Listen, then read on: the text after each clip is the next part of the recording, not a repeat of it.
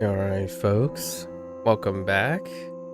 Got some atmospheric and appropriate background music in the back, you know? You know what time it is? Time to introduce our second staggered game for this month. And with every new game, we're gonna start with our opening remarks. The game this time is a game called Dredge. Kind of alluded to this a couple times already, right?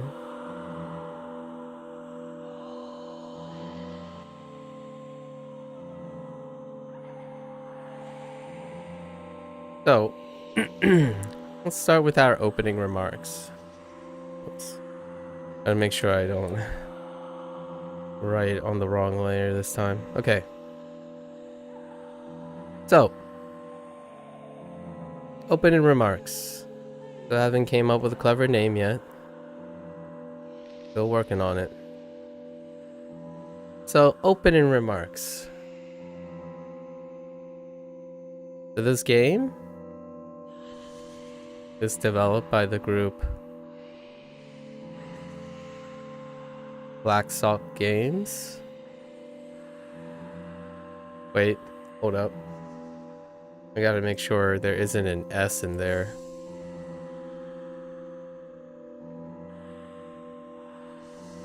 Yep, okay. So, Black Salt Games, and published by Team 17. So, as usual, opening remarks deal with anything that maybe we go over some perspectives in like the industry, right? My personal connections, you know, something personal.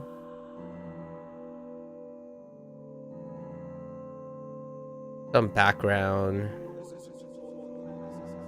that I came across that are interesting. Right. So let's start out with some background. As far as I know, Dredge is their first game.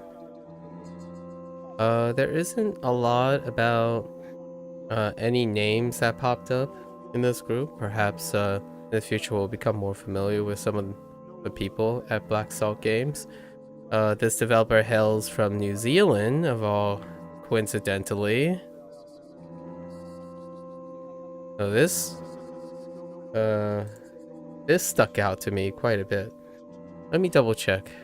I don't want to accidentally get this group confused with a different group. There's so many.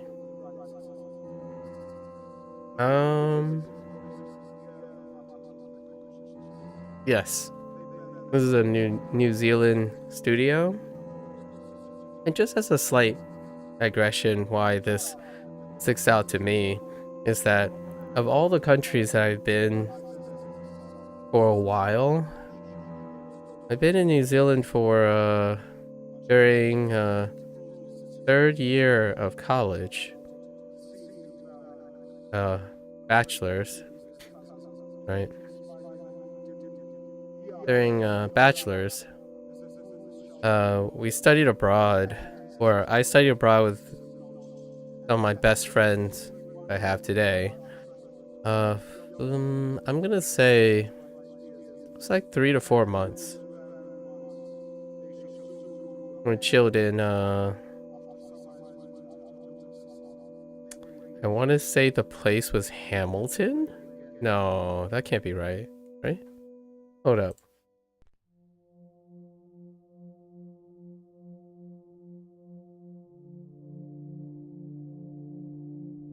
Yes. Yes. I believe the place is Hamilton, New Zealand. On the North Island.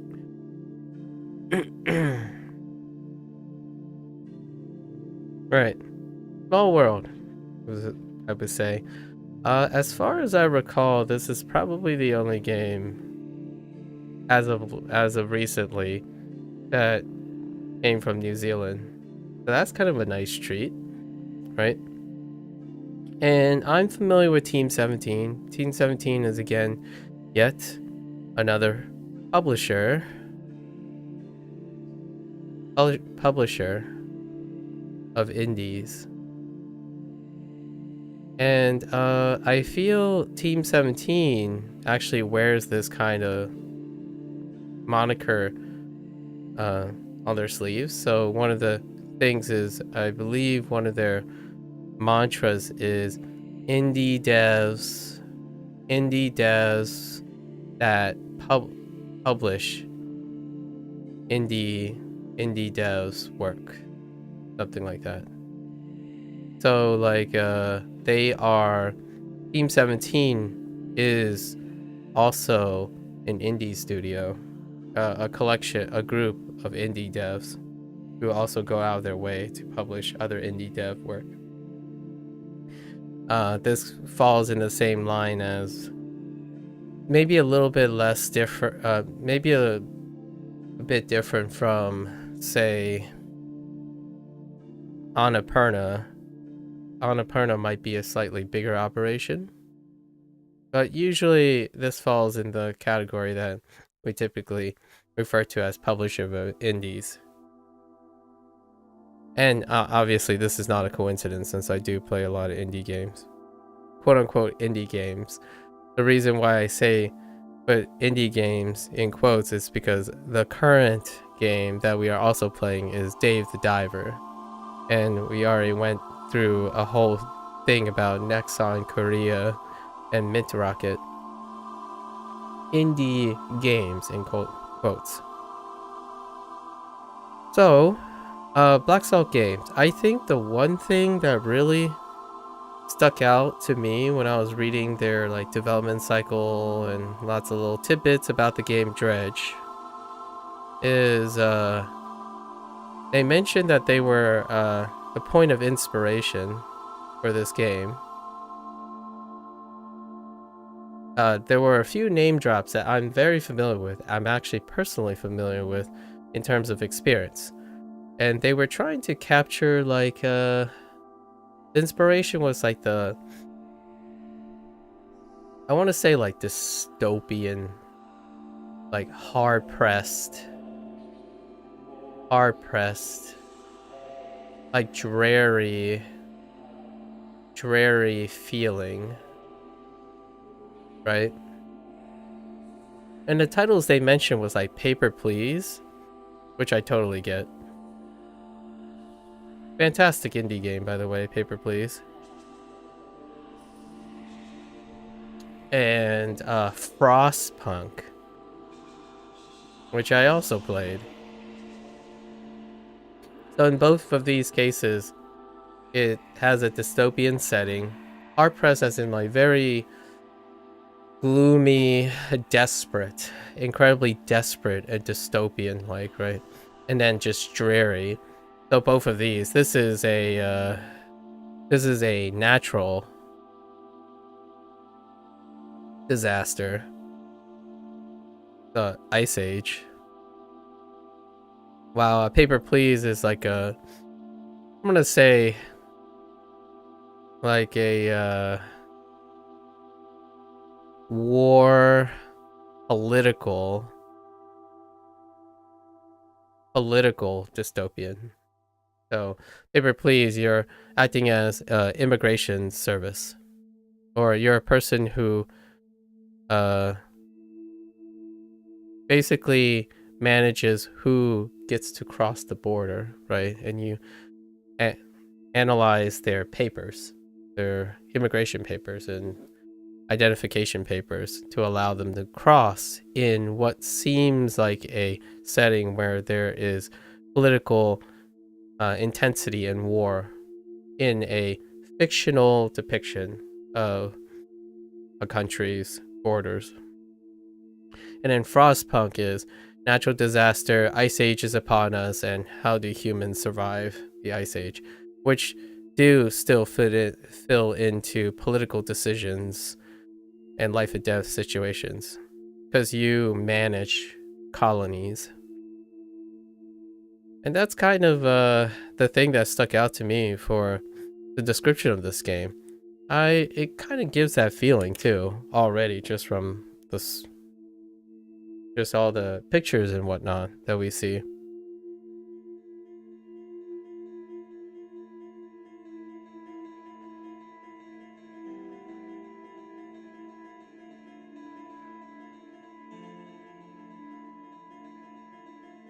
Sorry about that. Nose allergies kind of acting up lately. All right. So, what attracted me to this game? Well, first, it's not a coincidence that we're playing this game now, because we're currently playing Dave the Diver. Outside of Dave the Diver, you know, being water themed, and I want to say exploratory in some way, like exploration. There's a supernatural, like a supernatural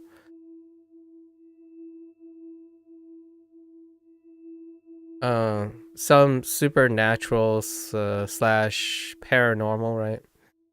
Paranormal kind of subtext to Dave the Diver. And oftentimes that's deal with like the vastness of the ocean. You think of like creatures, right? That feeling that when you really explore the depths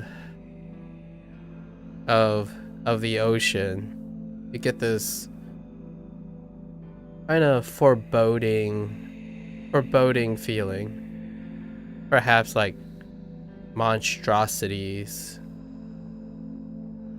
And that often leads into what I am very used to, a very Lovecraftian opportunity.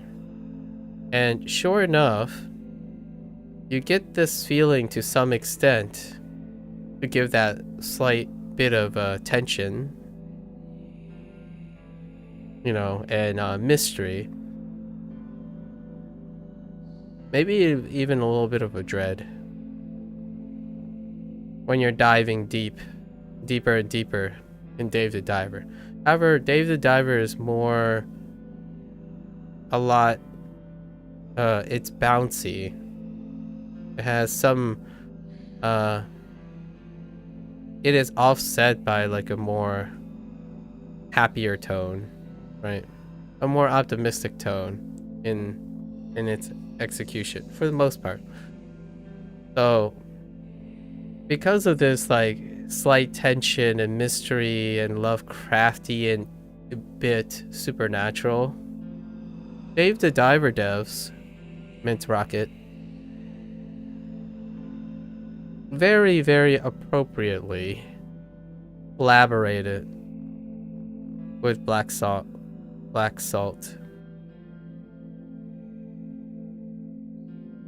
So that's what connected these two games. And I actually bought these two games as a collaboration. So these two games were sold as a bundle during winter sale, which is very convenient. Dredge actually was predated Dave the Diver in terms of its like breakout, its exposure and whatnot. And I actually was keeping track of Dredge for a while, and then Dave the Diver popped up. So sure enough, I was interested in playing both of these games for this very reason, the underwater theme and stuff. But Dave the Diver sold me on its kind of like potpourri minigame variety and its characters, right? The whimsical archetypes of Eastern indies. So you have your nods to like anime, lots and lots of Japanese inspiration, right? However, in contrast to that, Dredge is a Western indie in tone and most things, and it leans into Lovecraft quite a bit more. It has that element of less of the like the absurdity, right? Not absurdity, but more of a feeling of that cosmic horror.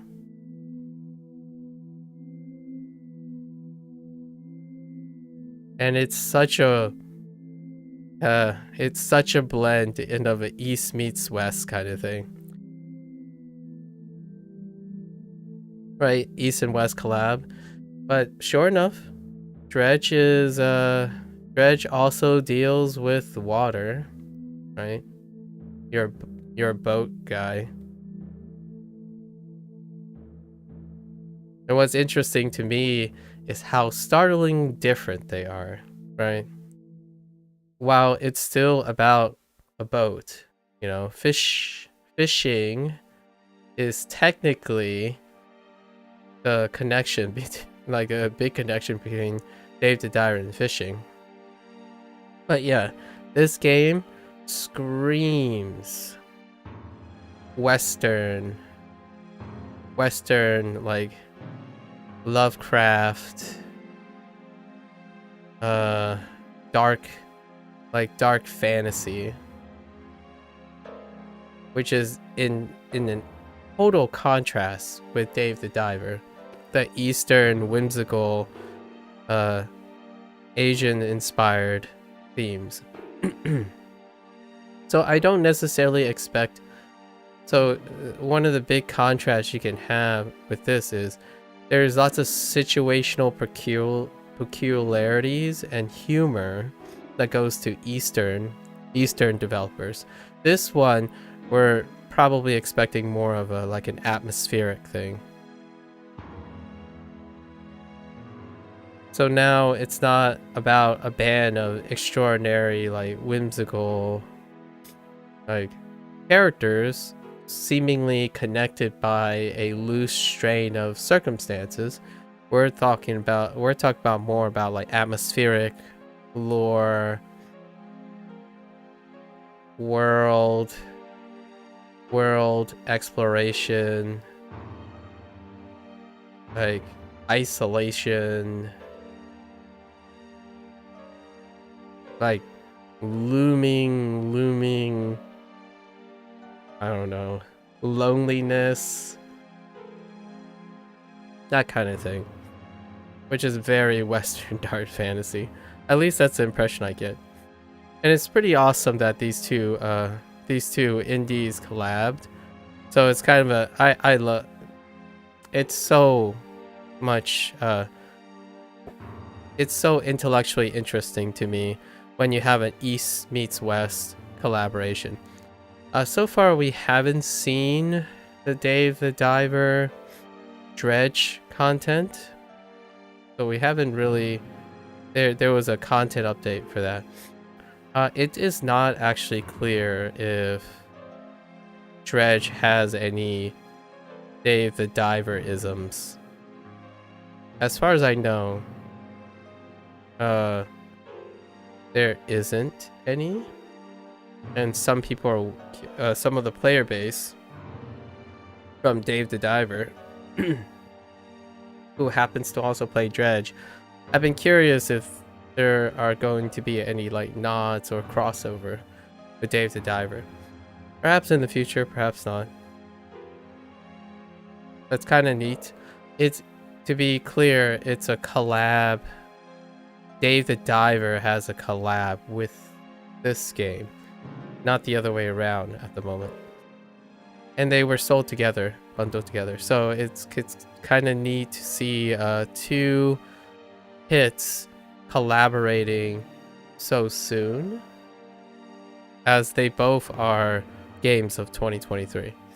So we got to make sure 2023.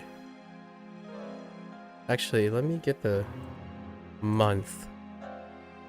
March 30th, whereas Dave the Diver was 3 months later, sometime in June. And they were both breakout hits.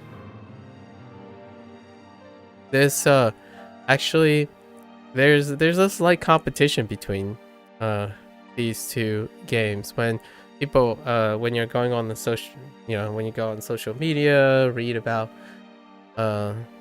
gaming journalism, these two games are often on those lists, and it goes back and forth between Dave the Diver and Dredge. I'm absolutely pleasantly happy that things like this happens, where games like Dave the Diver and Dredge have some exposure. But generally speaking, while Dave the Diver isn't necessarily an indie group, like an indie studio, the way the game is designed, the stuff that the game is designed, are mostly all indie trends. And then Dredge is the other set of indie trends. And we'll deep dive into that a little bit here to demonstrate what my interest is. So where is Dredge on the indie scale, I would say? One moment.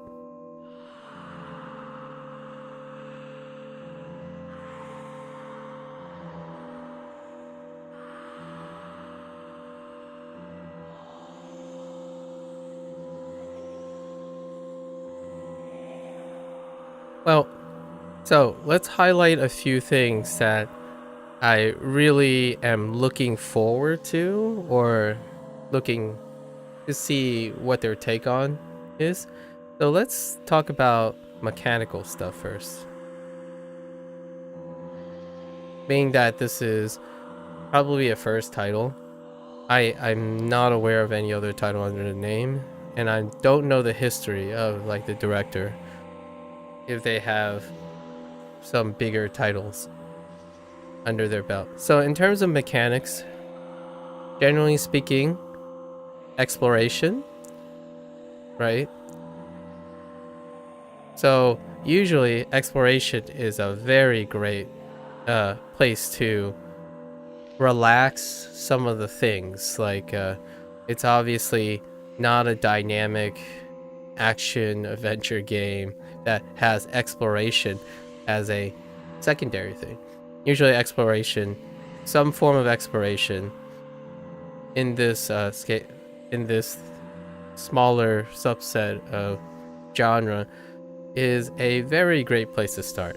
And despite things like FromSoft, right, with their integration of cosmic horrors or dark fantasy, generally speaking, I would say that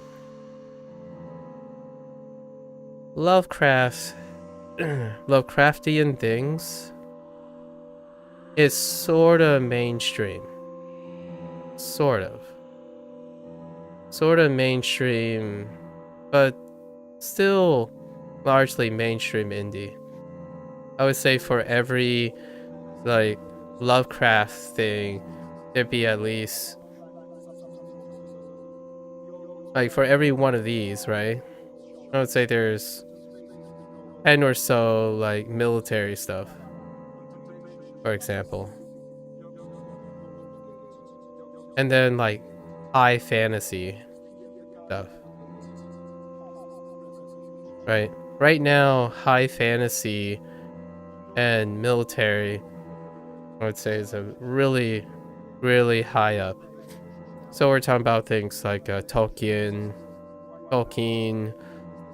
D&D, And then for military, it's like basically the vast majority of PvP games. And then we have for kids stuff, right? When I call them for kids, I mean lighter stuff. Disney-esque. That does revolve around things like, oh, and then we have anime, right, as well. So very light, bright stuff. Oyoverse stuff, League of Legends. So you have those. These are the big ones when it comes to when you hit Lovecraft. When you start hitting Lovecraft, you start naming very specific groups. And FromSoft is probably the biggest by default on the whole, integrating cosmic horrors and dark fantasy. With that said, this year was Armored Core, so sci-fi is another.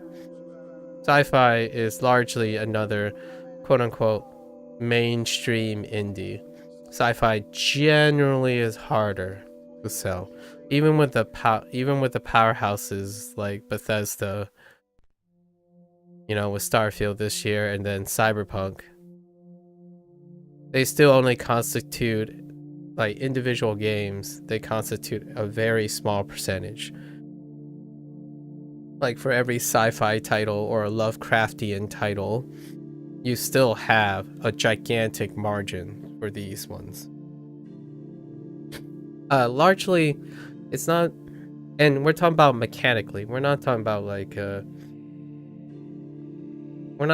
personal preference or like sort of personal preference, but we're talking about how inclusive things are.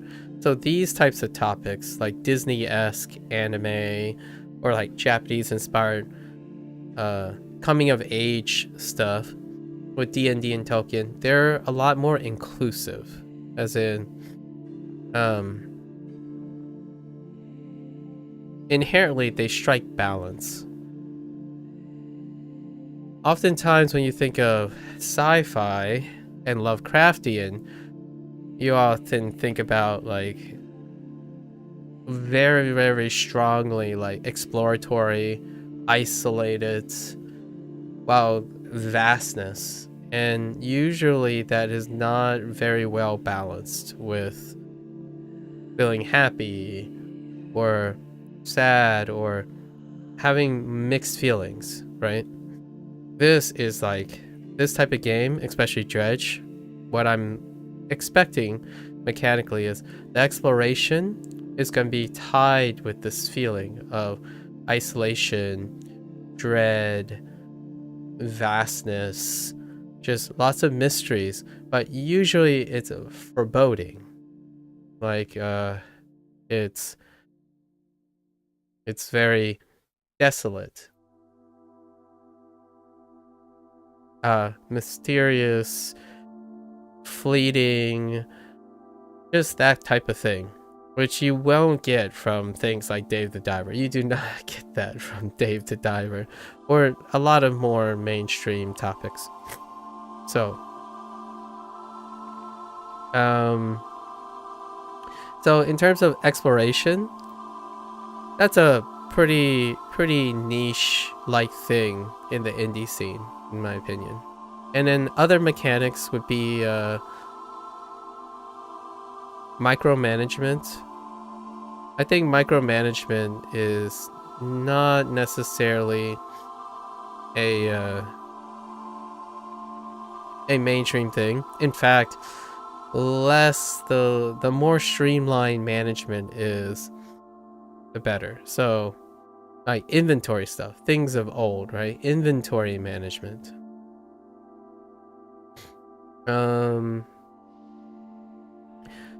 Mainstream, closer to indie, but mainstream indie. You can think of management games, like micromanagement is an aspect of many of these types of indie games. One example that a lot of people might know in the mainstream, like much more mainstream, is probably Capcom's Resident Evil series, right? Resident Evil has kept this whole micromanagement like type of system up, which I know that is in Dredge. However, when you go into the indie scene, there are games that are completely built around management. A great example would be any factory game. So any form of factory game, that's a very common. This is a really big subset of games. So base building, right?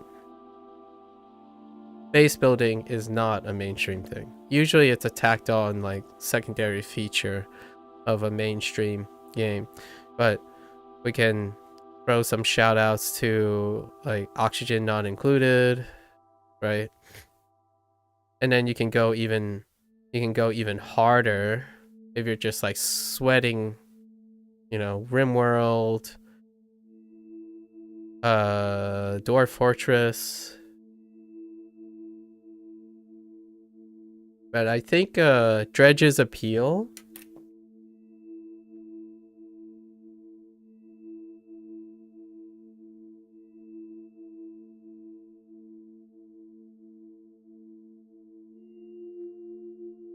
Dredge's appeal is to scale back this. So there's some, we're gonna call it the hull management. So if you're a boat person, usually there's hull management. And Dave the Diver has management too. Dave the Diver is a management game. So generally speaking, many indie games have some sort of core management system. Like, for example, a personal favorite of mine, as of the late years, would be Darkest Dungeon.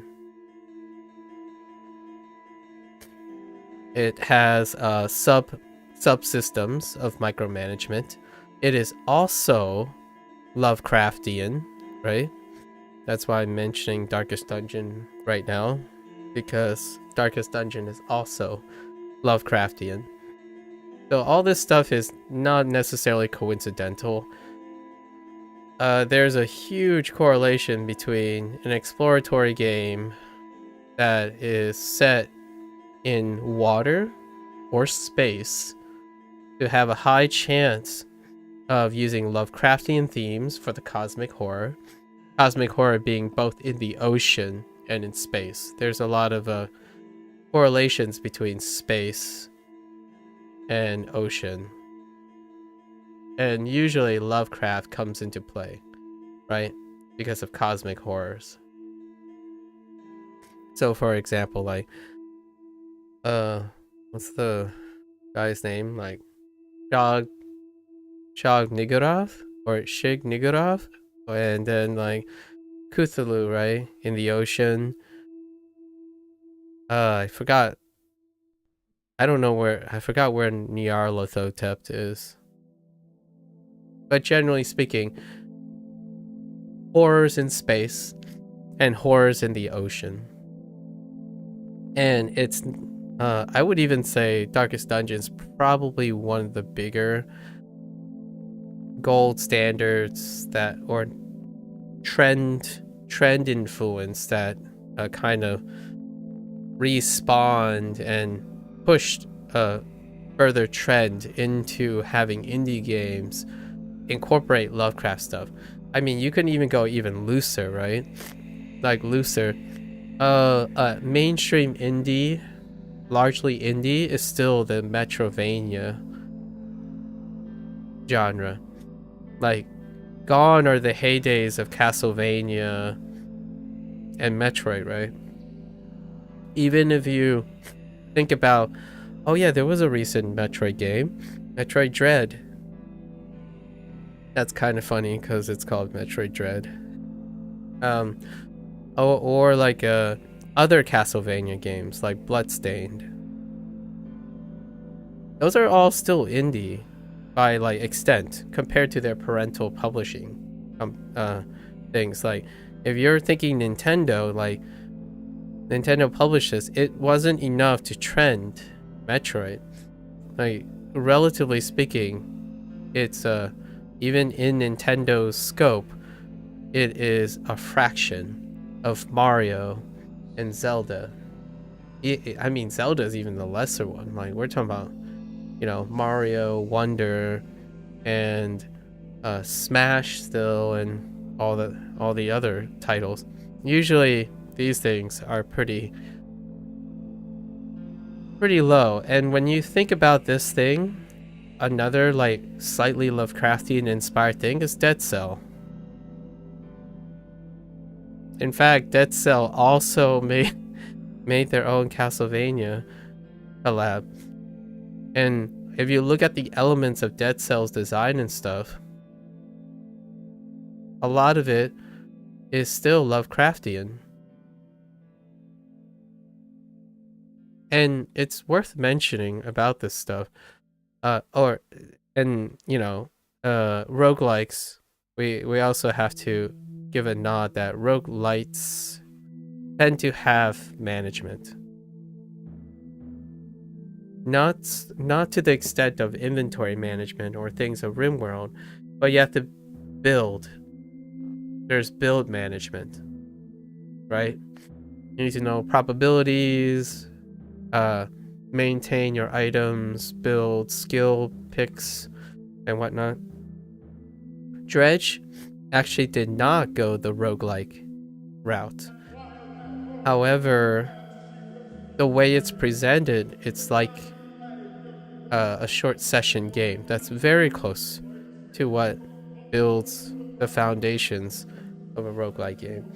So it's, I would even say, dispensing with the roguelike and making it more casual, even though it's a very dark theme, Lovecraft theme, gave it wider appeal.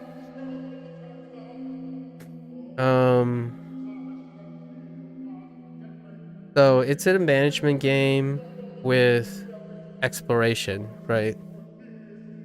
Those are the things, and then I want to know what their fundamentals are. I imagine it's going to be something like Capcom's management system, where they kept, you know, you move around inventory and making sure you move whatever you fish, you sell stuff. So it's very much like Dave the Diver in the essence of outside of its theme. And then we would expect things like some sort of mini game within the actions, which Dave the Diver does brilliantly. Something like how fishing is done, right? How encounters are done. There's a chance like different encounters have different themes of like input themes in terms of the mechanics.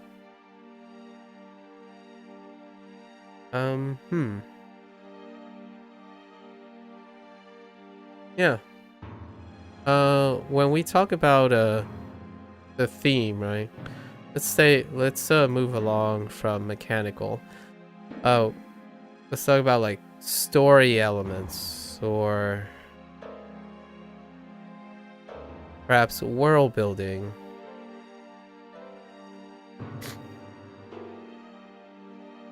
Generally, when we know that things are Lovecraftian by nature, I think it's often rare. It's quite rare when you choose a Lovecraftian themed game to have a story character dominant approach. So in contrast to like Dave the Diver, where the characters populate the world building, as in all the different types of characters you meet colorizes the world, generally speaking, in Lovecraftian things, which it's an aspect of Lovecraft really, is often the characters, which we often use humans, maybe even by extension pets, generally speaking, they're inconsequential. And I don't mean inconsequential as in they're not important. You're gonna have to hold your thoughts on that for a moment.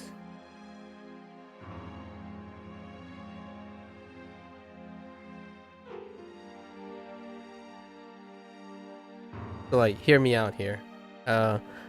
One of the central themes of Lovecraft is this indifference of the cosmos. Like, it's the indifferences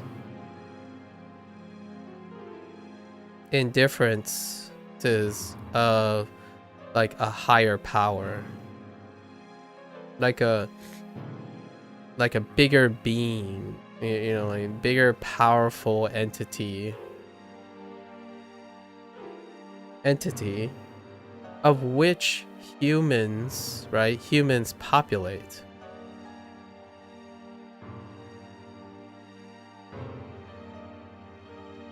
I am not spelling really well, so let's go into this a little bit. Oh no. Wait. It's fine. It's not fine. Okay. I do this all the time. What the heck? Okay. So about like the story elements, right? / world building. If it's Lovecraft,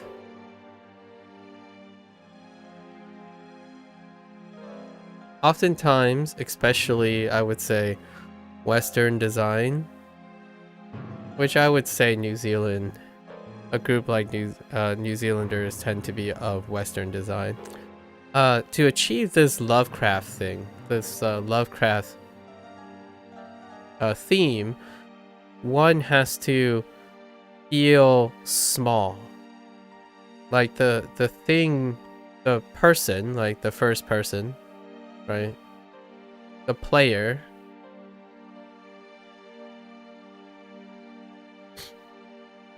is often made to feel small or insignificant. And how this is often done is the encounters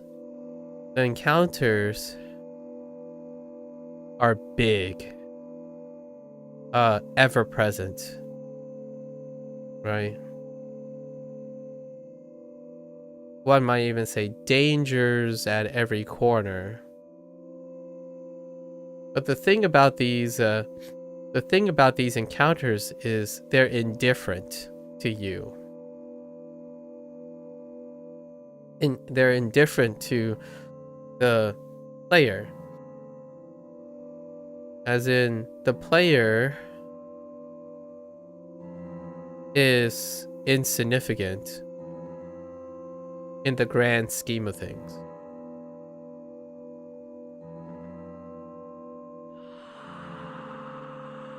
So these higher beings, like these cosmic entities, right? These cosmic entities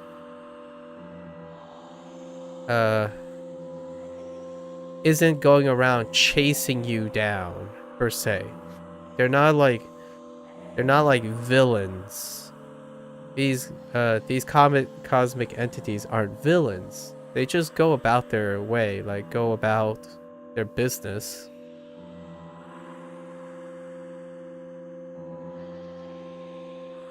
And you just happen to cross paths with them. Like you cross paths.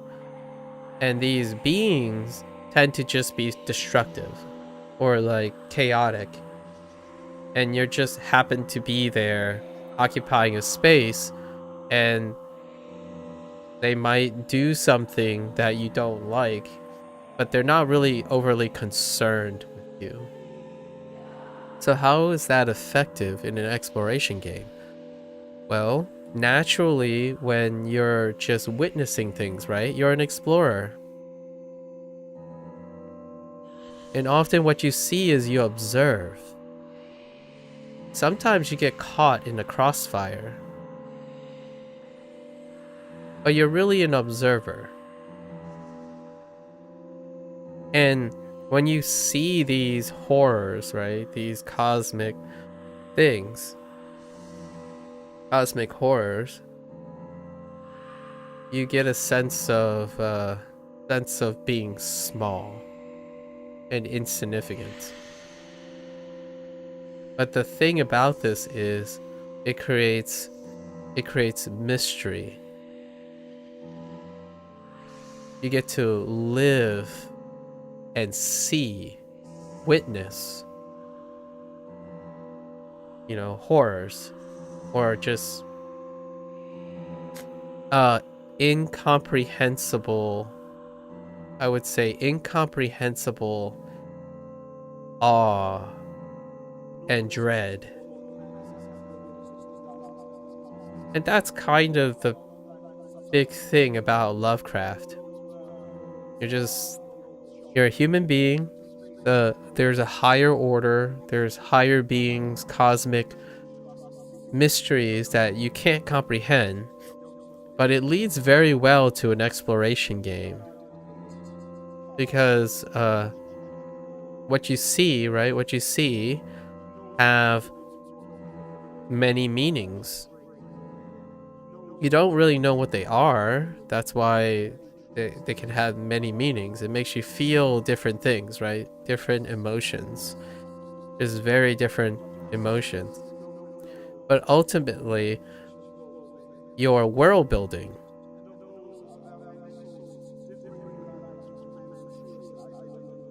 when you think of it from a mechanical standpoint of storytelling and world building, Lovecraft sets it naturally up. When you're trying to capture the Lovecraft theme, you quite almost mechanically do world building, as in characters like yourself, like the player, are a small part of the things, right? The things you see, observe, and interact with.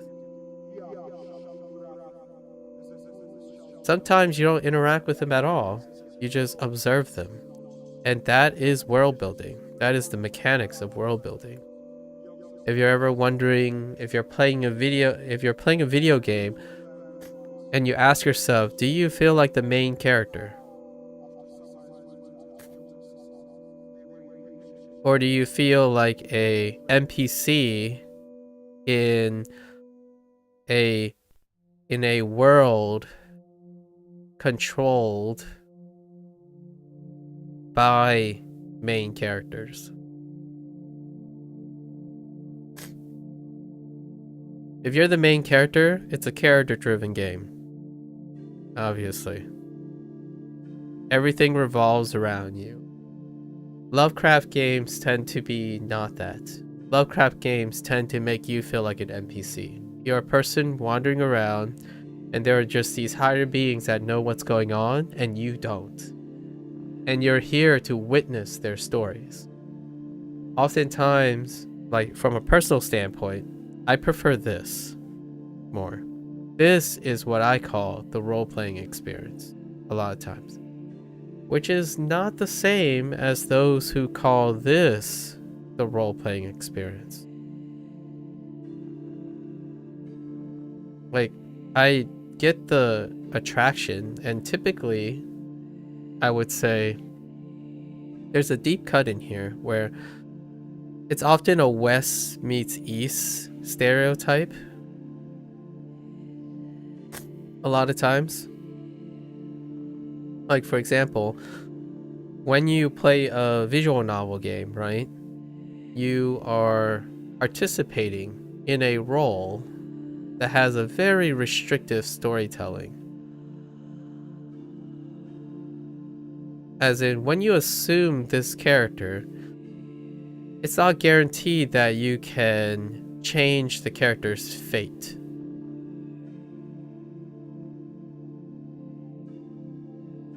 In a Western style thing, oftentimes you're the main character, and you know, there's some extents, like you could be like a shout out to CDPR, right? Like Geralt, which you can kind of choose some flexibility of their being a Western game. It still had a restrictive outcome, but you still feel like you can impact Geralt's story, right? It's oftentimes closer to the flexibility of the character you're playing.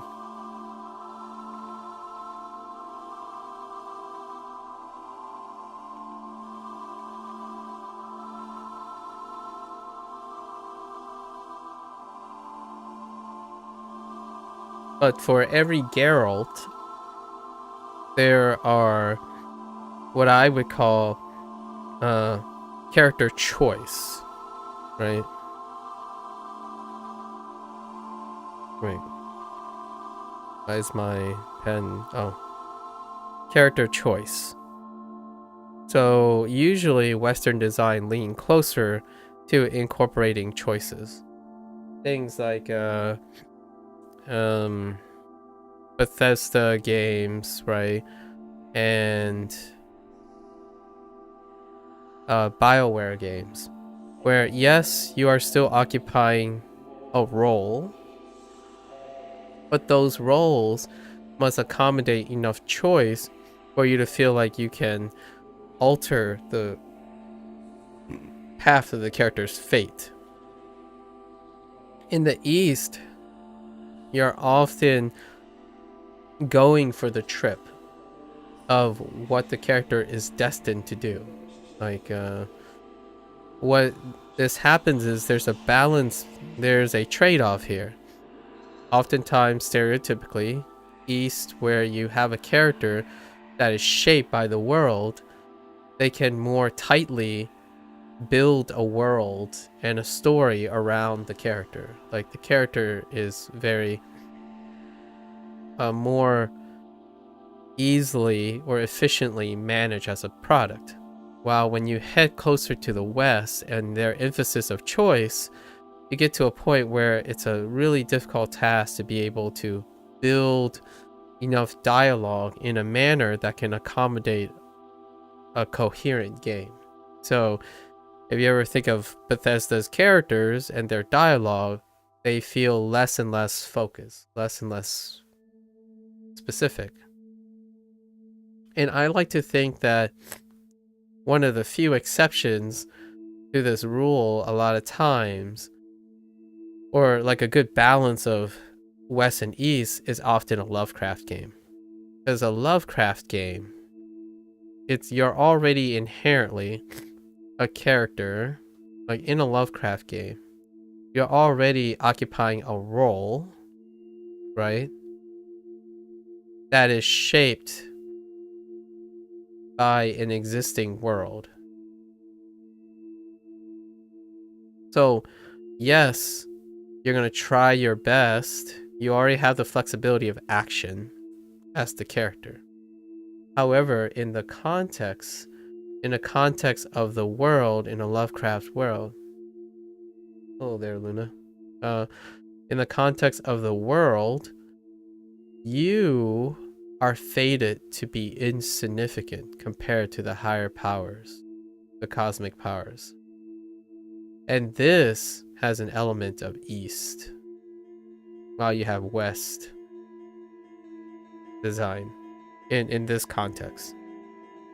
So it's kind of a neat little thing where it would be fun to ask Black Salt Games, or at least a writer, if they've ever conceptualized why Lovecraft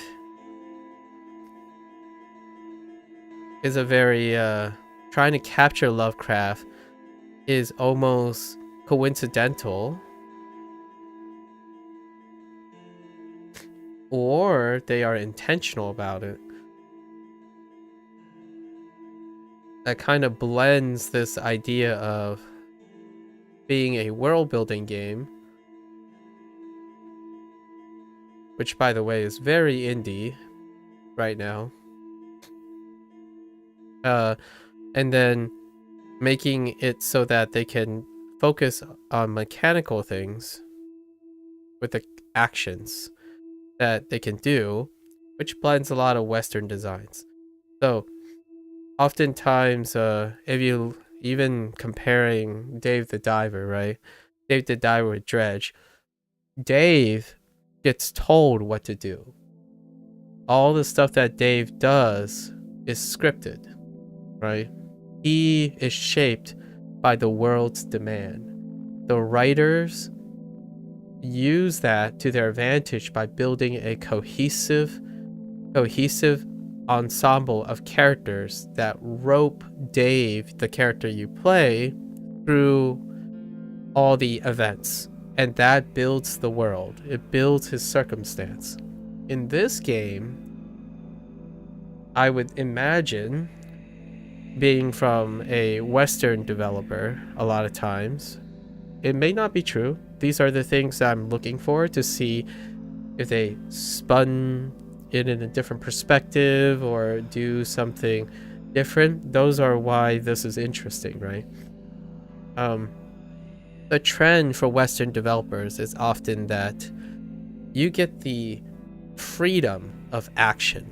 So, for example, you occupy this world filled with cosmic powers. However, you get to decide if you want to encounter something. And I like to imagine in the design there will be multiple endings. Probably. Western design typically offers multiple endings. And those multiple endings rely on character action. So maybe like you need to encounter or find something specific, like, because your actions have a consequence. So even within this game, knowing that Black Salt Games is probably very westernized take on Lovecraft, even then it will probably feel that you as the player will have some consequence against cosmic beings. Like, however, this is a balance, because generally speaking, when you're thinking about Lovecraft, as the player, you're inconsequential. The beings are of incredible power, omniscience, and stuff. And the whole theme of Lovecraft is that you feel powerless. You are just a speck in a universe. And if you look back to, I mean, I'm not a Lovecraft like fanatic or something. I just understand some of the general themes of Lovecraft's work, and one of them is something that he holds personally, like the writer, the writer of this, H.P. Lovecraft, is the idea that human beings are participants in a universe they can't possibly comprehend. It's so vast that you are pretty much insignificant, but the idea is that that vastness creates intrigue and mystery, sometimes even foreboding dread. So this game will probably be a balance between that. When you play a video game, especially by Western standards, typically you want to feel the weight of consequence. So I imagine in some way you're going to be able to shape the outcome of things. Like maybe take down an encounter, or change the course of your insignificant existence in this world. I'm not suggesting this is truth. We're not talking about like religion or politics or IRL stuff. We're talking about the themes of Lovecraft versus how you can get the Lovecraft feeling while still making it a compelling video game, right? 1 second.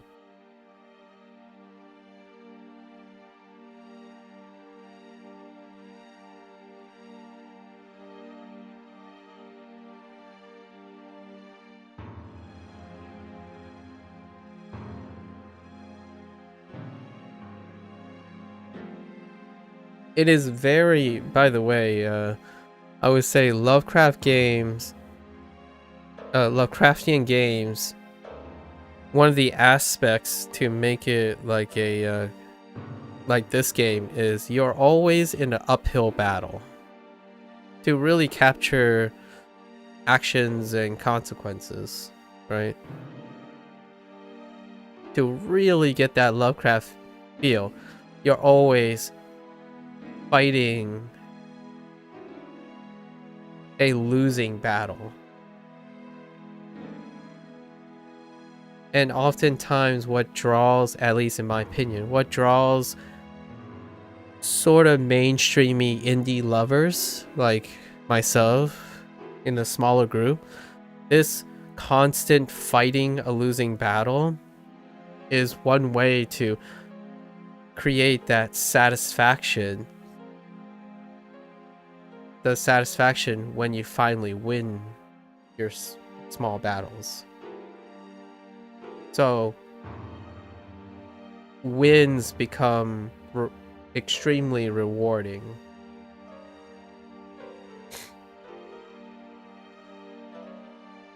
And here's the big deep cut. What does this kind of sound like though? Uphill battles where there's consequences, but you're always fighting a losing battle, and then when that one time you win is extremely rewarding. Roguelike games. This Dredge is not a roguelike game, right? However, what it captures as a very indie feel is it incorporates Lovecraft. And Lovecraft often psychologically, in its like context and stuff, involves that feeling of always fighting an uphill battle.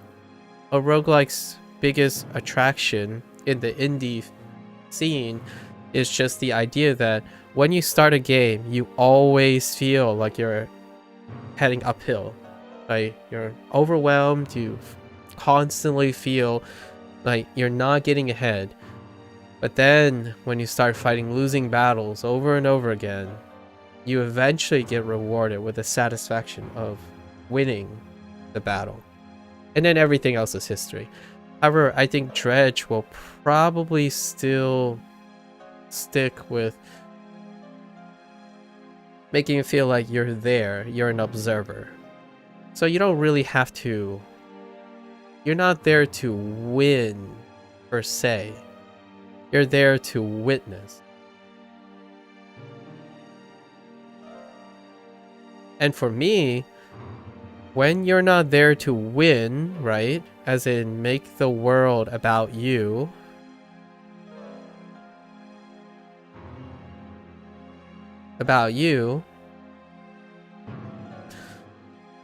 Then you're actually playing a world building game. And world building games are indie. For every game that features a non-main character, an observer, you have probably 10 to 20 games that make the player the main character, right? You go around, you defeat bosses, you shape the world. Everyone knows who you are when you walk around. Everything seems to be revolved around you. When you're playing an exploratory game, you can just be an observer, and by coincidence, you come across these things and you get to see them, right? And seeing them makes you feel rewarded. by being a participant in something. And that's kind of in my opinion, the charm of Lovecraft.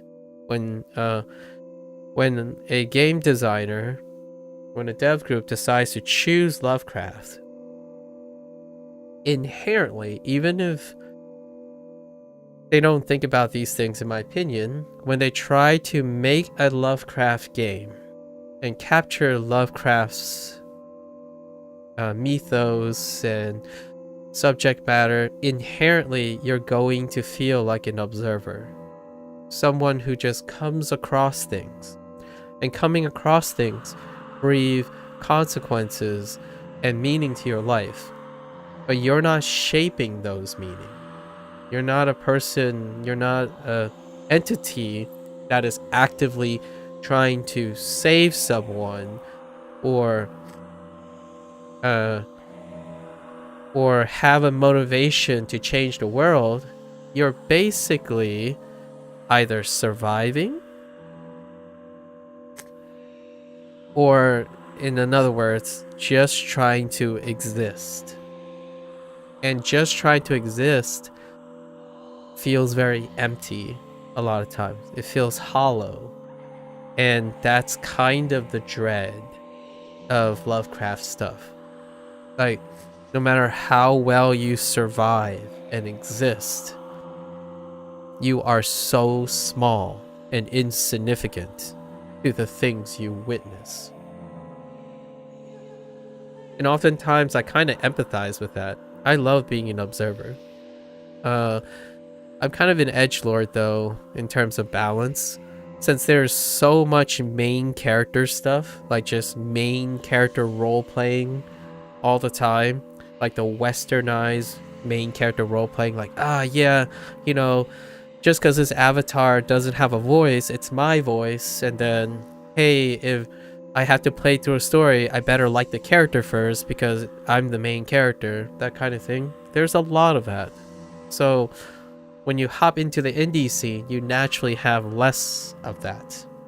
And that's where Dredge comes in, right? That's where Dave the Diver comes in. It's a non-traditional way of understanding, in my opinion, what I like about the indie scene. It's doing role-playing non-mainstream. I personally love playing the main character, sure. Like, I play main character games a lot. There's something really special, in my opinion, that connects Lovecraft games to inherently requiring you to be in the mindset to enjoy a Lovecraft game. I'm trying to give my personal take on how I can enjoy a game like Dredge without even playing it before, is that I know it's Lovecraftian, so it's going to feel like you're drifting. You're going around, you want to see what the world is about, not what your character is about.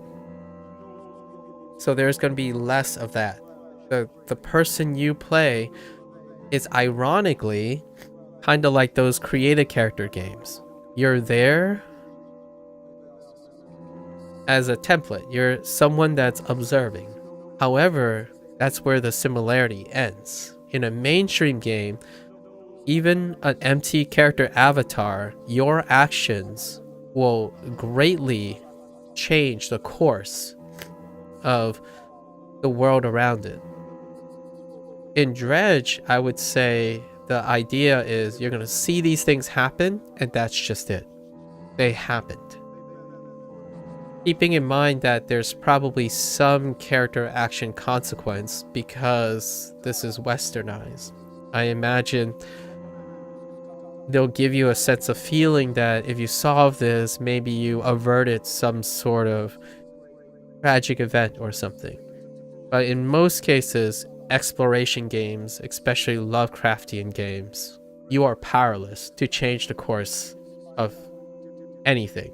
The idea is you are surviving, you are existing, and you are bearing witness to cosmic horror, like the cosmic beings of unimaginable power and incomprehension, right?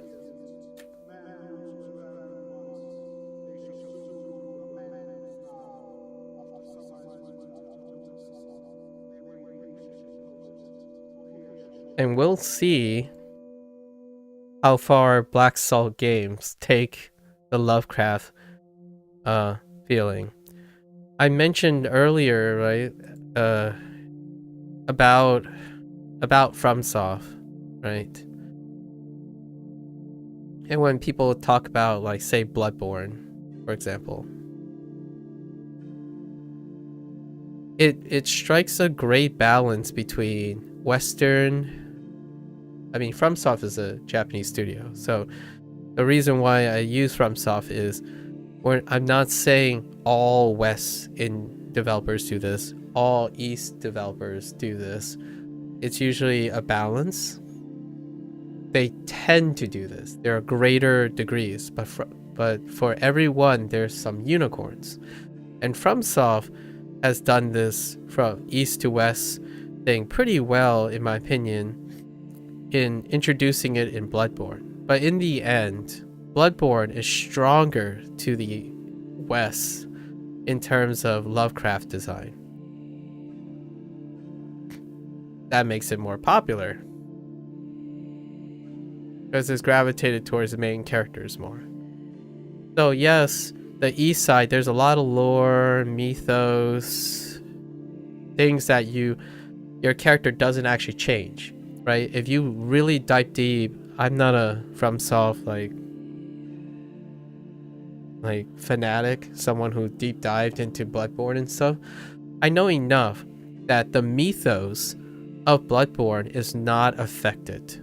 So the world is not dramatically changed, right? Because Bloodborne is inherently Lovecraftian. And they managed to capture the Lovecraftian feel by saying, yeah, you're a main character. You kill things, right? So you have some impact on your existence. But your existence is just to survive. Because in the end of the day, all the lore and the mythos that you've accumulated doesn't change. Like, there will continue to be cosmic horrors in the universe. You're just persisting in your small victories. And FromSoft naturally integrated this because they like difficult, quote-unquote, difficult games, right? That is inherently Lovecraftian. You're always having an uphill battle until it's not. So it blends really well. Understanding this, in my opinion, is what makes it leads to self-awareness, in my opinion. It's a really big deep cut. We're not going to go into it, but it's a self-awareness of what type of players you have. So if you're someone who's really into Bloodborne or into a game like Dredge, there's a lot of aspects of understanding what draws you to these things. And oftentimes is this feeling of existence, right? And knowing that your reality can feel far incomprehensible.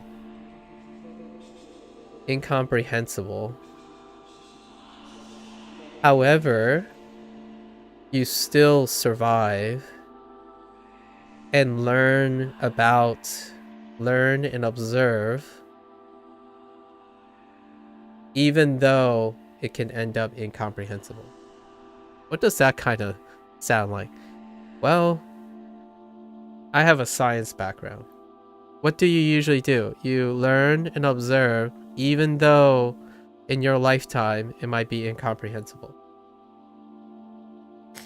So if you're wondering the type of people that are drawn to these type of games, there's another prong to it, like nihilism. Nihilism is the other prong, which I don't resonate with. I do not resonate with that. However, I use this as an advantage. This is a slight deep cut too. I'm using a lot of times the reason why I talk about nihilism a lot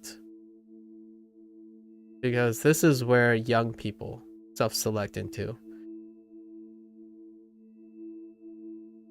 So if you're talking about people who like FromSoft games, for example, if you're on the younger side, there's a chance it's more like nihilistic people. So things like uh, just coexisting, right? Just existing. But at least I have something to do, which is play a video game. But this video game resonates with you, right? Things like Lovecraft and maybe FromSoft design. Generally because it's nice to focus on the smaller things, or it's kind of desirable to focus on smaller events. If you think too big, you could end up being nihilistic, which is, there's all these things, I can't possibly know all these things, and then if I know all these things, why even bother, because I'm so insignificant, right? That's Lovecraft. I'm not suggesting if it's healthy or if it's healthier for young people to be exposed to like the design of Lovecraft or not. Generally speaking, when I say science and me, is because this is after this is my adulthood, is when I start tackling these types of things. So that's kind of a slight deep cut into my motivations of why I kind of play these games and talk about FromSoft, talk about other games. But it's going to be interesting if I get this sense of feeling. To me, when I'm looking at Dredge, is what fun, different things are the developers going to write about? Because when you're exploring, which I'm going to do a big shout out from left field. When you're exploring, or explorers, right? Star Trek.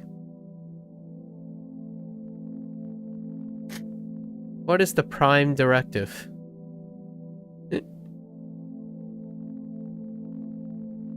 I don't know if anyone's ready for this. A connection between StarCraft and Lovecraft. I mean, Star Trek, it's kind of funny. StarCraft is a good example too. But Lovecraft and Star Trek, well, you're an explorer, right? You're there to observe. You're not there to shape and influence. In fact, that's the whole theme of Star Trek. You explore the unknown. What does Lovecraft do? Explore the unknown. Only Lovecraft think about cosmic beings or cosmic horror, which typically is kind of scary and foreboding, while Star Trek also has other things like good things, quote unquote good things, or desirable things, right? So if you're into Lovecraft, like in its essence, there is some attraction to sci-fi. So all this is not coincidence. Generally, people who like Lovecraft tend to be interested in sci-fi because sci-fi deals with the unknown. And Lovecraft also explores the unknown because there are cosmic beings in space, right? So, and this is what I'm looking for. I'm hoping to feel like what fun and different things are the devs going to write in, right? What is the next thing I'm going to discover? You know what's funny about that? It leads really well to fishing, because fishing is a gotcha encounter mechanic. You just don't know what you're going to get. It's not to say that in the real world, right, we're talking about a fictional thing.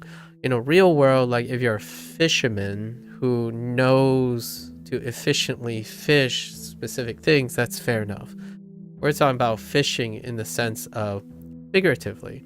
You don't know what fish is going to grab you, right? The things in the ocean or the place, what you're going to pull up next. That's kind of the thing. So, unlike, I would say, if you're a person who is expecting a game, so what is this game? I don't think this game is for, is someone who is an explorer. They want to be the hero. I would be very, very shocked and surprised if Black Salt Games make a game that makes me feel like I'm the hero. Because that would be very anti-Lovecraftian. It would create a very weird, hard to balance theme. So we'll see. I've been surprised before, but I don't think I'm off the mark here. You're probably a Wayfarer boat. The Wayfarer boat guy is probably voiceless. You might bump into NPCs that will shape the world, and those NPCs can't be shaped by you most of the time. So they are there to a means to an end. You stop by, I don't know, a guy who will buy your fish. It's not like selling a lot of fish to that guy will make the guy stop buying fish or go about their lives. You are a explorer that sees all the bits and pieces of the world. And just for the record, exploration games, right? Exploration games is also another pillar of the indie scene.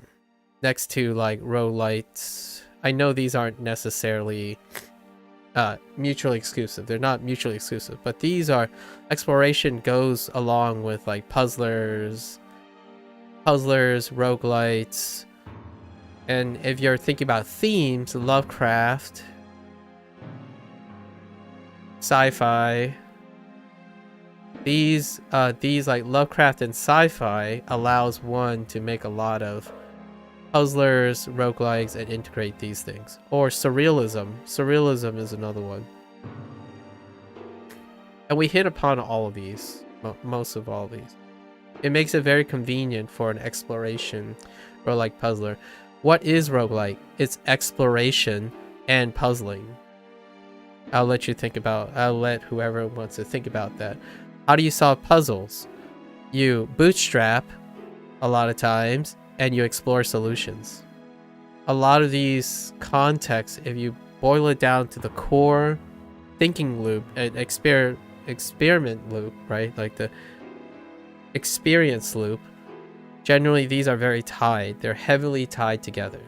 Unlike things like drama, for example. Drama is not in here. Drama is linear a lot of times, and it's main character focused. Right? This is very mainstream right now.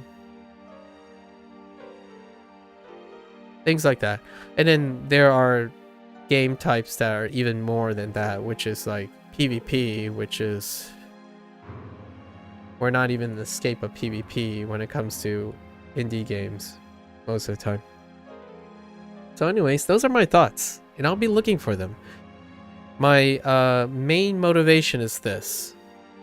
Because I saw Lovecraft on this list, and it's an indie title, it's a Western studio. Oftentimes I balance Eastern design with Western design out of curiosity, and it's largely because if it's an exploration game, most of the time I'm farming for ideas. So I'm curious what the devs end up writing into it. It might be very commonplace. Oh, and one last thing to mention.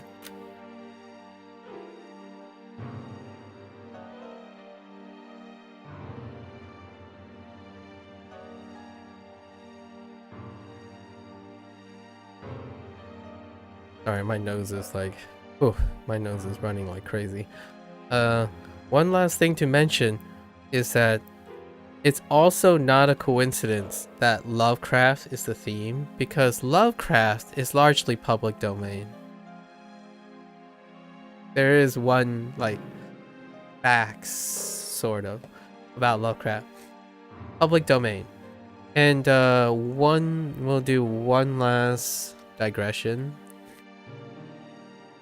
with my exposure.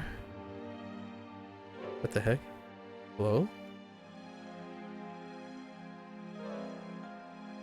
Lovecraft is that my earliest contemporary exposure to Lovecraft, first of all, public domain, right? And I think as of 2024, pretty much everything is public domain. And there isn't actually an IP owner anymore, like with an asterisk, right?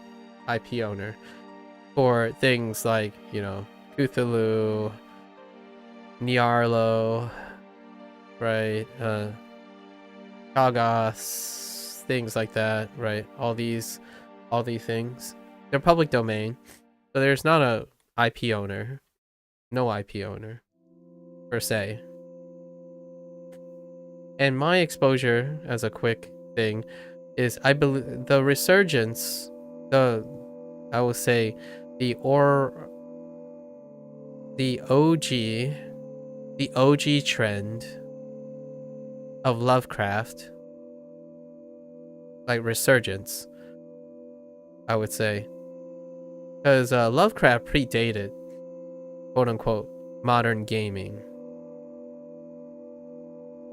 And even earlier than that, it was, I'll give the nod to Fantasy Flight games. It's not really. There's one more before this, but I would say Fantasy Flight games is the stepping stone for the breakout with Arkham Horror. Arkham Horror and their like board games. And I was there. I played this board game with actually my best friends. It wasn't that long ago. But Arkham Horror was the Lovecraft board game, so we're talking about tabletop RPGs. Technically, it's a tabletop RPG. And then eventually, Lovecraft became pretty big, and I would take the nod to Darkest Dungeon for the indie scene. I would probably give the nod to Darkest Dungeon. If in this period, in this generational digital representation, this would probably be the more influential thing that brought Lovecraft back. And then the rest is history, right? The rest is history. Like, I'll throw out some nods because I played quite a lot of them. I consider Dead Cell Lovecraftian inspired, which I actually haven't played. I just know a lot about. I actually own this game, still haven't touched it. But Sunless, the Sunless series. So Sunless Shores, I think it's called Sunless Shores. And then they made a follow-up called Sunless Skies, right?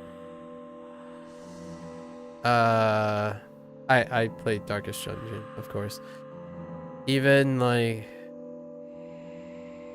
I mean, Dave the Diver has a game I'm currently. Dave the Diver has some Lovecraftian isms in it. A direct influence of Darkest Dungeon would be like Eratus, which I played the base game of. Anything dark fantasy typically has some elements like Tainted Crown, Tainted Grail. There's so many. Like even Slay the Spire. Like if we go into like the deck building things, like any deck building things, there's some references to Lovecraft. And you can go even broader. So if you take out the cosmic horror thing, you can have the overcoming adversity, just always uphill battle. Like, we'll throw in a few more knots. Insurmountable, which is one that I played that is incredibly edgelordy. Like, this is hipster territory. It's about climbing mountains. And sure enough, all the things I say hold true for this. What does it have? Micromanagement. It's a roguelite. It has paranormal activity. Only this time it explores mountain peaks. Because it's a frontier game, right? And then of course I threw in like Star Trek. Not Star Wars. Star Wars is a different take. Star Wars is a drama. So Star Trek, because what is it? Space is the last frontier. What is Dredge's thing? The ocean. It's also a frontier. It just keeps going. So all this stuff, my wheelhouse. I do really enjoy it. Yep. And what are you doing in, like, you're exploring a mountain. You're surviving and overcoming adversity, existing while exploring. Star Trek, you're existing while exploring. Ocean stuff, you're existing while exploring. So let's find out how it feels in Dredge. Right. So let's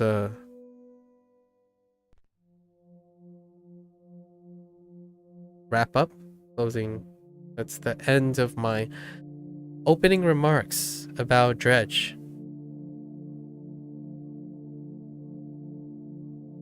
Alright.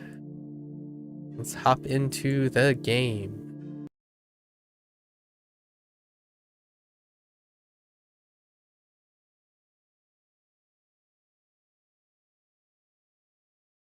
Oh, also, definitely congratulations to Black Salt Games and their game Dredge for crossing, I think they crossed the 1 million mark way back, like a lot sooner than expected. They already crossed the 1 million copy mark. It's nice to give little nods to developers about their success, right? Everything else is my attempt to highlight and celebrate their games beforehand. Oh, and we didn't even talk about the art style. I absolutely love the art style. I mean, indie scene, art is a bigger chunk. Art and music is a bigger chunk of the value of the game. Yeah, I love this type of art style. It has its charm. If you want to see charming art too, Dave the Diver is a great one. Alright. Actually, give me a sec. I gotta take a quick bathroom break.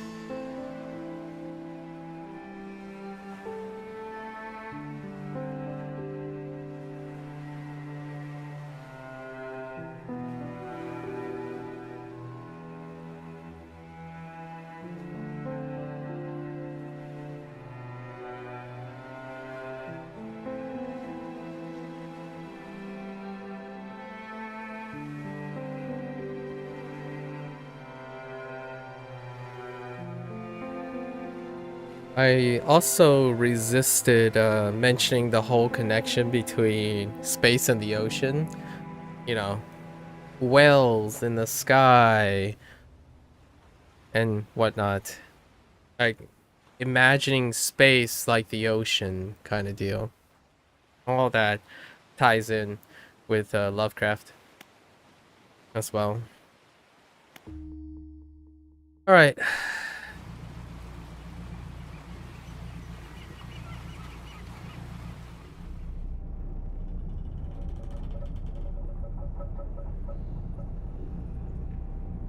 Oh, the art style is so nice.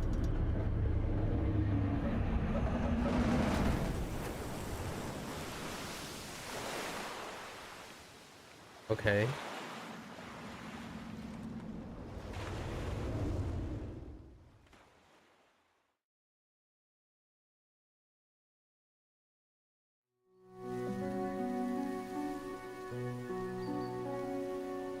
Music is on point. The morning light fills your eyes, and you try to sit upright. You're lying on the cold, wet dock where you collapsed the night before. A short man is shouting orders at a handful of workers disembarking from a boat nearby. The man notices you. Welcome to Greater Marl. I must say, quite the dramatic first impression. I see you've already introduced yourself to the jagged rocks along the bay. Did you not see the lighthouse? It was shining right at you. Ah well, I'm glad to see our new fisherman upright and breathing. Your boat was hopelessly damaged, but I had a few of the locals move your things to one of our old vessels. We'll catch up later to discuss more details. Characteristic mayor, right? Very plump. Made him sound a little bit pompous, but welcoming at the same time. I'll let you get out there to catch some fish. See if you can fill your cargo while you get your bearings to the light. Finally, I don't suppose I need to say this, but get back by sundown before the fog rolls in. Keep a close eye on the time. It can really creep up on you. Okay, this timer. Okay. And I'm not sure what this meter does yet. We'll see. Does it happen in real time? Okay, so time is frozen when you're docked. Okay. Tab. Oh, here's your inventory. Can I move this? No. It's locked to the right side. Fair enough. Boat speed. Okay. Fishing speed. Lights. Oh, that's probably the distance to light. Reaches. Cabin. Pursuits. Catch a fish for the day. Okay. Messages. Encyclopedia. Map. Devil's Spine. Gale Cliffs. Stellar Basin. Twisted Strand. Interesting.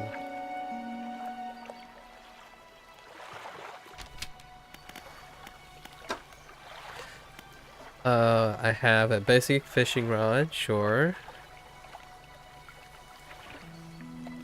Peculiar engine. Someone turned this engine in an unfamiliar way. Whatever they did seemed to have given it more power than normal. Tuned it. Okay. And then we have money.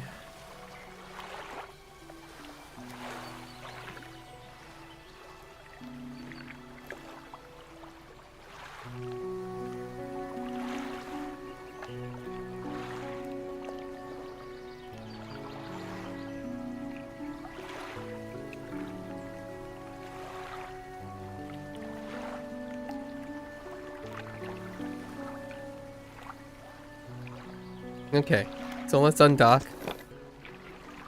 WASD, sure.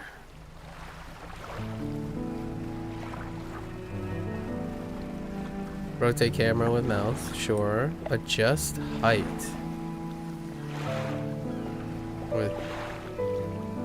With what?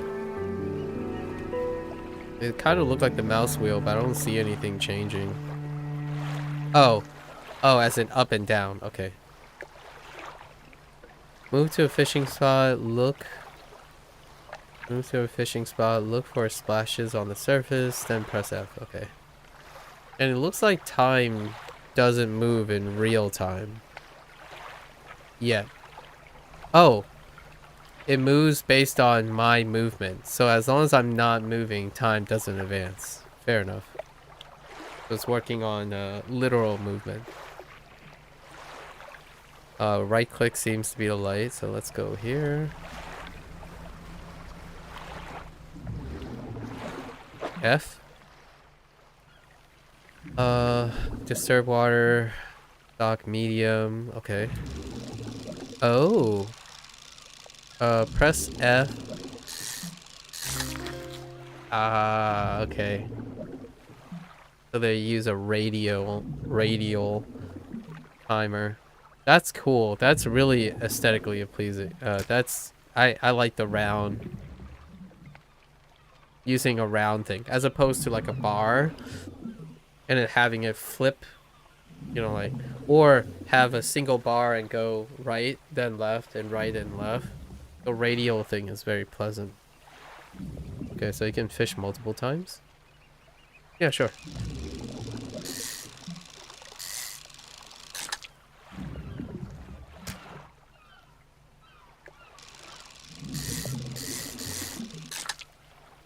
Okay, so you can deplete a spot.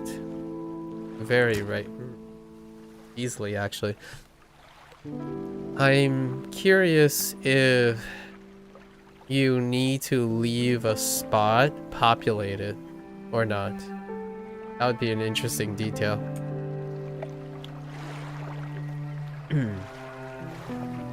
Might as well fish more, right? Oh, I just realized I need to confine the...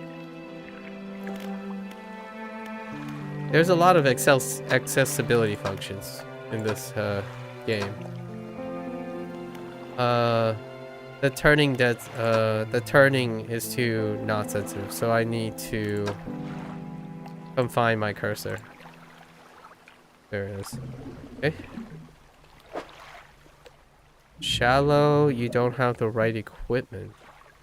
Oh, interesting. They mixed up the timing reticle, so it's not just a bar or a circle. Neat.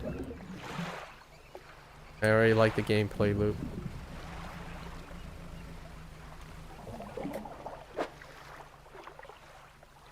Okay.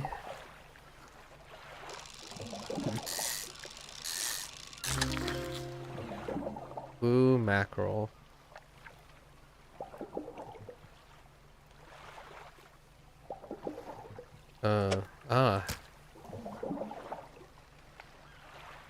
I guess how efficient you are is how much time it takes for you to fish.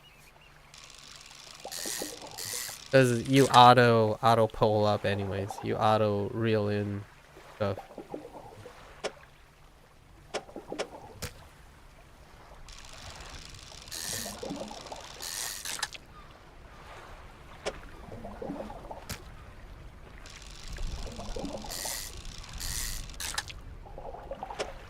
Okay.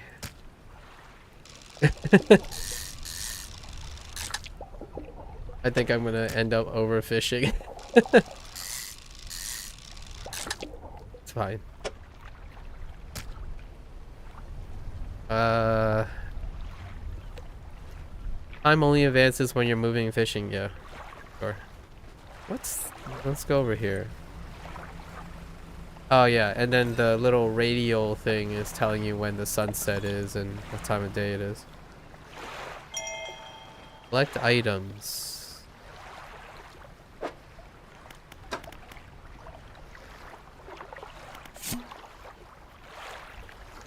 20th August 1927.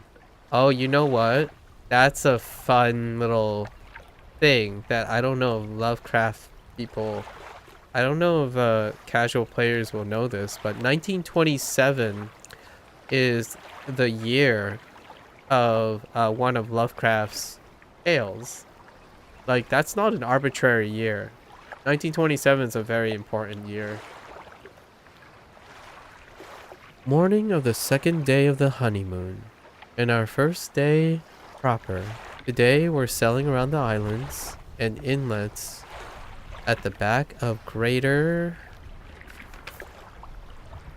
Morrow. I love the rocks here. The layers and colors are so striking. Furthermore, the fishing is relatively poor in these shallows. I know he will keep his hands on the wheel instead of the rods. He renamed the boat last night, Julie. He did a fancy renaming ceremony and everything. I think he took that more seriously than the wedding. Supposedly, it's very important to perform it correctly, lest you want ill fortune to follow the vessel.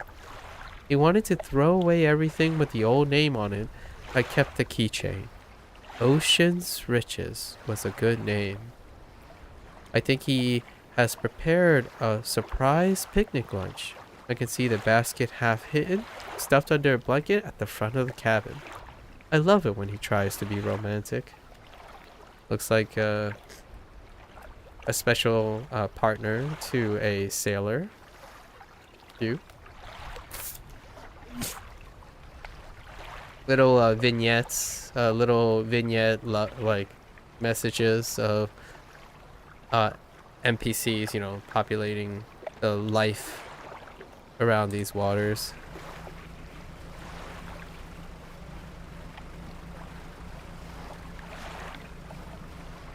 Is that just a buoy? Oh, okay. So we know these are cods just by the shape. Okay. All over here.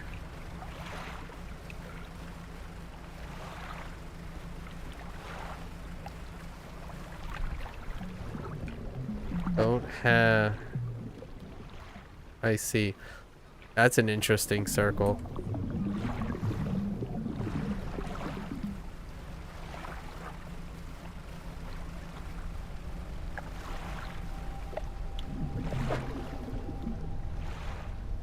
Huh. Those are interesting shapes. Can I interact with this thing? Okay, we gotta head back. I cannot. That's just light. Select your light by holding E, then toggling. Oh.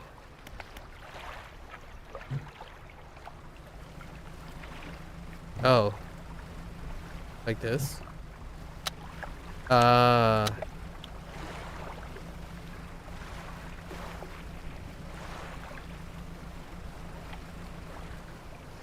We gotta head back.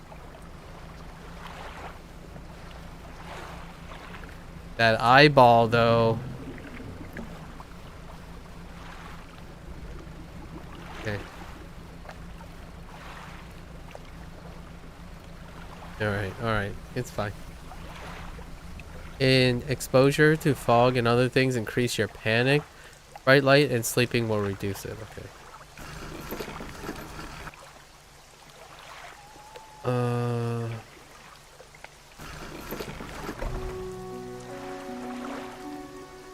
You stepped onto the dock at Greater Morrow. The mayor is waiting nearby. Ah, I see you've returned in one piece. Very good. Before you head off to town, we should discuss the matter of your boat. As I mentioned earlier, your old boat was too badly damaged to be repaired. However, I'm more than happy to sell you that replacement vessel yours to own. I understand you may not have the necessary funds on hand, so we'll consider it a loan. But I want to make this easy for you. Until your debt is repaid, a tiny portion of your fish sales will go towards paying it off. A small amount of interest will go towards improving the town. So to recap, you'll need to sell fish to the local market, paying off your debt, and in turn, keeping the population fed and satisfied. Understand?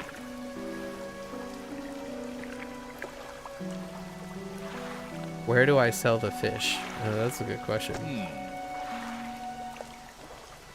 Our local fishmonger will appraise and purchase what you catch. He's open all hours.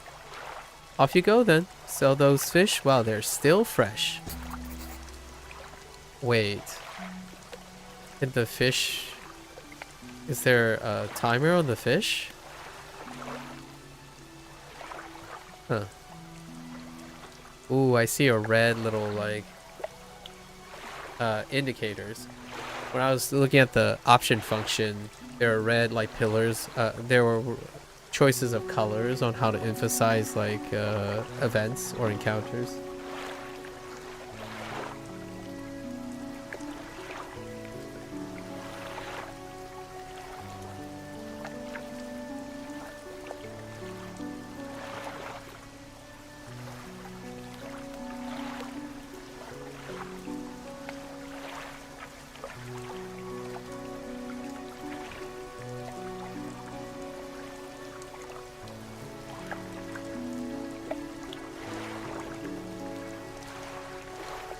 Alright.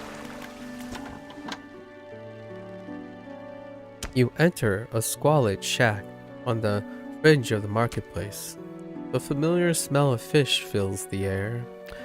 Flies buzz haphazardly around a downcast man behind the counter. You're a new fisherman, eh? Surprised they found a new one so fast. It takes a certain type of person to last out here. It's not a life for everyone. Anyway, to business. I'll pay you for the fish. Bigger and fresher means more money. Some species are just worth more too. Other towns on other islands might pay you different. But while you're still got a debt outstanding here, I suggest you work on paying it off first. So, let's see what you got, okay?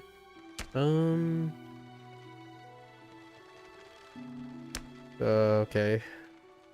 Practically worthless, but enough to starve off hunger. Okay. Oh, there is a condition. Oh no. I see it. I see the fresh and... The first two I bought were stale. Okay. I see. Wow. It actually affects the catch quite a bit. And then there's sizes. Okay. I hope we get like storage devices or something.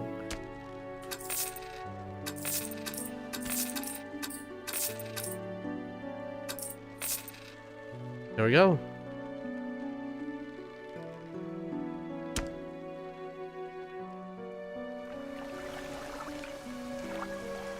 The mayor is standing outside the fishmonger store.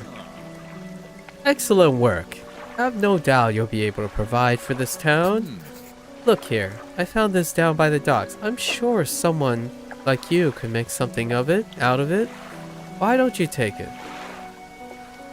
A curious looking component. Interesting. Sure.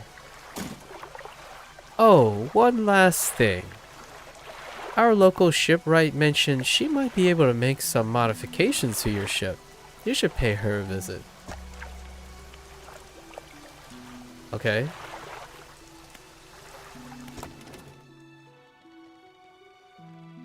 Oh, okay. So research part is the upgrade currency.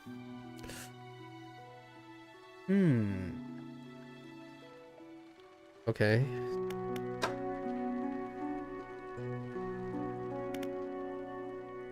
I see. Wait, does this mean we already have this or we start with this? Okay. Sketches. Oh, yeah, we need... Oh, we need upgrades. So this allows us to shallow it up. Yeah. Oh, wait. This requires 2. Why does this say spend 1? But it looks like it costs 2. Oh, it dumps the gear into it. Okay. Fair enough. That's fine. I don't think we're gonna go ocean anytime soon. Right? We'll just stick close to the coast at this point. Pots and nets, alright.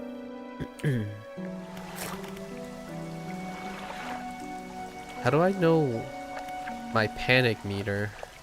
I imagine there's a panic meter somewhere. Alright, let's go to the shipwright. As you walk into the yards, you see the shipwright making repairs to a damaged hull. She looked up at you briefly before turning back to her work. How are we gonna go with this? You must be the new fisherman. I can make improvements to your... No, let's go like a gruffer. You must be the new fisherman. I can make improvements to your vessel in the yard. Mind you, I'm not in the business of doing favors round here. Payment is up front, and everything takes some time to install. Also, if you take on any damage from the rocks, or any damage at all, I can patch it up. Mostly. She shrugs and gestures towards the hull she currently attempting to repair. A number of wooden boards, all well above the waterline, are splintered and scratched. Take a look around. Just remember, the bigger the equipment, the longer it takes to install. So plan ahead. Oh. Interesting. So you can buy other things.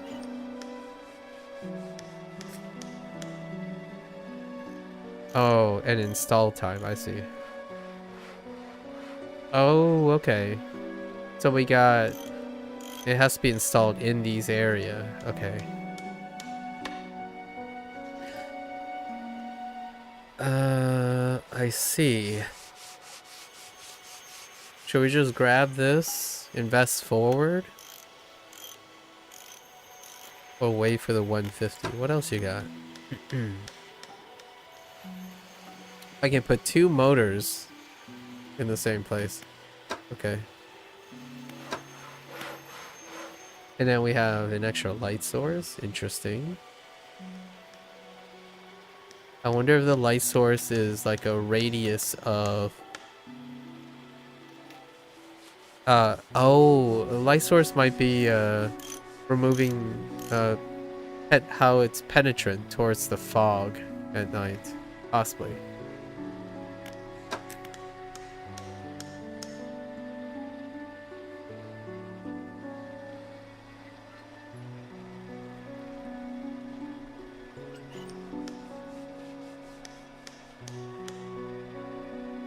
Okay, let's just invest for it, right? We'll grab this.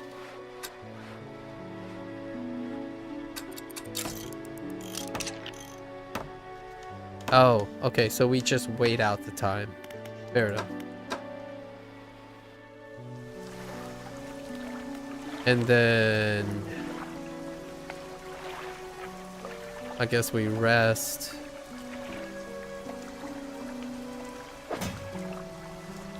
Yeah.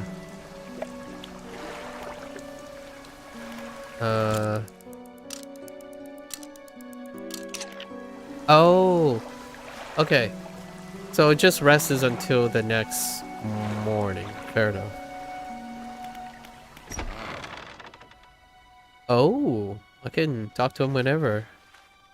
Like to pay off someone. I want to ask about the wider region. What happened to the last... Oh. Hang on. Certainly. Is there somewhere in particular you wish to know about? Yale Cliffs. Well, The main port over there is a place called Ingfell. It's right on the approach to the cliffs. You can't miss it. It's a whaling town, but I haven't heard much of a talk about these days. I think quite a few people have left one way or another. Is there another? Okay. Sailor Basin. Quite a popular tourist destination. Interesting. There's a resort on the atoll built on top of a beautiful coral reef.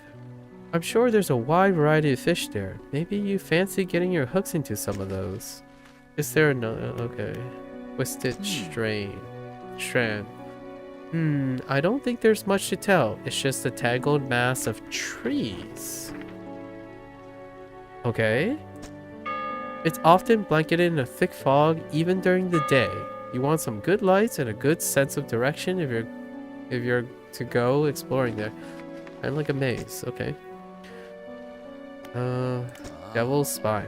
Ah, yes. It's quite exciting, really. An active volcano amongst a city of ancient ruins. Interesting. I must caution against selling there, however. The ruins lie low in the water and will surely tear through your hull. Not to mention the aforementioned volcano could erupt at any moment. You could occasionally hear rumbling from here. Interesting. So we have a coral reef, a volcano, a maze of trees, and a cliff. The last fisherman? Oh, he was very unreliable. He'd go out at night, come back with no fish, and proceed to sleep all day. He is also a terrible captain. I mean, really terrible.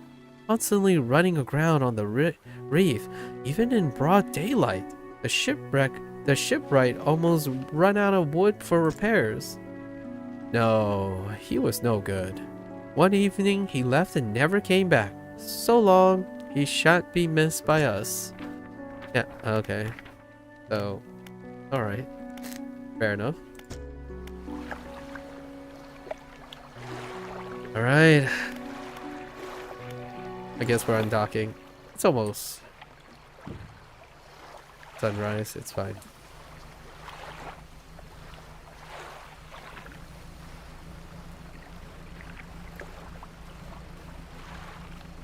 Okay, the fish places repopulate. I guess we might as well stick to foundations for now, right? Oh, hey! We have a squid.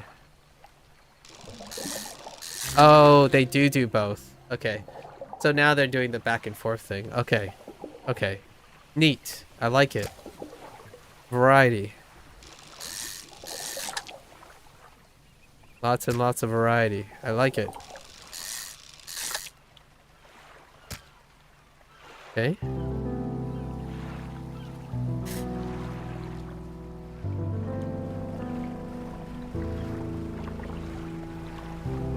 I don't imagine I can sail over there, can I? Oh yeah, we can fish shallow now. What are these things?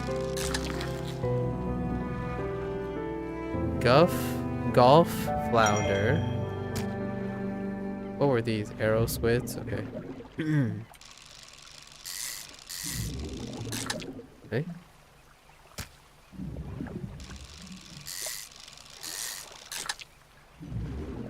Okay, it's kind of hard to store these. Weird champ. Oh, wait.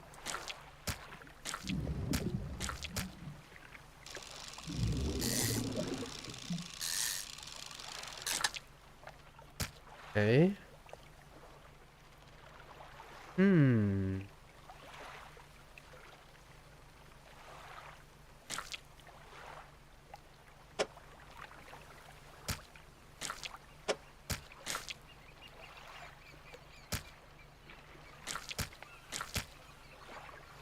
Okay.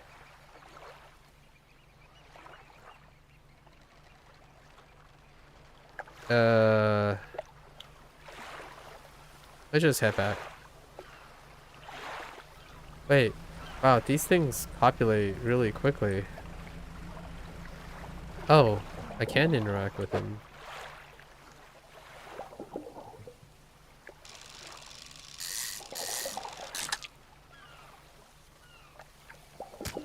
Okay.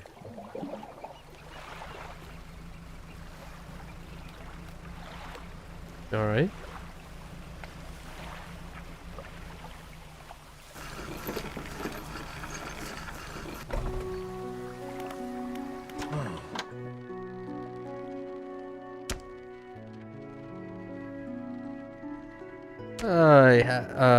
How does that? I have a special order come through from a customer. If you can fulfill it, I'll pay you above normal price. Okay. Sure.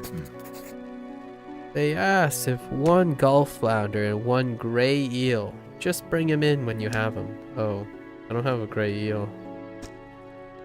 You'll need a rod that can handle shallow waters fish in order to catch those. The shipwreck should be able to sort that out for you. Or sort that for you. But yeah. Wait. Do I need both at the same time? Or just one? Dang it. Okay. I need them both at the same... Wait. What happens if I just place one and then do the rest later? Oh no. I have to... Okay. Okay. Come back when you... Okay. Now to regular business. Okay. Not all school of fish are the same. Some contain abnormal specimens. Sometimes you can even tell just looking from the surface. Yeah. True.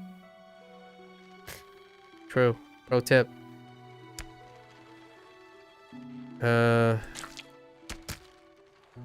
F.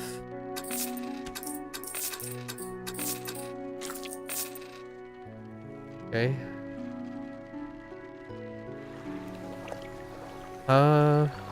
Wait. How much money do I have? 100? Okay. We gotta invest forward here. Go to the shipwright. Maybe buy another engine.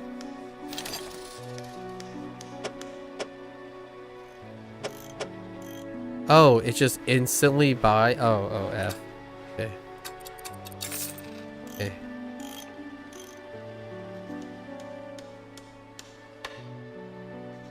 Oh, these are actually... I'm guessing I can put two, right? Yeah. Okay. It's not the best, but it's fine.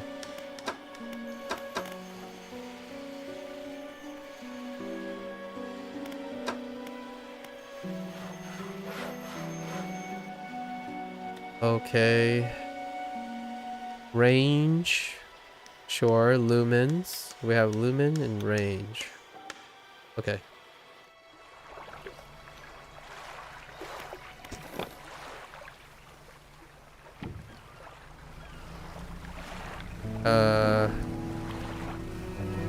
So we're looking for eels.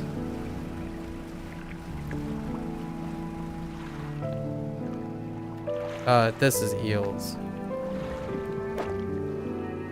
There we go.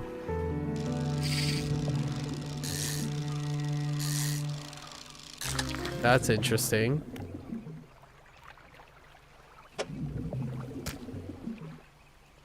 One more. Whoops. Okay. Let's go to the other spot quickly.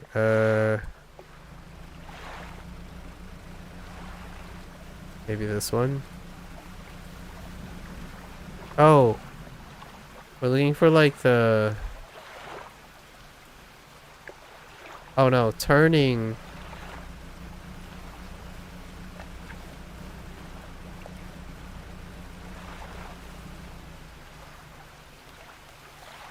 Oh no. I don't have a spot with those things in it.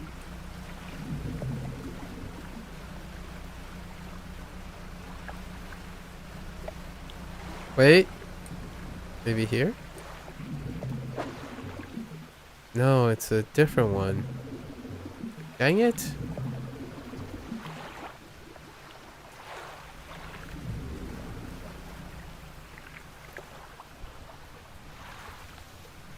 Well, that's annoying.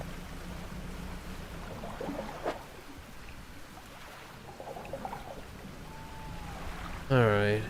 Might as well head back.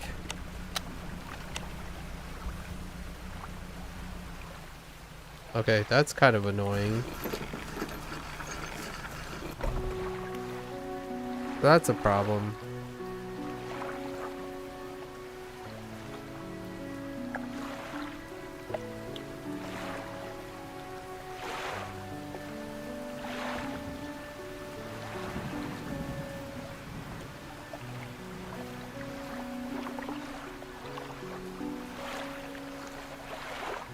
So we have RNG on the same spots. Fair enough.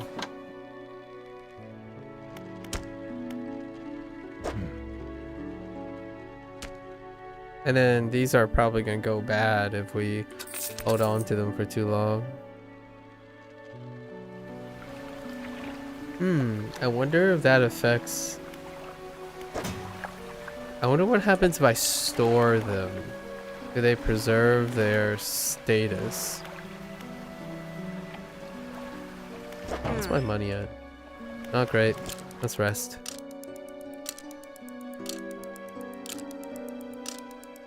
Oh, okay, yeah, it always wakes up at 6. A hunched woman approaches you from the steps to the lighthouse. She stops some distance away and looks at you with concern and visible apprehension. Why are you here? There's nothing here for someone like you anymore. Do yourself a favor and move on. She turns and shuffles back along the path that leads to the light. Okay, Grumpy Gus.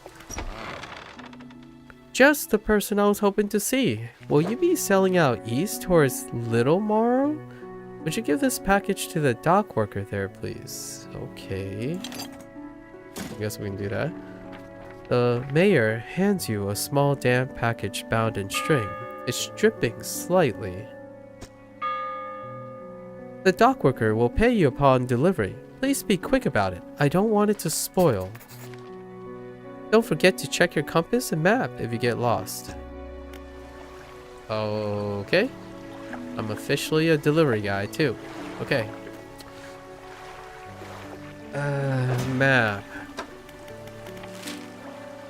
Okay, it's marked on the map. Fair enough.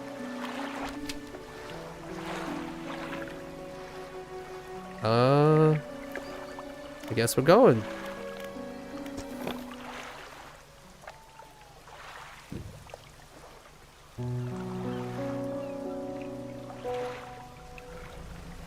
Rightio.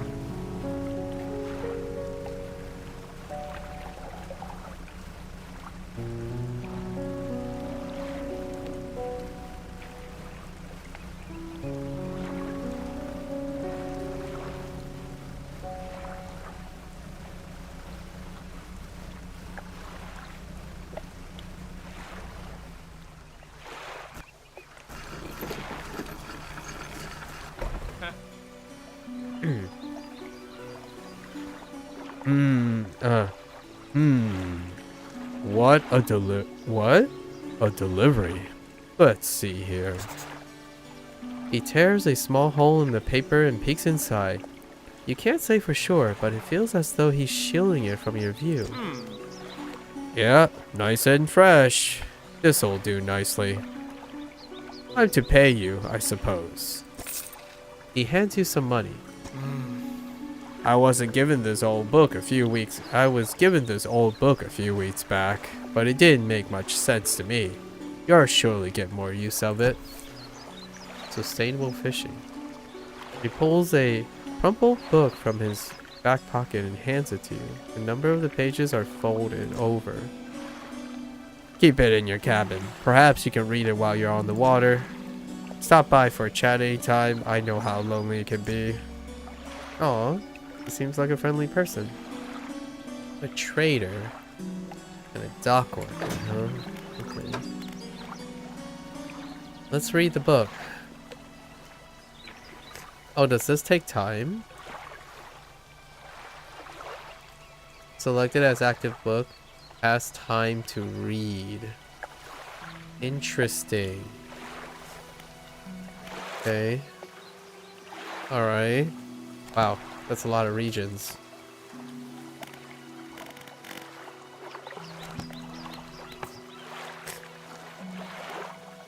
Yeah, so we need to...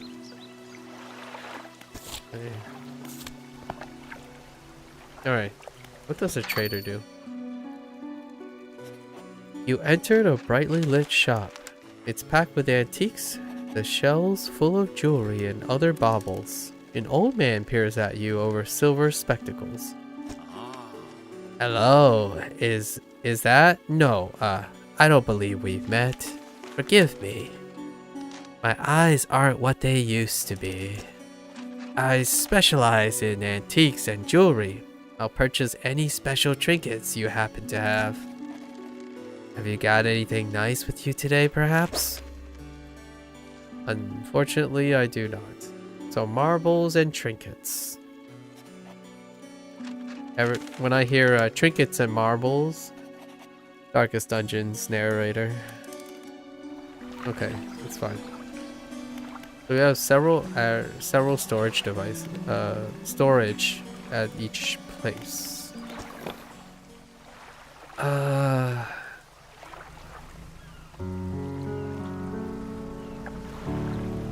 Okay, I need these guys. Come here. Oh wait, are these? Oh no, these guys are different.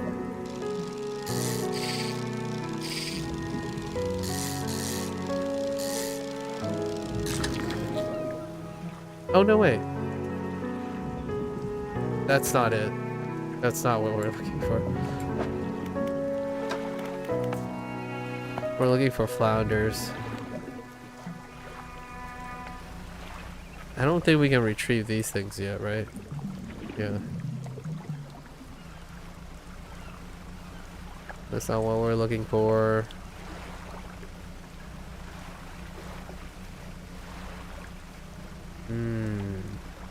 Looking for flounders.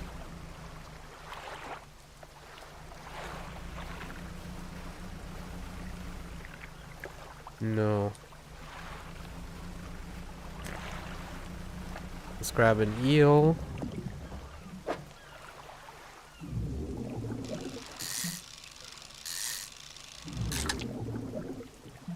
Okay.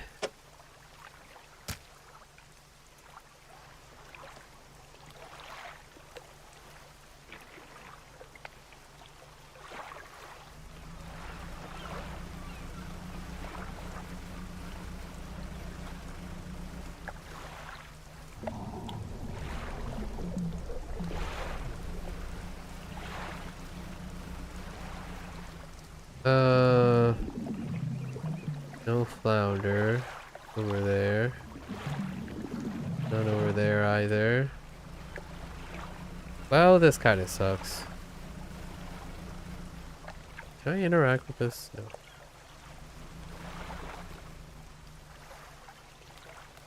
What about over here?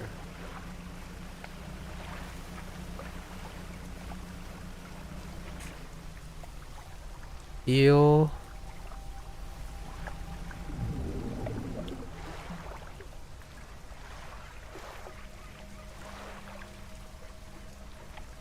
This kind of sucks.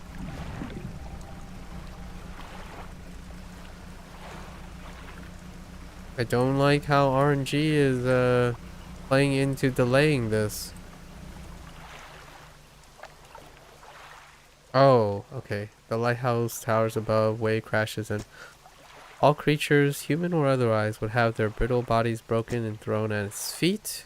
You pondered the intrinsic power of the structure, a vast column of stone shouldering the responsibility of countless lives.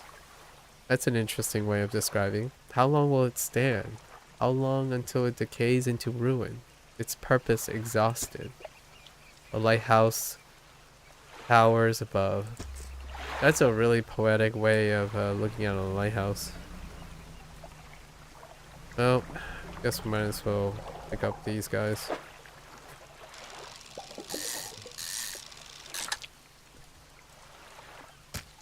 Yeah, I think my concern about overfishing. A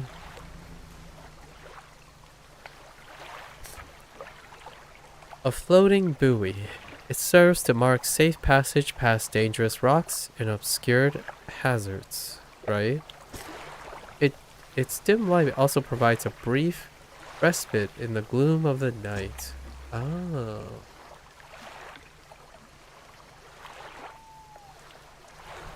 I need to remember that, need to be efficient at turning around, because turning around costs time.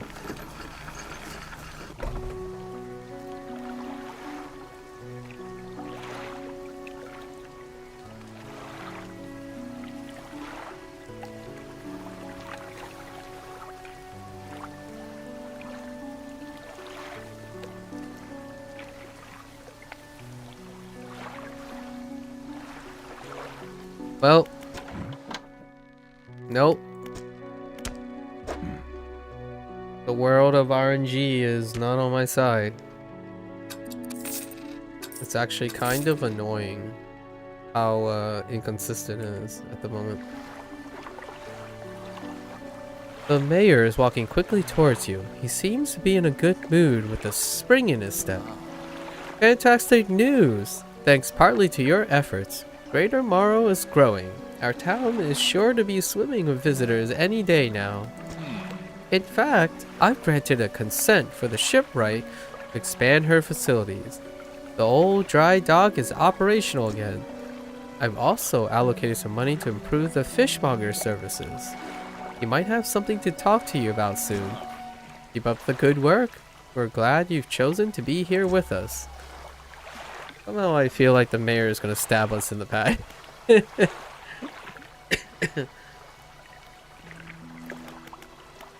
Okay.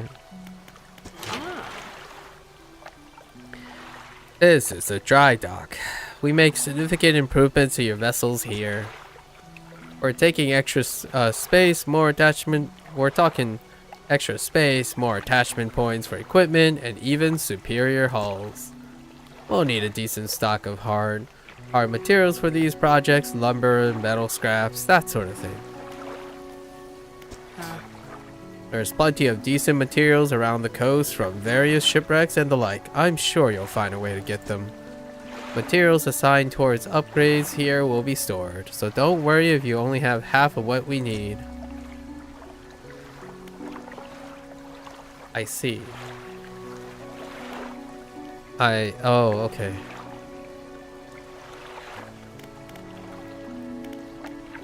Cute. I like it.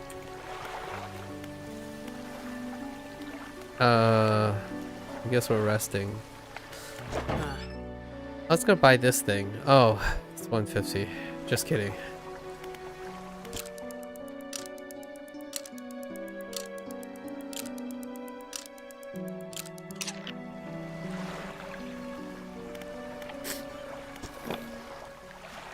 Lodging doesn't cost anything. That's kind of nice.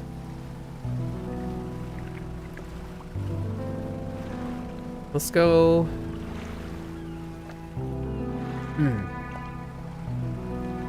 Let's go along here to collect parts. Seeing that the spawn thing, we're at the mercy of spawns for the flounder.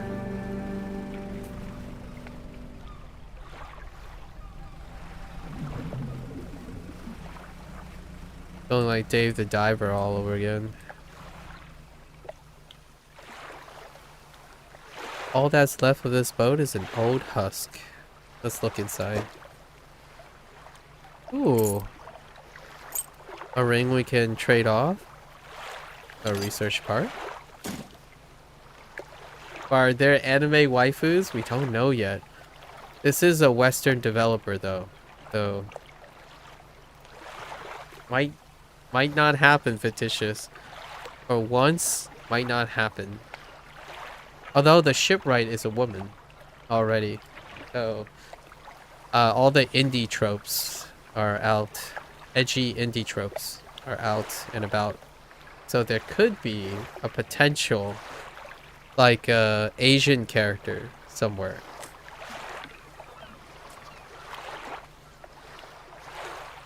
Just junk, old iron chains. Okay. So we got some stuff that we can give to the trader. And then one research part. Oh! That means... Oh, no, wait. Do we have to go... I think we have to go... Oh! Oh, okay. It just reads on its own. Okay, good. No, we have to go back to dock. Okay. Alright. I can't find flounders, dude.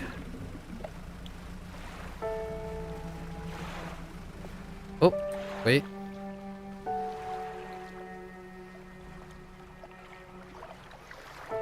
The stone hums quietly, sending ripples through the air around you. Faint shapes dance upon its surface, vanishing before your eyes can focus on them.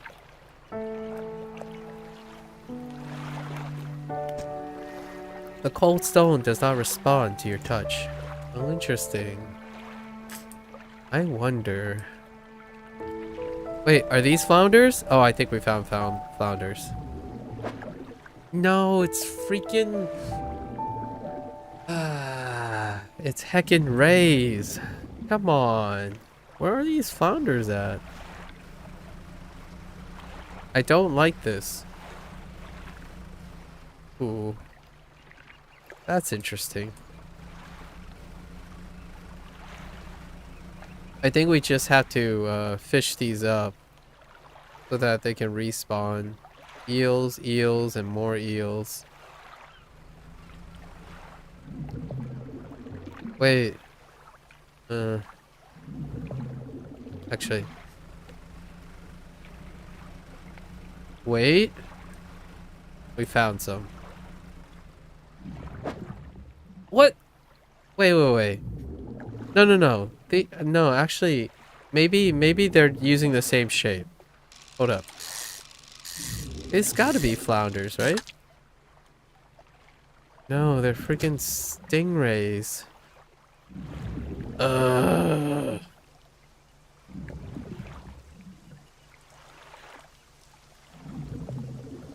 Well, gosh darn it.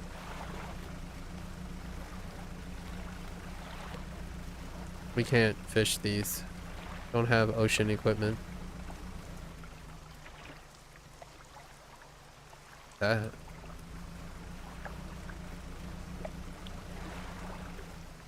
Can I grab this? Nope. Don't have equipment.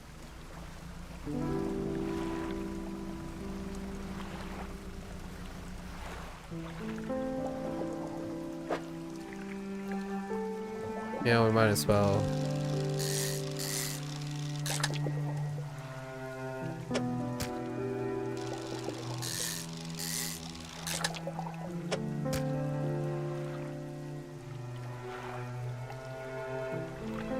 I doubt we have equipment for this either. Yep.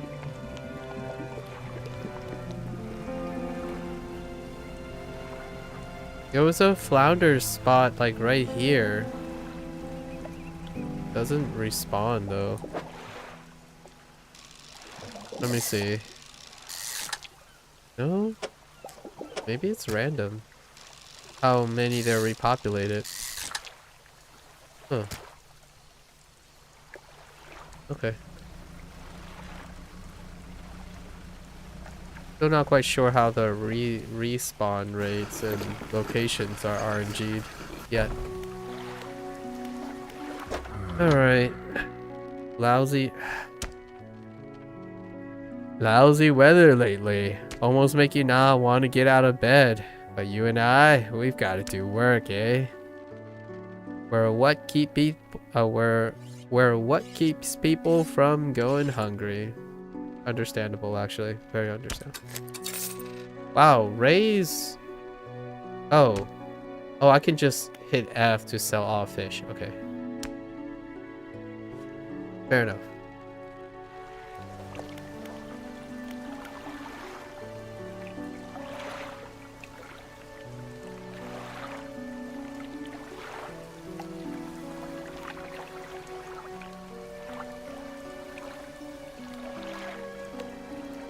Speaking of lousy weather, oh, my nose just keeps running. Let's see.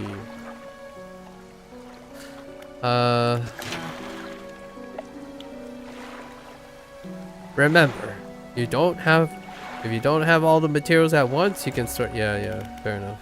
Okay, I got it. That's it. All right. We can buy this thing now, though. So, I can sell this. Ooh, that's a big diminished return. It's 50%. So we'll have to think about it in the future.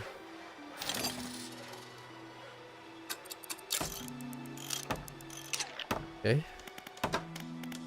Yeah, that's a big diminished return. Can we afford lights? We want to get the good lights. Here's the research.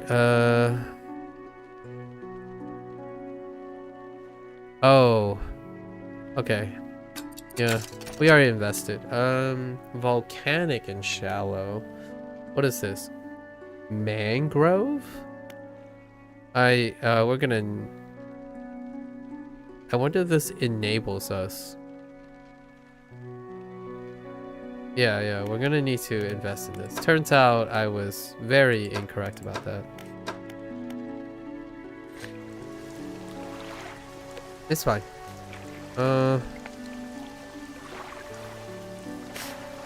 Eventually we're gonna go out in our way to be in the dark and encounter some, possibly some Lovecraftian horrors, you know?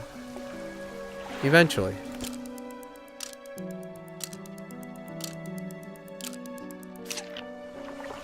Okay.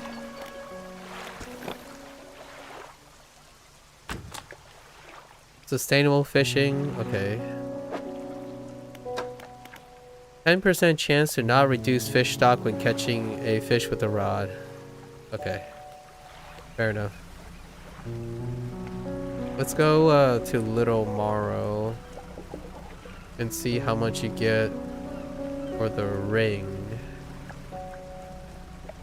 The 1 rings to rule them all.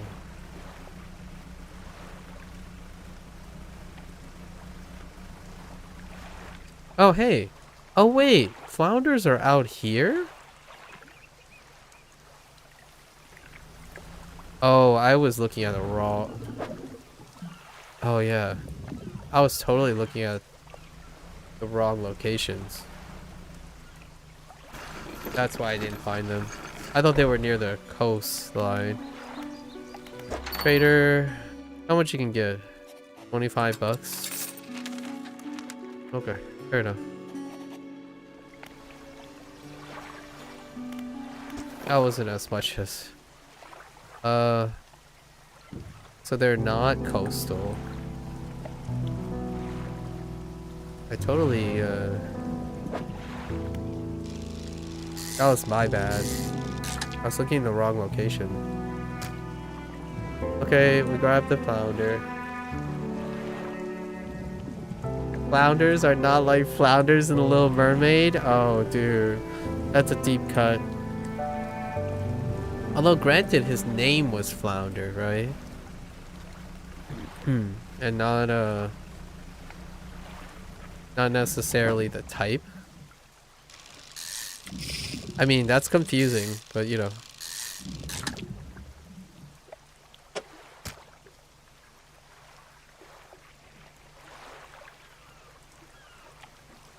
Alright, we gotta haul in some fish here.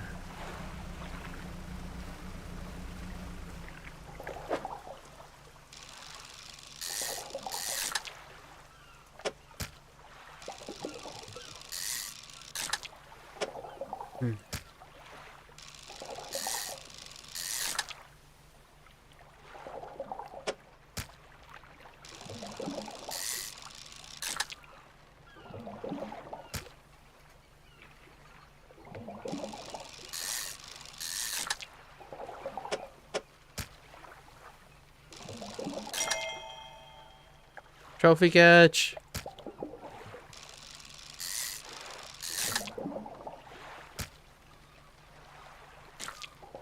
I feel like I'm triggering some people by not not organizing, liberating some space here.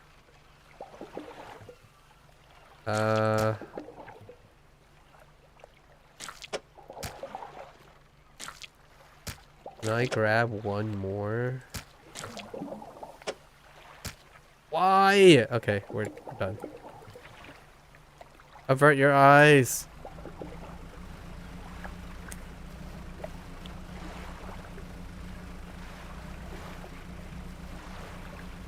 Quick.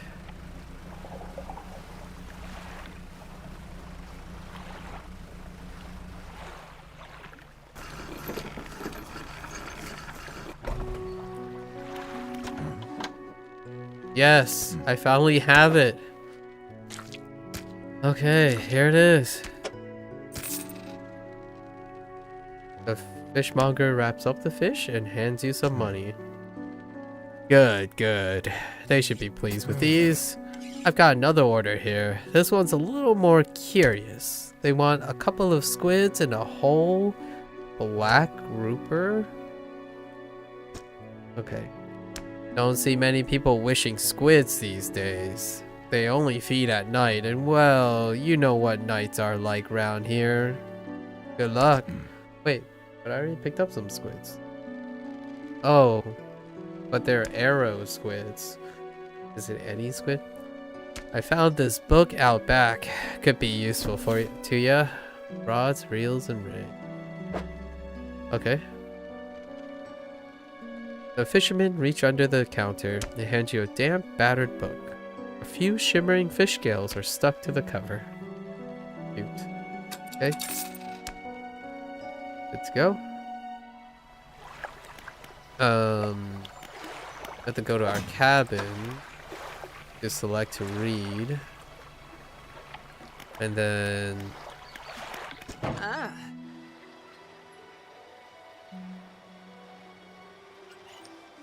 If you're wanting to get a bit more out of your engine, take a look through this book on the house. Oh, okay. He pulls a book from a toolbox nearby and hands it to you. A few of the pages are stuck together with grease. Ew. 460? I need this. I want this. I can't have it yet. Awkward. Do I want to buy light first, though? Yeah.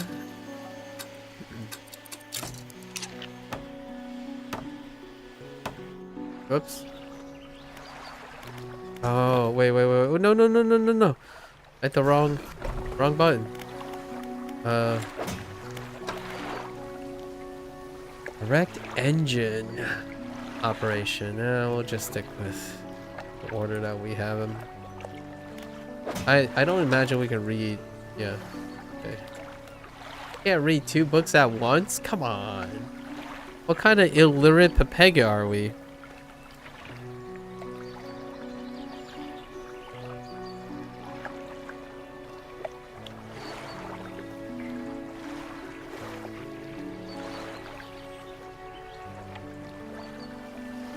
I'm kidding, by the way. I'm kidding.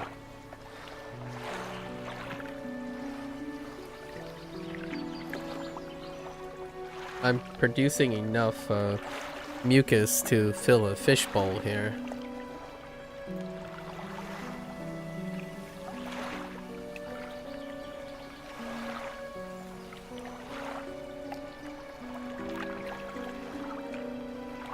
Okay. No need to rush. We'll just rest until dawn. It's fine. Oh, wait. Yeah, we'll line it up later. Fisherman, have you run into a photographer on your travels? She docked here a few days ago for supplies. I suggested that she take some picture of the town for promotional purposes, but she didn't seem too interested. She mentioned she was heading south. Perhaps you should introduce yourself. South?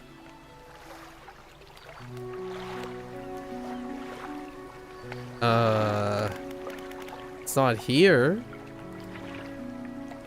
Okay.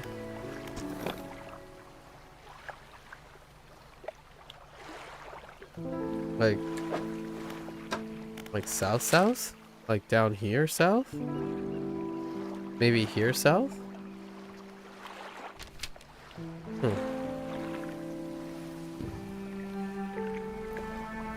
we're looking for squid, which we have to do at night. And then we're looking for groupers. Does this involve me needing to be able to fish in the ocean? Oh wait, are these groupers? I don't remember. They're cod.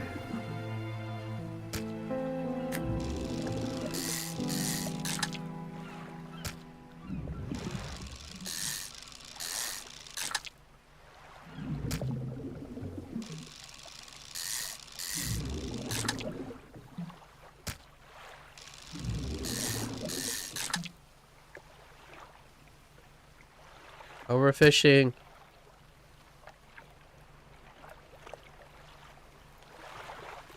We're going for two runs.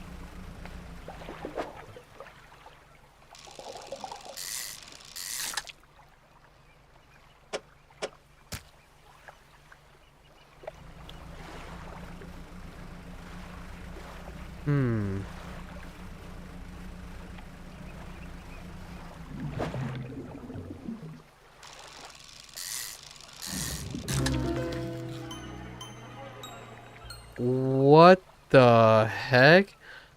A cyclopean flounder? Oh, that's kind of creepy.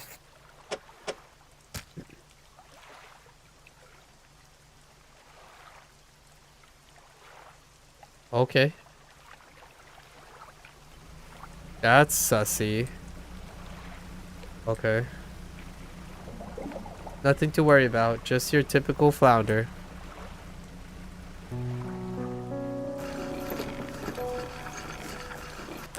Nothing out of the ordinary.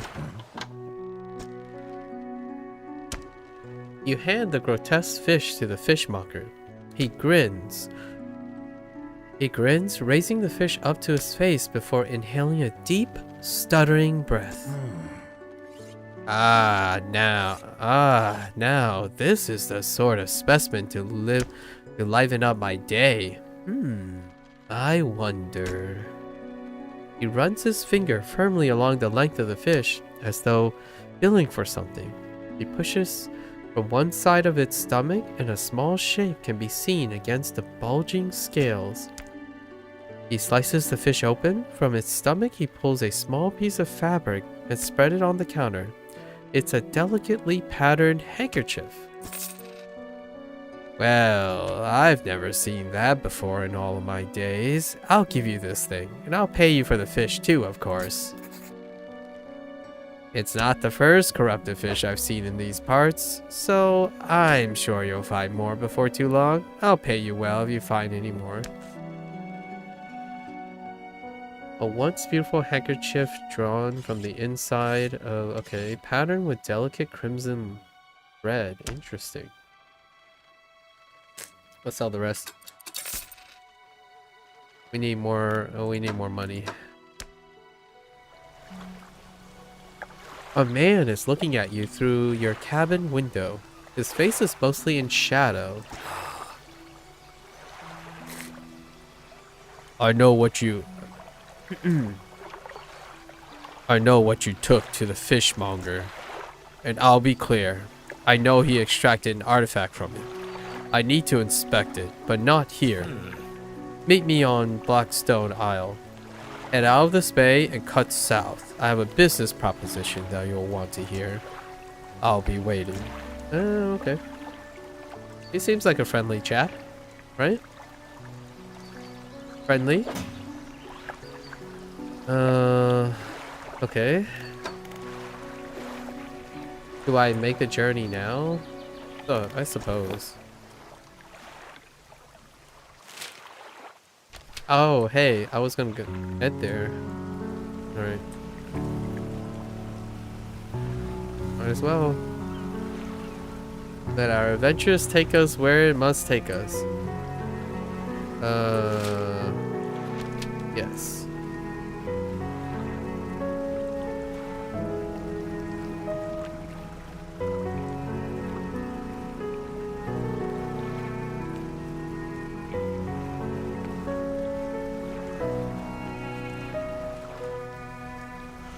Is this the docking? Yes.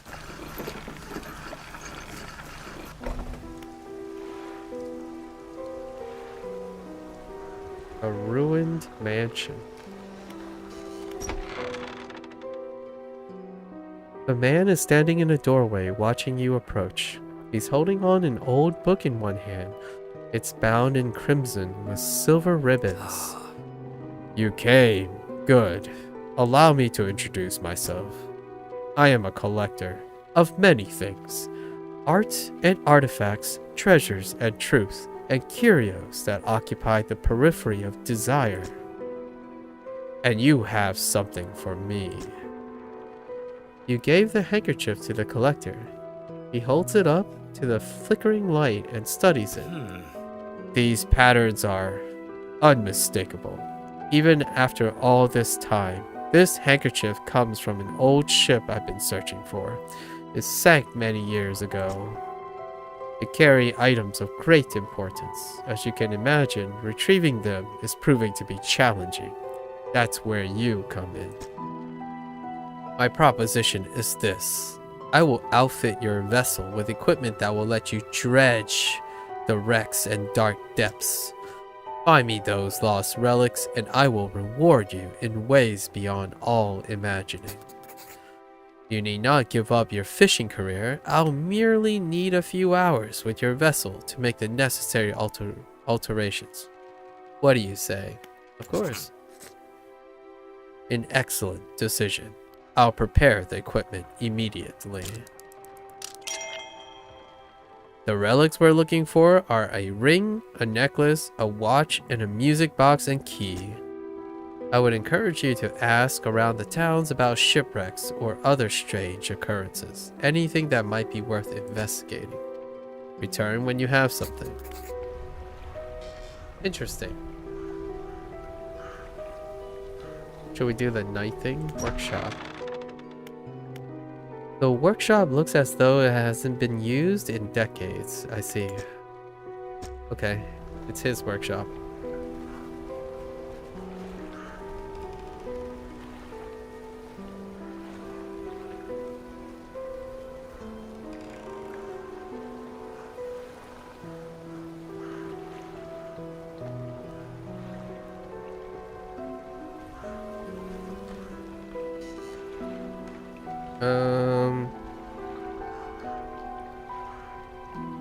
No, let's just rest.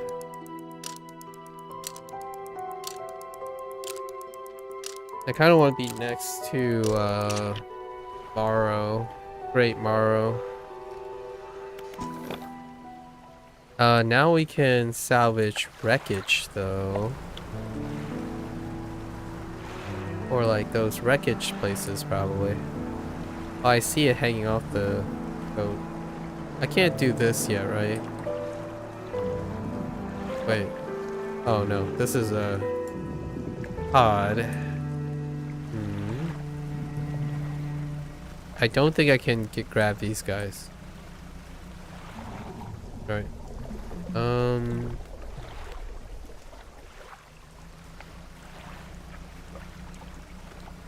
Now, let's see if we can interact with this thing. Neat. How to dredge this? Oh. Oh. Oh. Cute. Okay. Okay. Wait, is that a research part? Okay.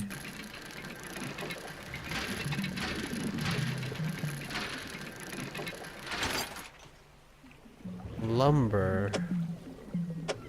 What do I... Oh, these are upgrade. Oh.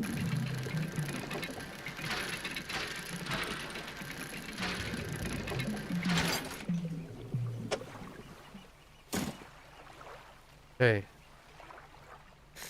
I need to get to a dock. Let's grab some rays.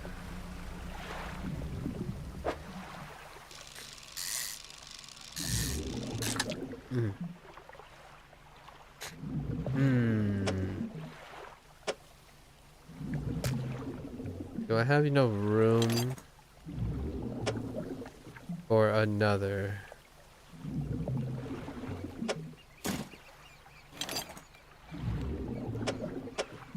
My hall is so pepped. Okay.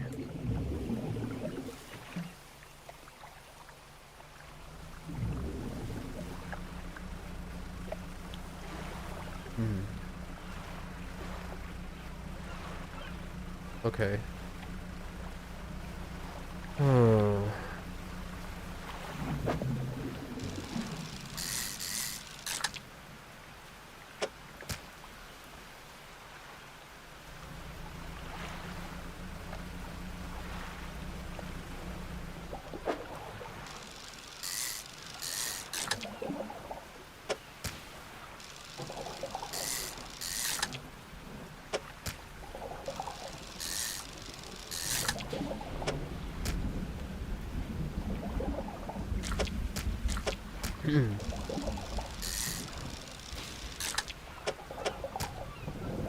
Okay.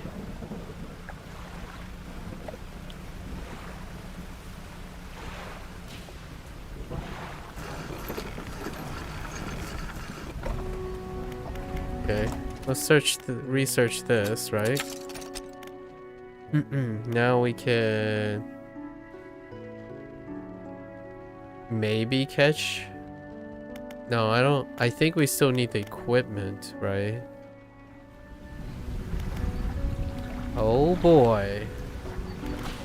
The builder, the lighthouse keeper has something. It's on the bottom left. Unfortunate place, but you know. Some fish prefer deeper water, while others stick to the shallows. If you're looking for something specific, it's important to know what depth you're in. Yeah, I got it. I got it. How much money do I have? Not enough. We can place this in here. We don't have enough equipment yet. Let's see what the builder has to say. You approach a woman sitting on a dockside, staring out to sea. She turns to you. What is it like out there? It's gotta be darn sight better than this bloody town. I think I just need to get away for a while. Maybe not come back. Going backwards is a mistake, don't you think? You should always keep moving forward, moving along. Yeah, it's not so bad here. She's gazing out to sea again, lost in thought. Say, if you find me some materials, maybe you can help me move. I mean, really move. There's an island I've heard about. Steel Point, just to the north. 2 units of lumber and 2 units of scrap is all I need. I can make a new place for myself out there, and you'll be welcome to visit too. Just stack it up at Steel Point when you have anything. Wait, just stack it up at Steel Point when you have anything. I'll pay you when the job's done. Interesting. What is it? Do you know of any shipwrecks around? She eyes you suspiciously. There's a spot near the back of Greater Morrow where the current carries in wreckage from the sea. Some nights you can see an unnatural glow rising from the patch of dark water. I can't imagine what's down there in the deep. So if you're looking for what I think you're looking for, it's best you just move on. Oh, the right glow that you can see actually. Have you seen anything strange happening? I see plenty of strange things from atop the lighthouse. Sometimes I don't know whether or not I can trust my own eyes. She holds the lantern up so that it shines brightly onto your face. Are you really standing here in front of me? Or is it just another one of those fog tricks? Who lives on Blackstone Isle? I see a lot from up here. You know, I saw that ill-fated boat return. I choose to look the other way. I watch an unnatural glow flicker through those windows. Whatever you've got planned, I hope you know what you're doing out there. I don't. I really actually don't. No, sir. I guess we're going back there, huh? Yeah, we might as well. Let's undock.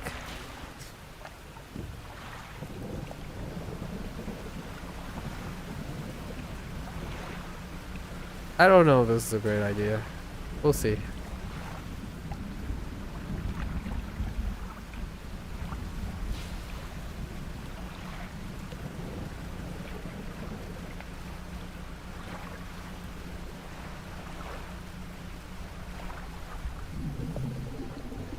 What's this?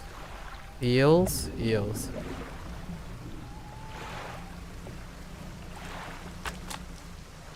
Oh, okay. Rods will reel fish in 10%. Okay.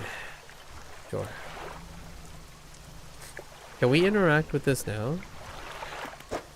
Oh, you can keep getting stuff from here. Okay, I mean, I'll take this stuff.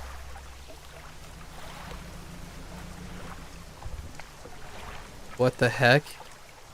Monka?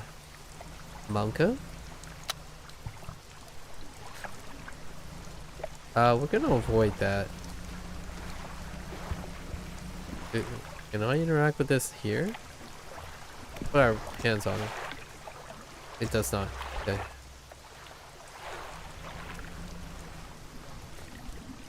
What the heck?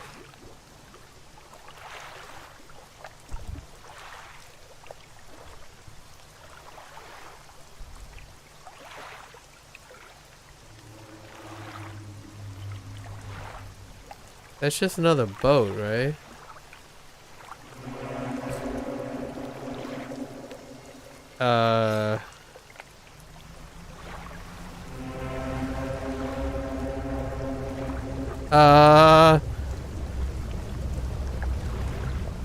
Oh my goodness. What the, what, I just wanted to check this out. Hold up.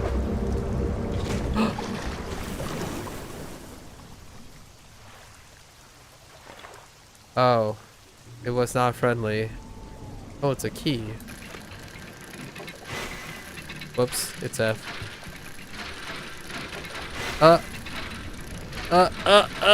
Oh no, oh no. Hold up.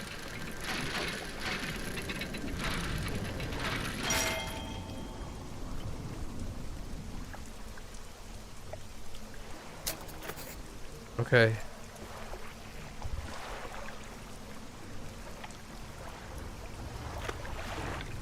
I don't like this. Wait.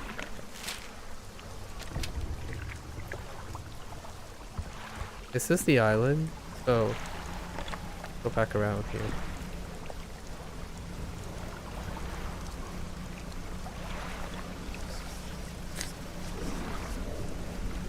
Nope. Nope. Nope. Nope. Always head towards the obvious red stuff. Nope. Actually, let's... What is this, though? Why is this shining? Oh, that's just marking. Okay. Nope.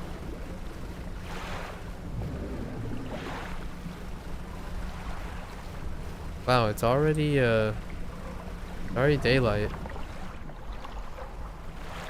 I didn't find any squid locations.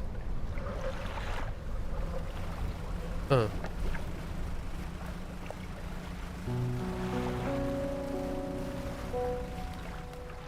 That's wreckage.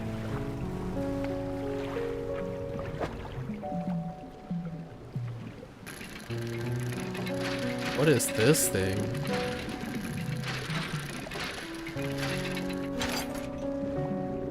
Bolts of cloth? Okay.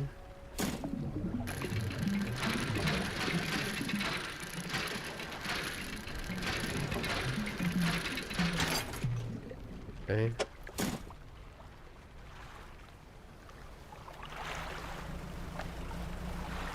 Ah!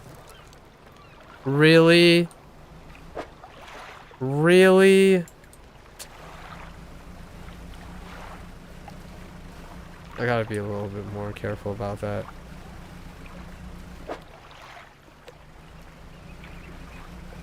That was an accident. Okay. So you still... The panic doesn't recover while it's during the day as well.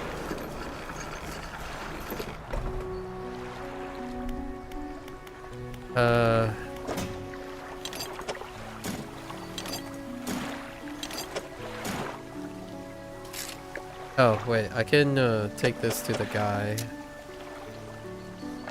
We gotta repair.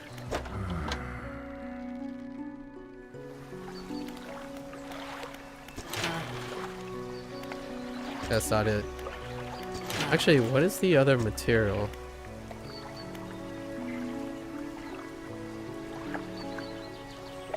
Screws. I don't know where we're finding screws. Yep. How do I repair? Oh, 90? That's so heckin' expensive. Oh, now we can buy the hydraulic rod. Okay. Oh, it... Oh, no. I guess we just go... Okay, I see. You got better motors? Okay, so we have to do research before we can actually... I see. Have you tried being rich? One day we'll be rich.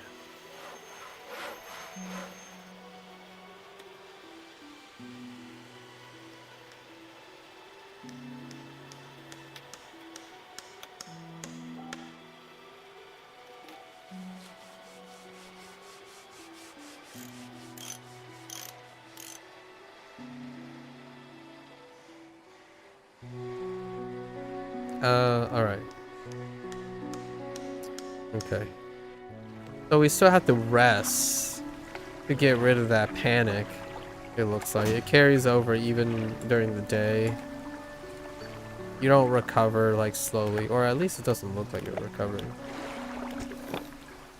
But let's go to the guy, cause we got the key.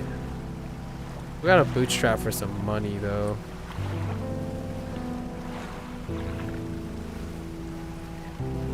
Is this a shipwreck? It's a shipwreck. A dredge.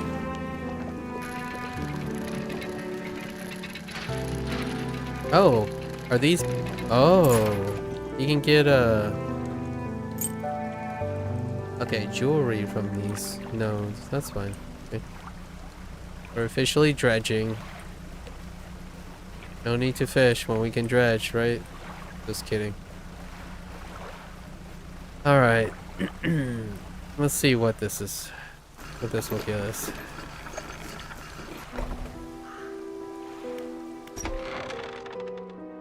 You enter the collector's house. He's standing at the back of the room, still holding the silver and crimson book. He seems impatient. Well, you have something, don't you? Show me. You hand him the key. The cold metal shimmers a strange shine as he holds it. The shape of the key, the teeth, the head, now somehow seem changed, smaller. Has it always been this way? Is this all? Where's the lock? The collector grows agitated. It seems the piece we're looking for have traveled further than I anticipated. Much further than I suspect. In that case, allow me to aid your travels. He turns a few pages in his book and mutters something low under his breath. A burst of light fills your vision, and you stagger back briefly. Now go. We have more relics to uncover. Haste. My intuition tells me that the current may have carried some debris to the southeast, towards Gale Cliffs. Make that your priority. I'll mark a location on your map where you can begin your search. Anything else? Oh. The word you read from that book, what did they do to me? The book holds power from the deep. I merely extended its power towards you. Is there one in particular you wish to know about? Haste. The words of haste are instant and cruel. They will impart a terrible speed to your vessel. Be warned, however, it may put a great strain of stress on your engines. Interesting. How long have you lived here? Quite some time. I used to be a fisherman, as was my father before, but 2 decades ago I took up residence here. I needed to focus on other endeavors.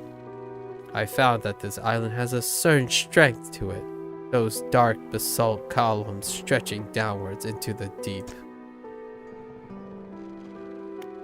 Do you know who owned these relics? Yes. Who? He looks at you for a moment. A look of something like regret flashes in his eyes. An old friend. Interesting. Oh, where should I look for relics? Oh, okay. Yeah. Same place. Take a look at these relics. Do not bother me with common clutter. I hear that the trader... Yeah. Fair enough. Fair enough. Haste adds speed to your engine but increases panic and engine heat. Press E and use it by holding... Oh, right. The wheel. I see.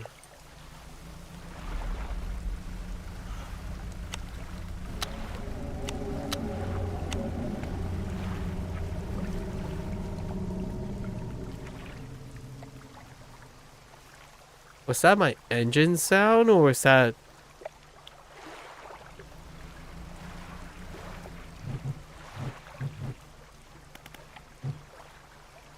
So let's... They want me to try it. Hold. Ah. Okay.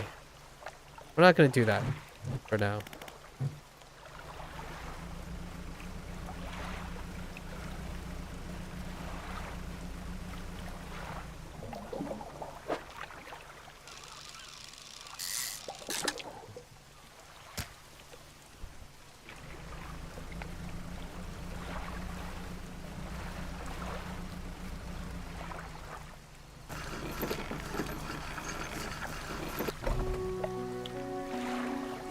The lighthouse keeper emerges from the dark forest that flanks the town.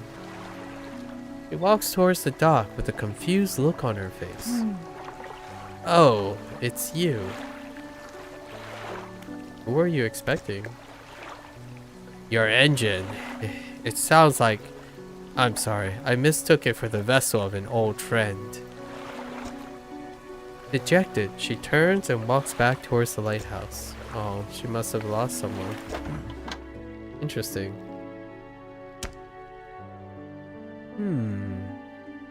Haven't seen that strange red light in a while. Wonder what it was. Oh, that's me. Hey, no mind. Let's rest. Get rid of our sanity. Or like our insanity. Yeah, now we're not hallucinating anymore. Amazing. I feel like we need to make some cash now though.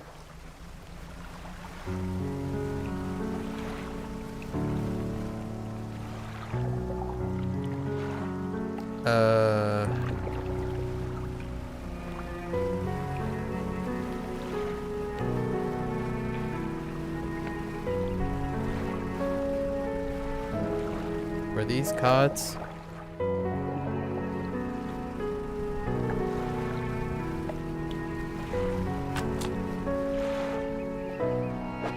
What bonus is this? 10%, let me guess. Oh, 5%. Okay, fair enough.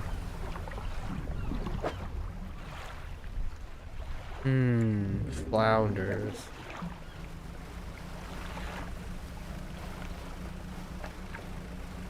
We can grab rays.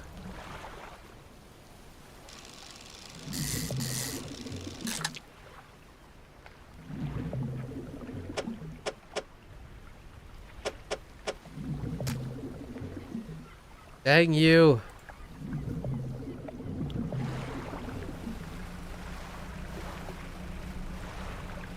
Got this message.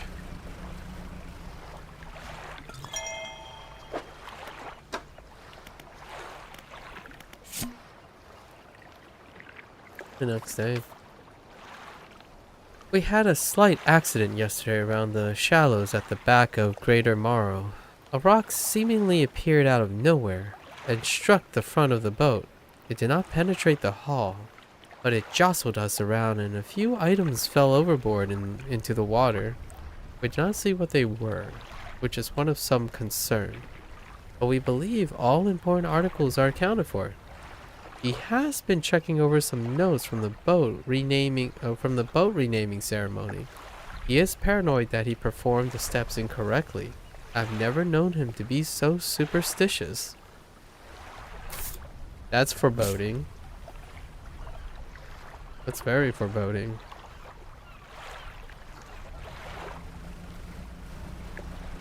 Oh, here's something.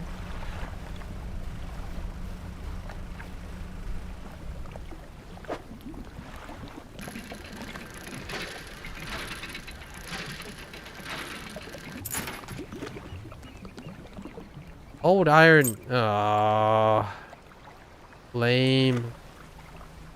Wait. Oh.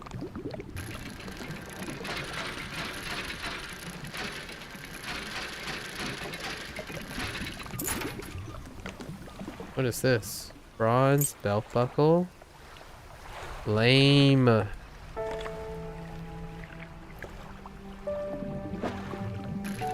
What is this?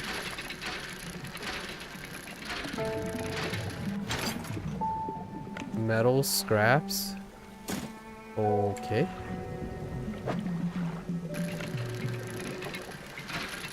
Oh, hey, this is for the ladies stuff, right? I need 2 of these.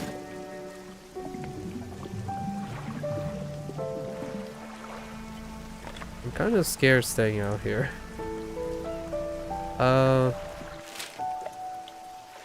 What was it? It was this place? He wants me to deposit things there.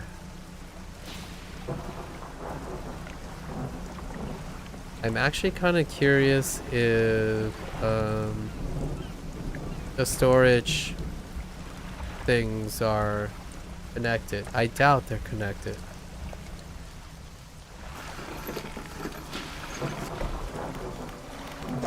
Oh, they are connected.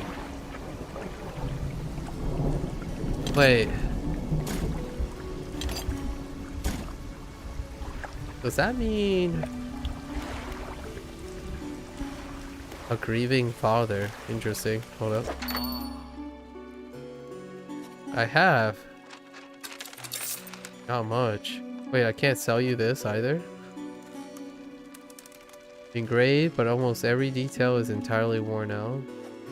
Am I supposed to sell this to you?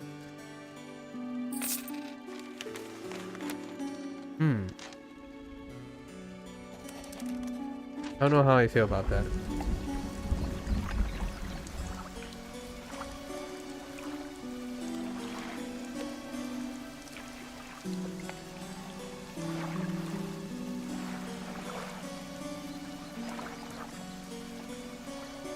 Breathing father.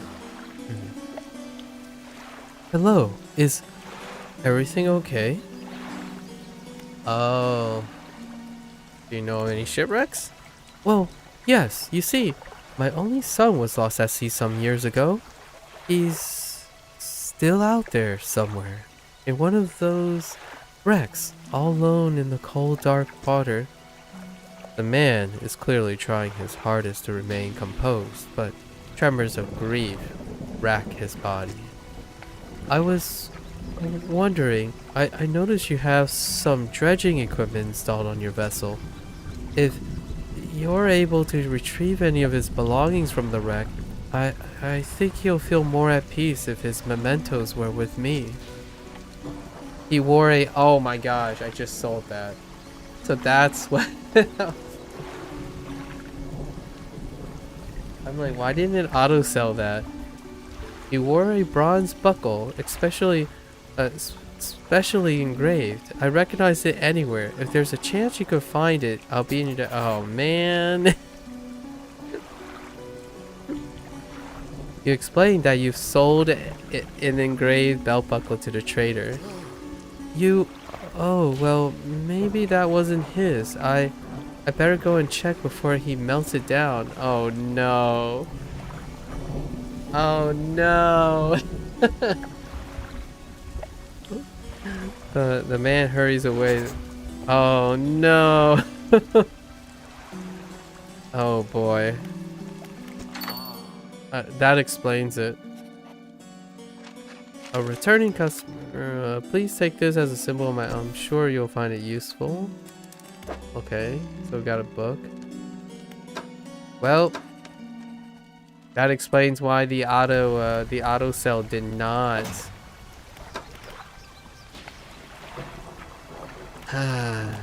Well,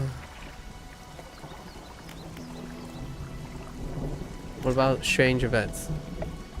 I don't get out a lot anymore, so I don't see much of what goes on. But I do remember the old mayor in his final days. What an awful sight it was. Screaming and throwing things into the sea. Throw it back, he would cry over and over. Begging anyone who would listen, howling it to the wind. These days, I almost feel like I understand.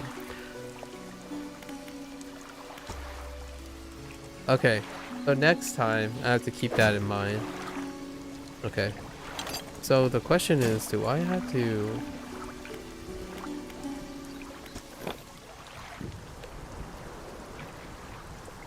Oh, interesting. Let's get back. I don't know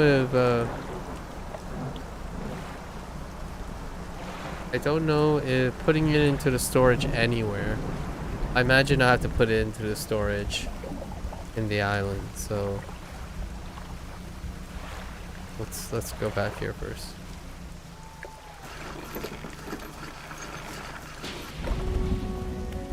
That's lightning. Nope.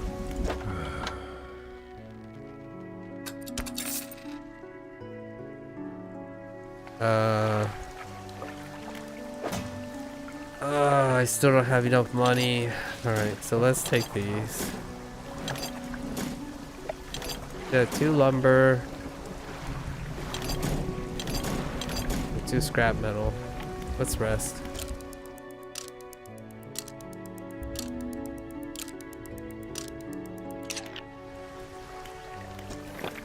Okay. Let's make sure we know what we're doing. Steel Point. Yeah, north. Got it.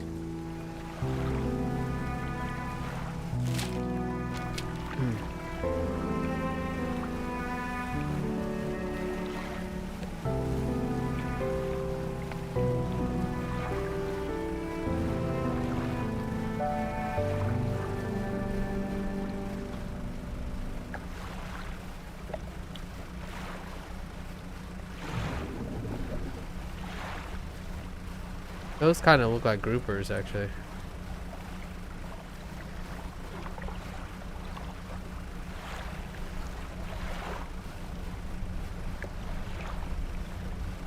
I imagine this is the place. Yes.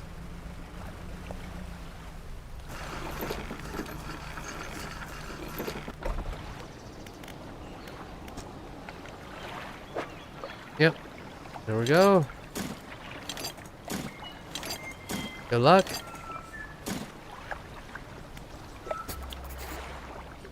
All right.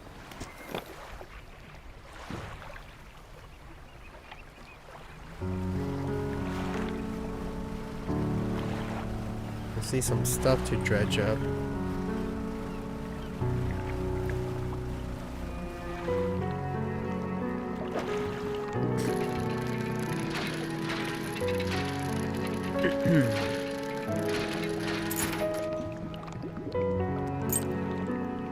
Pearl earrings. Nice.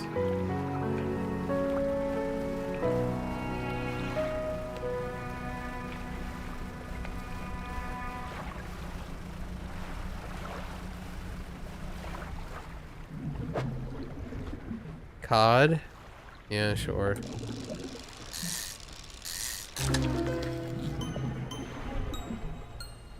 An all-seeing cod. Well, that isn't creepy at all.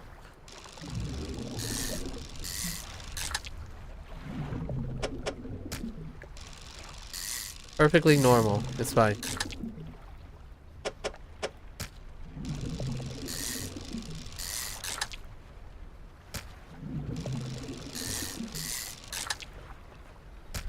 Everyone knows that's perfectly normal. That's what all cods look like. Nothing to see here, folks. Is this a dredge? No. Yeah, it's a dredge.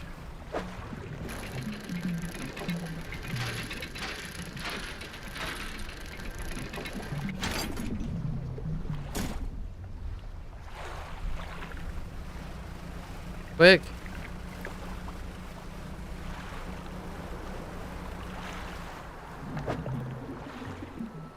Yeah? Trophy!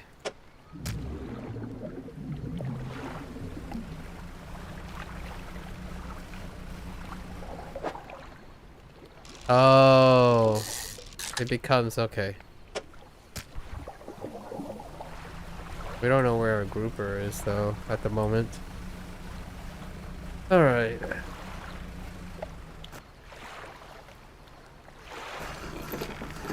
We can tell the builder. Here's a. Wait. Let me see what a grouper looks like. Oh yeah, no. Oh wait, I know where a grouper is. I did see this icon. Okay, fine. I have a weird one for you.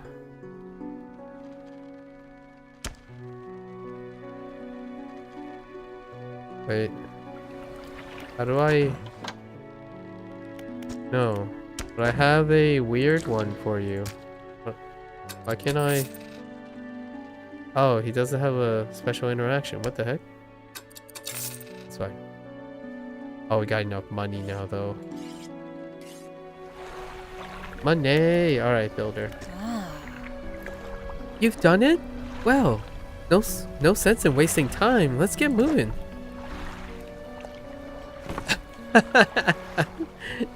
There's something really funny about this. Good riddance to you, Greater Morrow. I'm onward bound. Hang on, but we're gonna rest first. Hold up. There's something hilarious about putting a person into your cargo. Oh, you know what? We can just... Yeah, we don't have to make the trip. Just put it in storage. It's transferable.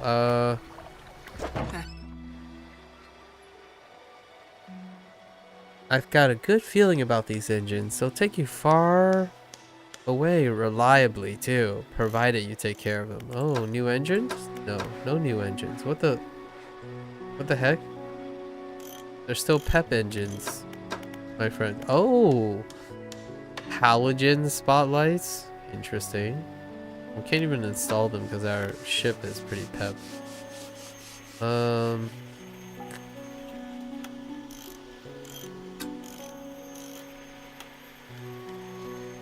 Yeah, I kind of want this. So, we're gonna...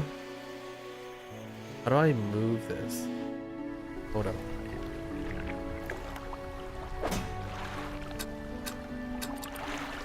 Oh, you have to uninstall. Okay.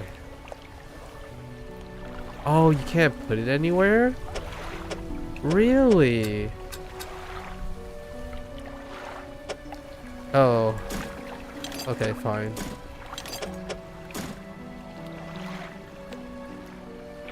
You can't just like leave it in your ship's hull. Fair enough.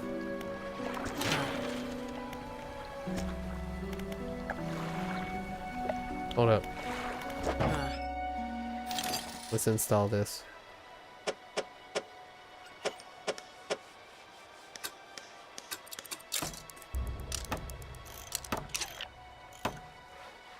Okay.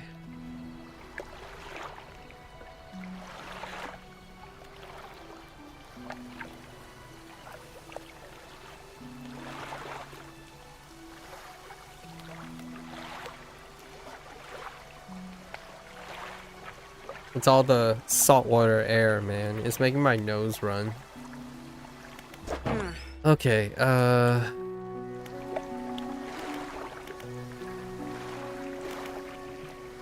yeah, let's just rest.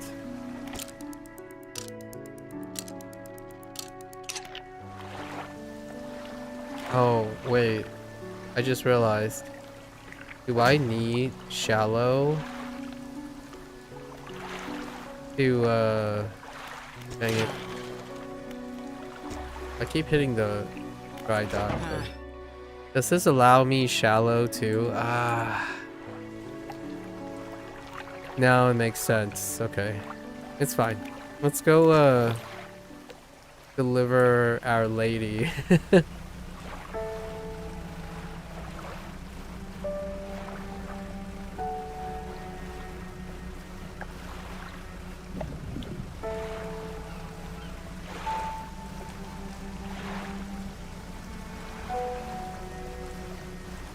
Precious cargo coming through. I need to stop ADing. Because ADing costs us extra time. Just gotta think in straight lines.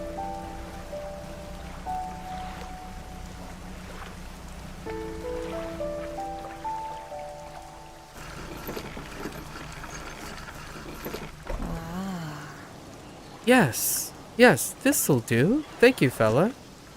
Give me a short while when I get things built here. You're welcome back anytime. She reaches into her toolbox and pulls out a handful of components. Take these. Always good to have on hand. Oh yeah, give me those research points. Volcanic. Mangrove.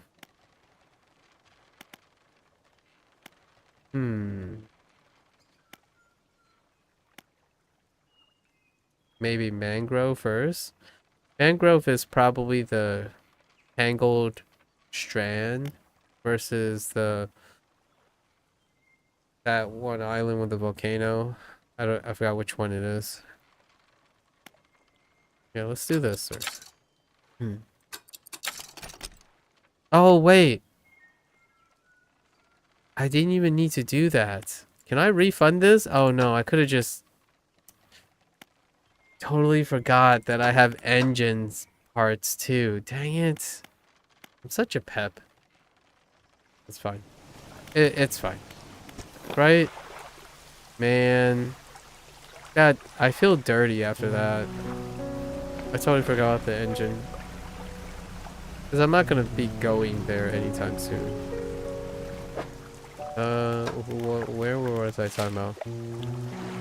It was the other here. Oh, wait. I guess we're going to the cliff anyways. I think the Devil's Spine is the volcano place, right? This is the coral reef. And this is like a happening tourist town thing. And then these are trees. Well, now I feel dirty. It's fine. It was a spot here. I want to try to fish. Maybe these are considered oceanic.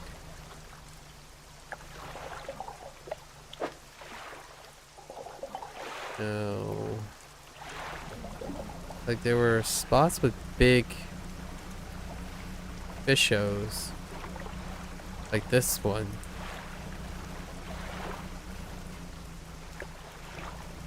Can I grab this one now? Okay. A brown whaler. That's a weird shape.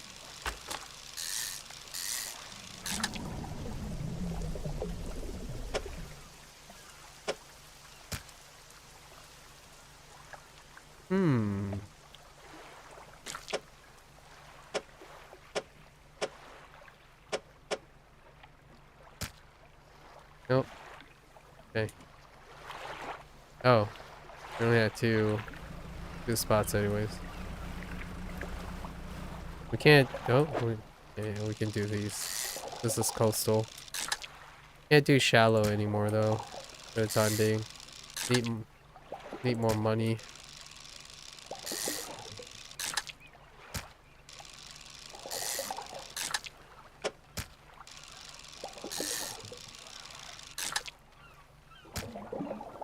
Okay.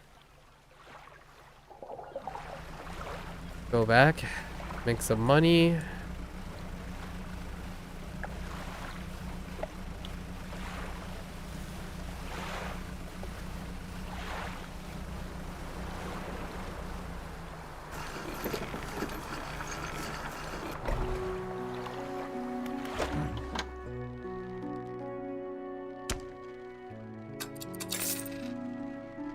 That's pretty decent money.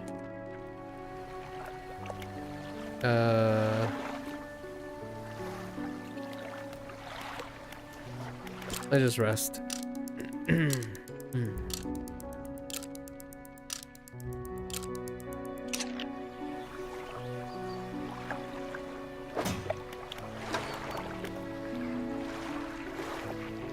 10% resilience to panic, yeah.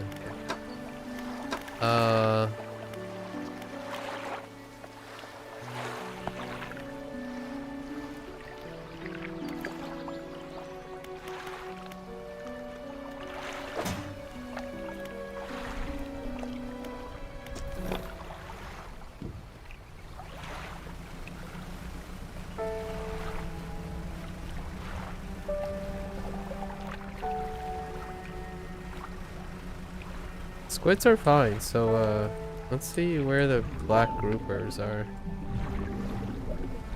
I think it's these things, right? No.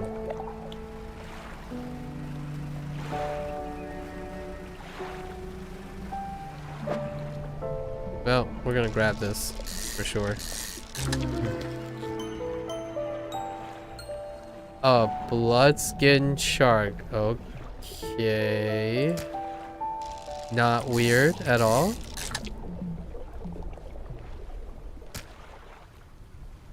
I would have sworn I've seen groupers here. Not it.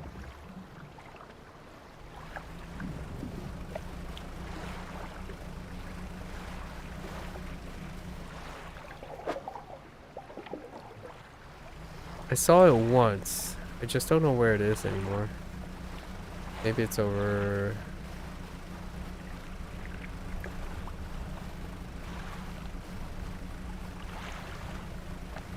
Oh no, these are rays. Yeah, those are rays.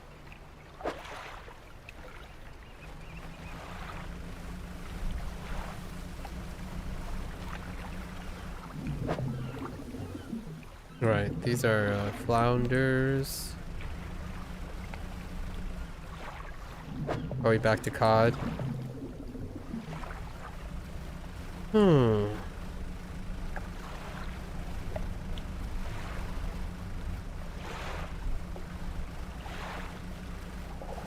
It's fine. We'll just collect. Oh, eels are shallow.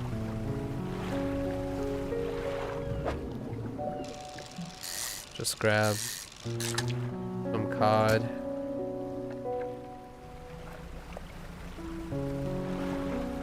Nope, nope, that's shallow.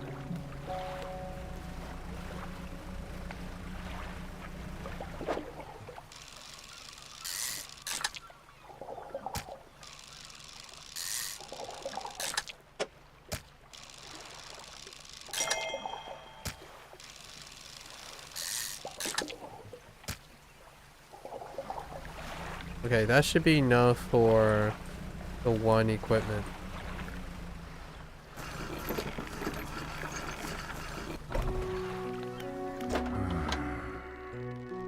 Don't overcommit yourself, especially when that sun starts going down. Better to come back with a small catch than to not come back at all. Fair enough.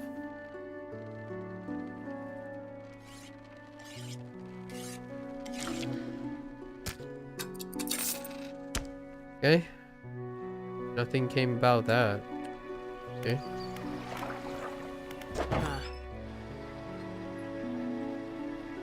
There's a new rod, but we're gonna grab this. We don't need this anymore. There we go. Very nice. Now we have access to at least the 4 basics.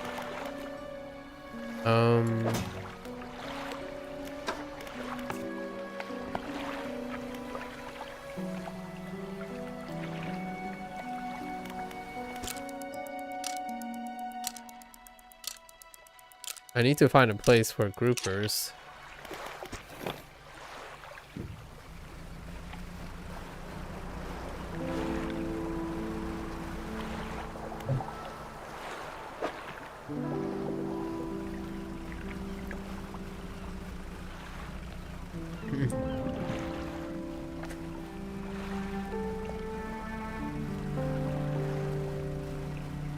Not these guys, probably. Nope.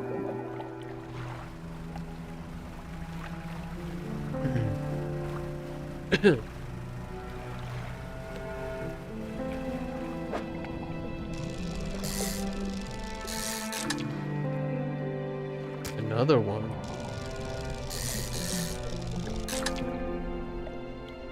Oh no. Okay, wait. Really? Oh no. My ship's too tiny.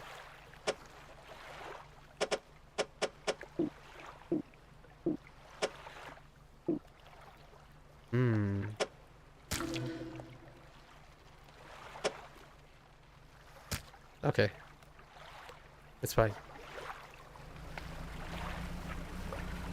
Go looking for groupers.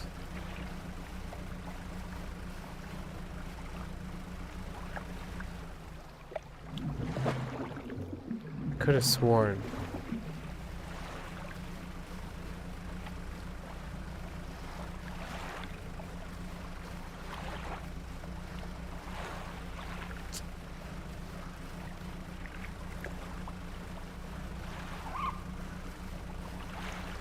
I don't know what that sound was.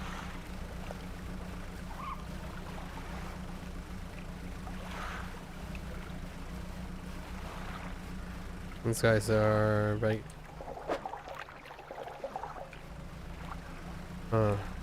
Mackerels, right? Hmm.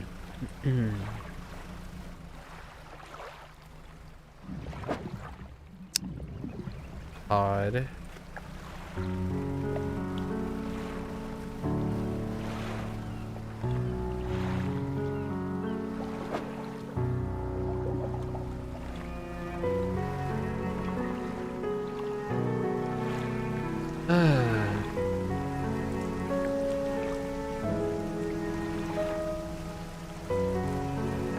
I remember seeing it in here. Oh, you know what? Maybe the reason why I saw the groupers were they were at night. That's probably it.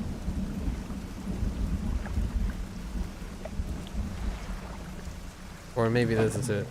No. So maybe both the groupers and the squid are at night.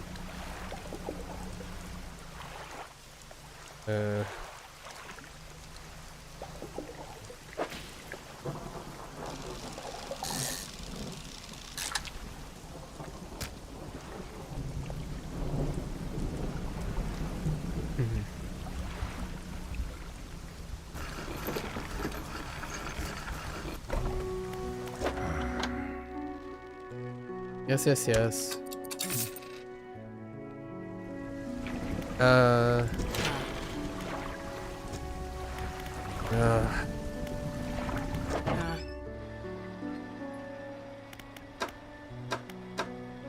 Okay. Alright, guess we're heading out at night?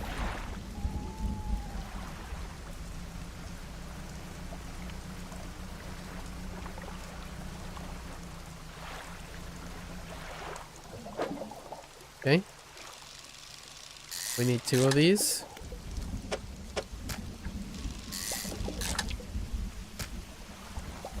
Alright. I'm not scared. Oh, yeah, it was that one. I remember now. This is... I'm not scared.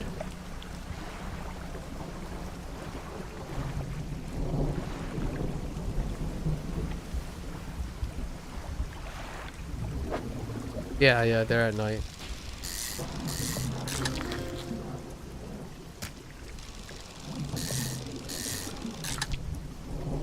I ain't scared.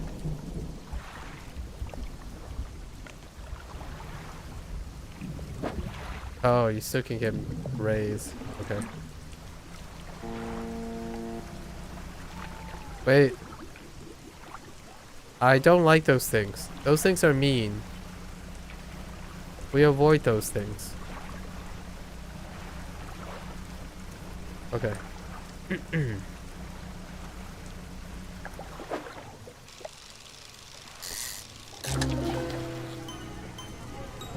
Snap. Whoa. That's a little unsettling. Okay. Go back.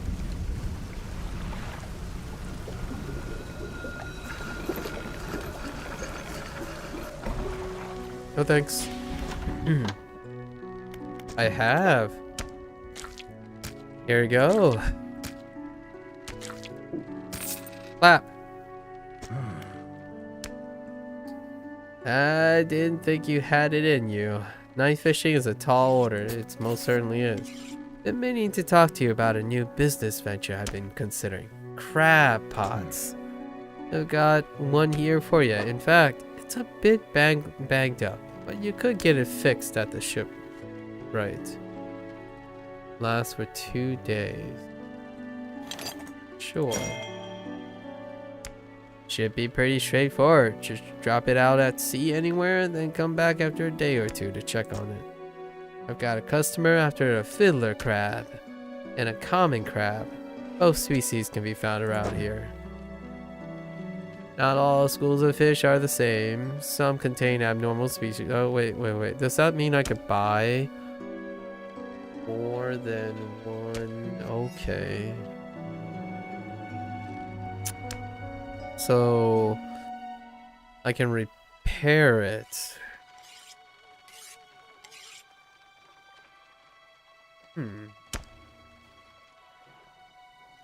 Okay. Sure.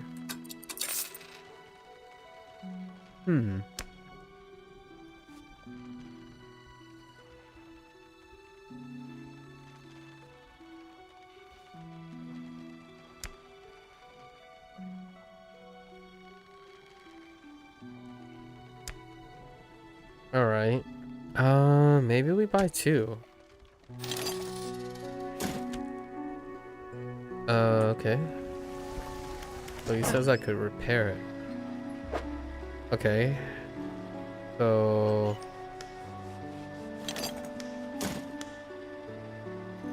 R. Ah, okay.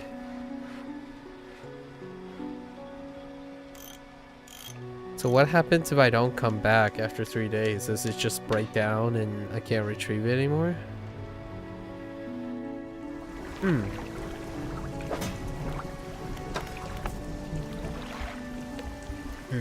Okay.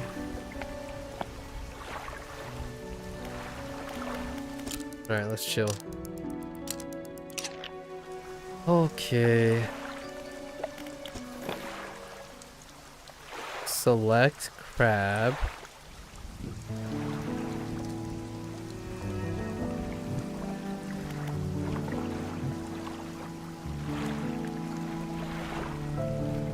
So what? I drop one here. Cute. Oh, it says plenty of... Oh, okay, okay.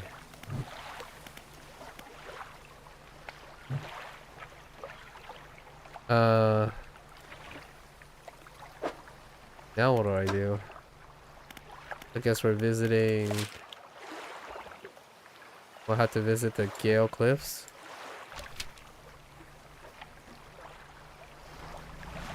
We need to dredge up some stuff.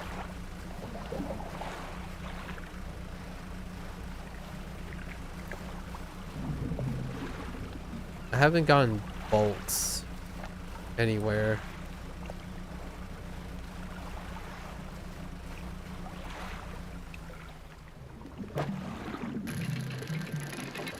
Scrap metal.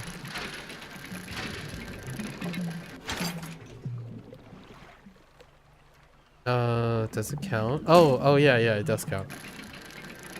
Okay, so this is the stuff that we need to upgrade.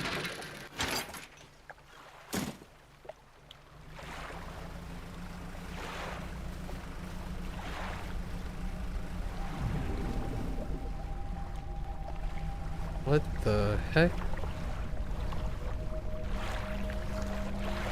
A slab of rock jolts from the water, bearing crude symbols of curved fish at its base. A rough shape has been chiseled away. So is it just to fill it up with fish? Interesting. So we have to offer it. Huh.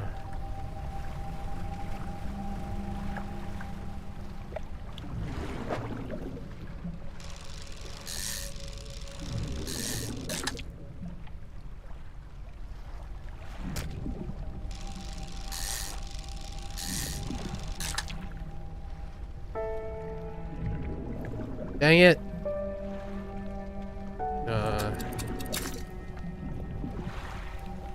We're in a bigger hall.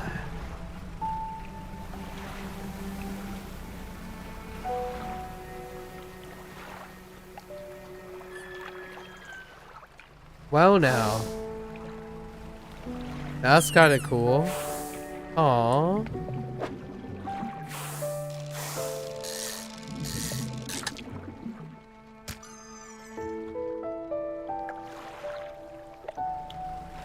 That's pretty neat. If I wasn't holding on to the scrap.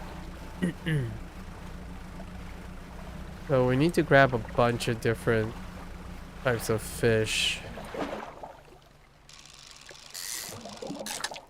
to fill up that offering.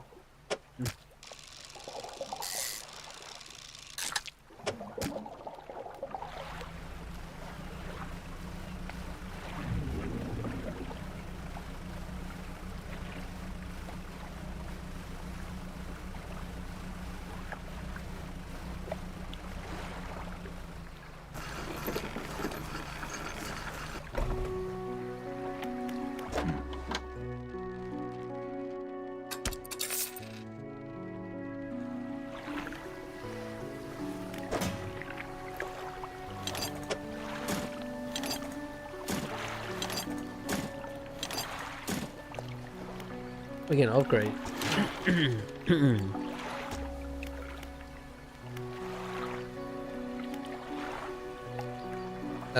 2 engine space. Modify 1 cargo space to also hold light. I see. Net space. To also hold nets. Interesting.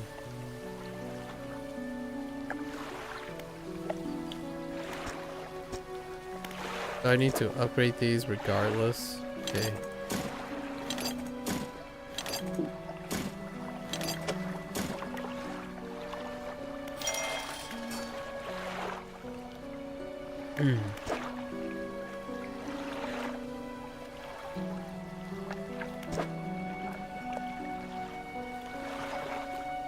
I need a new haul. Alright, let's work on a new haul before the day is over. Let's stretch up some new haul parts for some new hauls.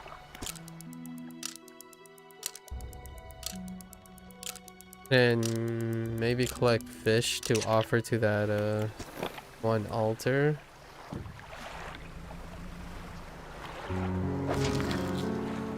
Okay. Oh.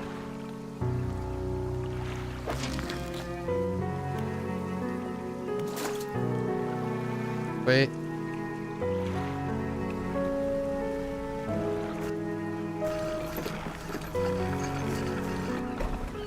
I think this is what he wanted, right? Got our filler crab. There you go. Easy little deal. Glad you got some use out of that old pot. You can always buy more here or repair damaged one at the shipyard. Now, one final request for you. As you've seen, some fish around here can develop odd deformities.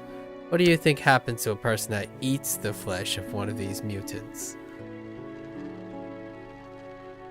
Nothing? Well, perhaps, but I want to know for sure. Bring me a mutant fish. Any will do. Just keep this between the two of us. Fair enough? I mean, I brought you a bunch, but... Okay.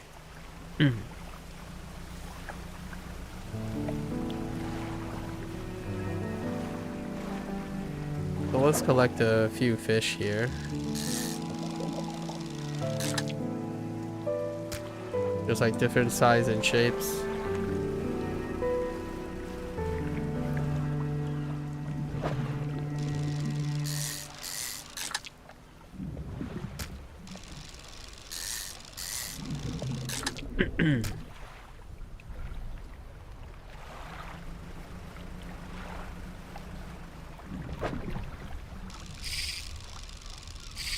Oh my gosh, that ate my input.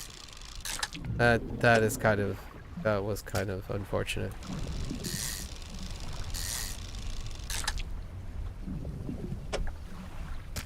Sure, that's good enough.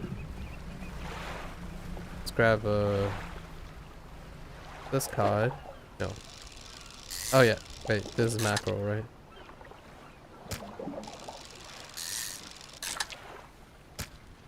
Okay. Go over here.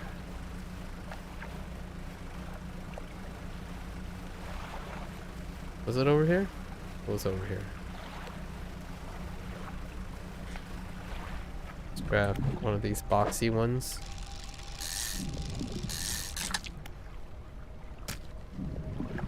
This isn't suspicious at all. I don't think this can do anything other than be good, right? Okay,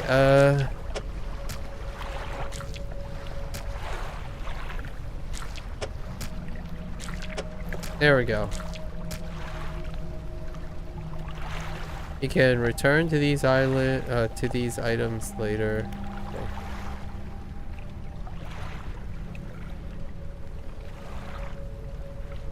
Wait.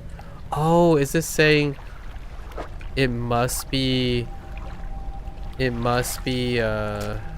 all, so it has to be all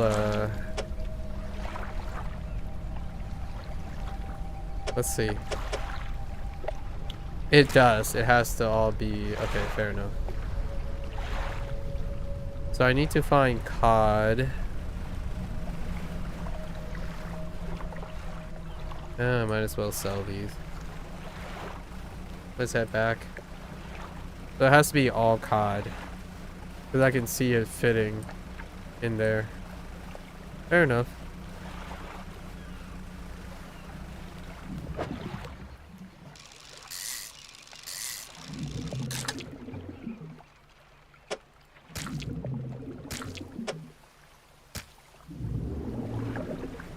We'll be back.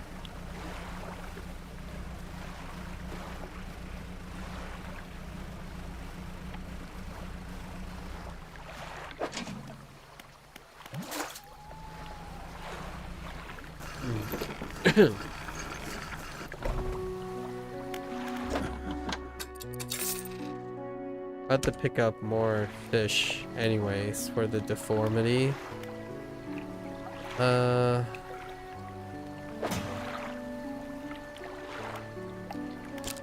Just rest.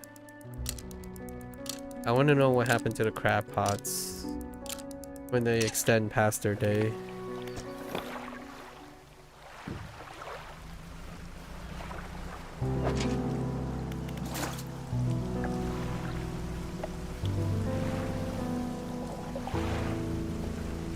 We need cods.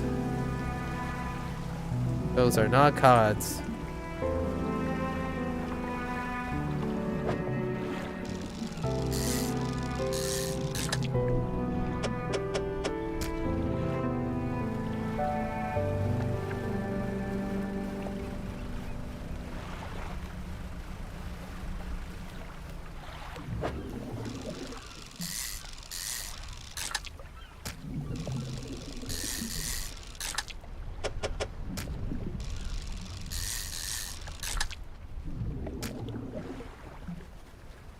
I think that's enough. Alright. We'll see what happens. Come on. Funny business. Give me a research part. I need like one research part, please.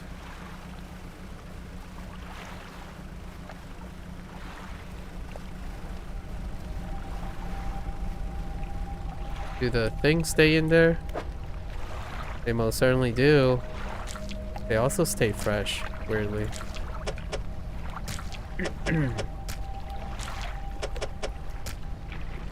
A wave washes over the fish, sweeping them away. When the water recedes, you notice something has lodged against the rock. A sinew spindle. Interesting. Oh, increases aberration. Oh, and I also upgraded the thing, so now I can put it in here. Neat. Very neat.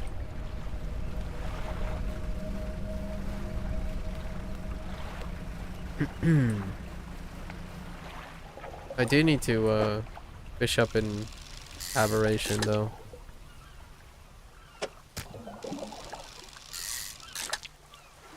Oh. Come on. Where are you? No? Come on. No? Wow. Alright. Can I still interact with this? No. Alright.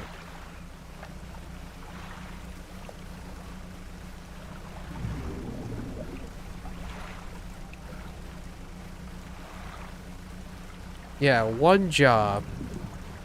One job.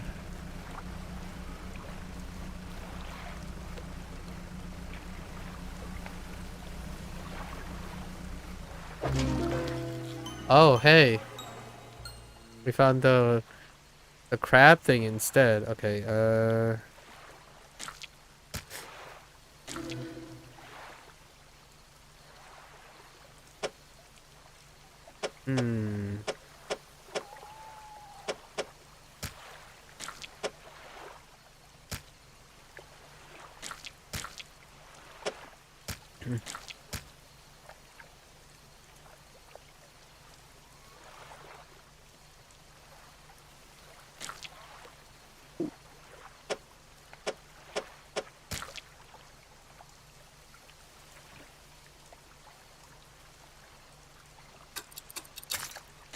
It's fine.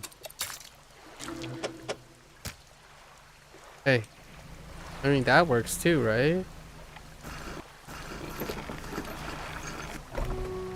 Not necessarily a fish, but... There you go. Here you go. The fishmonger takes the aberrated fish from you. He clutches it close to us, wriggling his hands around its slimy body. Yes. This should do nicely.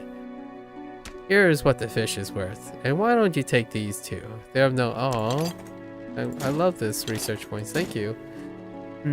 Did you hear that? It sounds like the faintest whispering. You listen. Silence. In the stillness of the room, the fishmonger's hand began to tremble. His face grows anguished. Please, sell what you need, then leave. I must deal with this creature. Quickly now. Sussy. I'll leave. The fishmonger door slams behind you. You hear the heavy scraping of a metal bar sliding across it. Okay.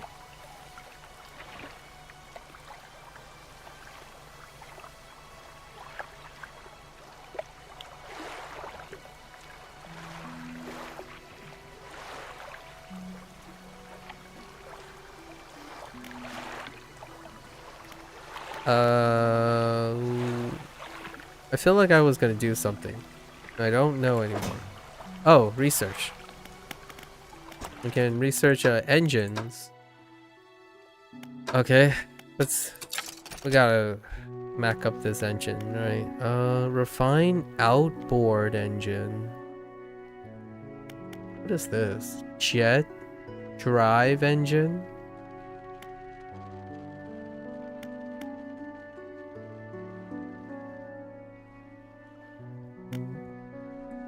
What? Efficient crab pot. Okay. Hardy crab pot. It has crab pot should be more effective at catching creatures. Additional strength allows this catch to last longer. A large crab pot. A more space efficient design allows this crab to hold more before it needs emptying. Oh, these things are so hard to come by. Okay. Well, I think I'm gonna save for... but these are just mobile things. This is more like econ, right? These are the econ picks.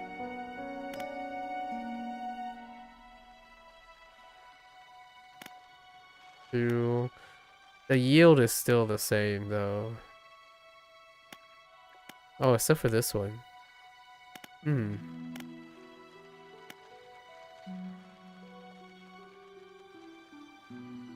Few per day.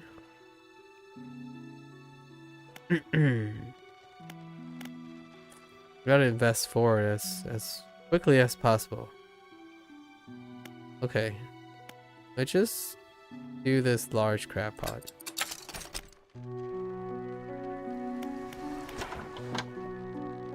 The fishmonger's door is barred from the inside. Okay, so I can't even buy stuff from the dude yet.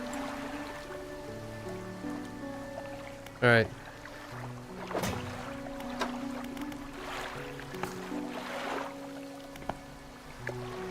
Alright, let's chill.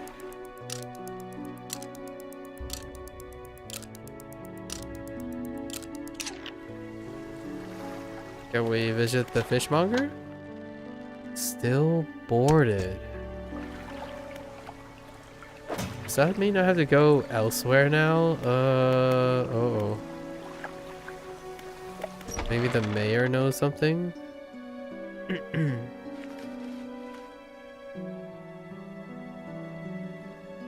I already ask the mayor about this?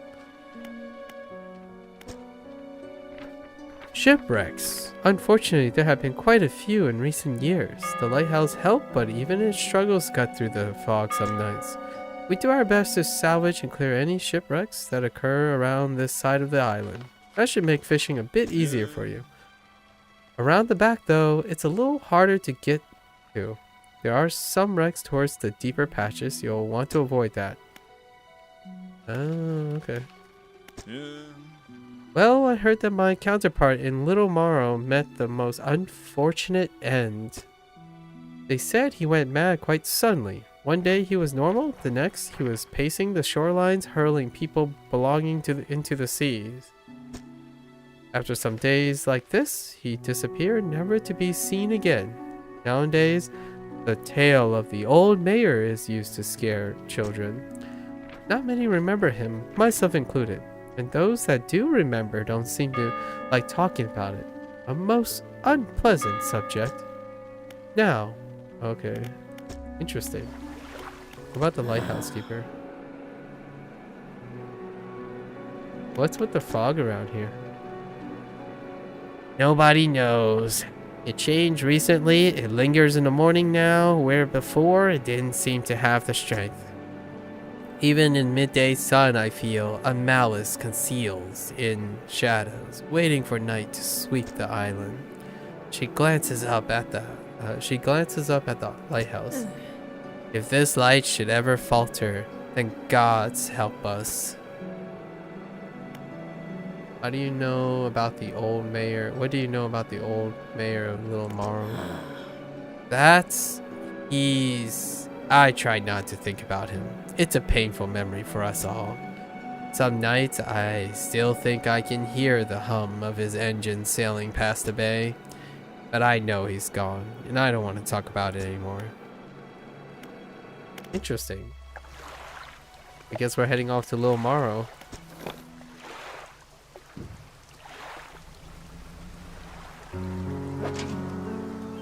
Needs repair.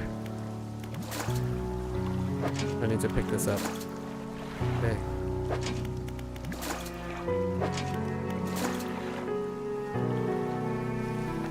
Let's repair these first. Wait. How do I even sell fish now? Am I permanently... Okay.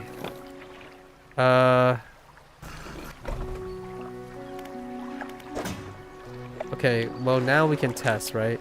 What happens if I place these guys in storage? I'll repair these there. We'll see how long they last in storage. Let's head off to Little Morrow.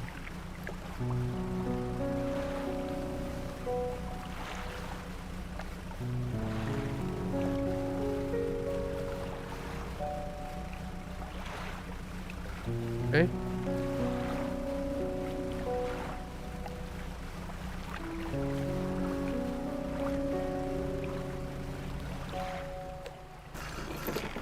I do want to buy new engines. A painter. Ah, the fisherman. I had thought you might stop by. Welcome to my humble studio. If you're wanting to experiment with some decorations, yes, I'm the person to talk to. What sorts of decoration? I can attach flags and bunting to add some style to your boat. I have a design here already that you might like. If you find any others on your travel, bring them back to me and I can rig them up for you. Of course, I can also add a splash of color to your hull. I'm sorry to say that my color selection of pigments is limited at the moment though. Can I find more? He thinks for a short while. The other day, down by the shoreline, I saw a strange crab with the most striking, vibrant coloration. My knees aren't sorted to clambering over rocks and chasing crustaceans, you see. But if you caught such a creature... He clears scraps of cloth and paper from his workbench, revealing a large pestle and mortar. With the right binding agent, we can grind them together for a new mixture. He turns back to you. A cunning plan forms in his mind. Fisherman, bring me some of those strange crabs. We'll turn your vessel into a work of art. But, for now, what can I help you with today? Okay. Okay. Oh, no, we already... It's fine.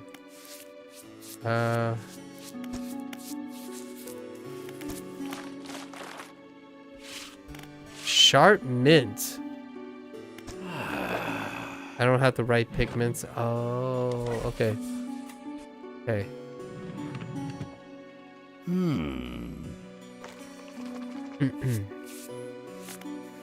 Seaweed green, please.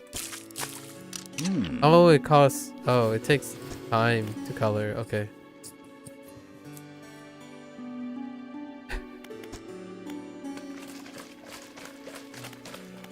Let's go with green. There we go. Let's change flags. Fish, anchor, a hook flag?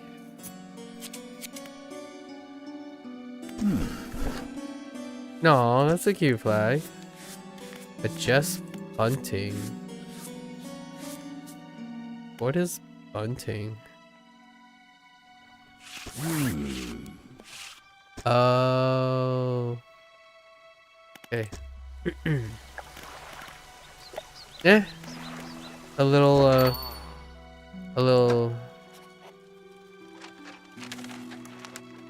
sprucing.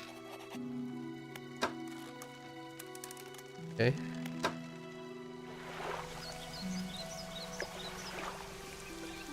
Oh, we can ask the dock worker if something strange happened. Did you ever process shipments for Blackstone Isle? That old ruin? Doubt it. Let's see. He flicks through a large logbook. It appears to be a record of shipping manifest. Thought so. It doesn't even have a shipping address. As far as I know, nobody lives here. Blackstone Isle was the... Huh. Shipwrecks? I know there were a few around the eastern side of the island, mostly rotted away by now, I expect, or dashed apart by the waves. Poor soul keeps hitting rocks in the fog, I guess. There's a blind spot back there where the lighthouse can't be seen. People get turned around. Okay. I think I already checked that side though. I overheard a tale in tavern some years ago. Sounded pretty strange to me. Supposedly some 20-odd years ago, a fisherman from these parts hauled up an old sealed casket from the seafloor. They pried it open and took what was inside for themselves. That very night, the fog rolled in for the first time, and it has cloaked the seas every night since. What was in that accursed casket, nobody knows. All of the crew that lays eyes on its contents went mad, or worse. The casket and crew have since disappeared without a trace, but the fog remains. Crazy stuff, huh? Okay. What is it like working on docks? As changeable as the weather. Ha! Most days it's pretty quiet. The pay is not too great, but the work's straightforward. That suits me to a T. It's good to get that fresh sea breeze without actually being on the water. No offense, but you wouldn't get me out on these seas every day. He sounds like a very quaint guy. Pretty quaint. I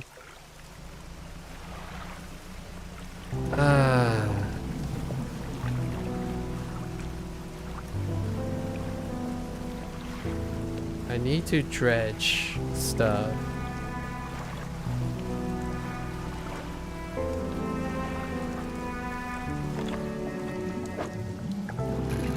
Scrap metal.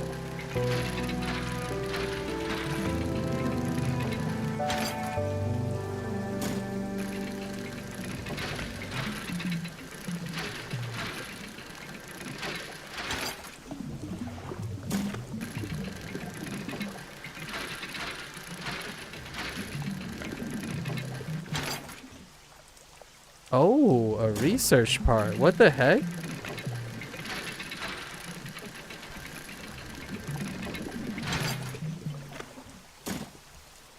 That was pretty nice. Oh no. Oh no.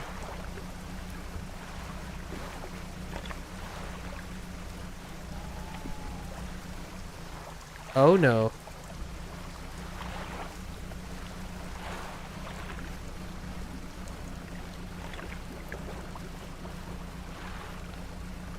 Okay.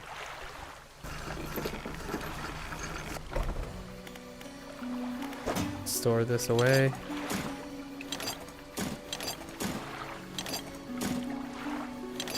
Yeah, let's place the... Let's look around this island for more parts.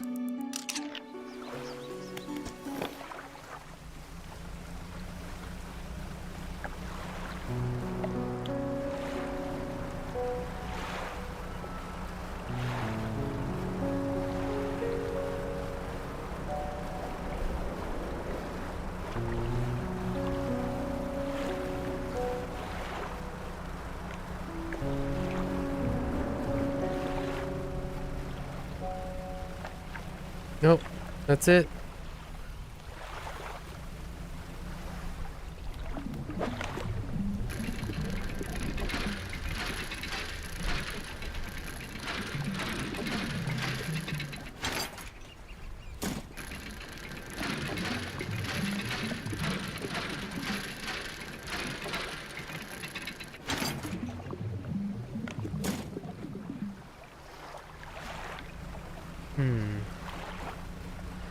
Alright.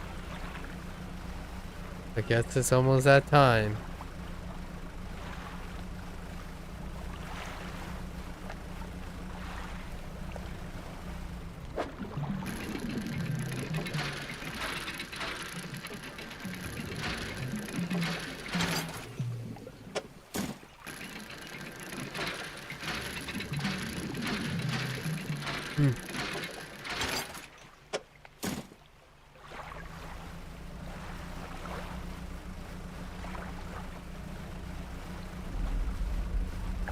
Almost time to head off to...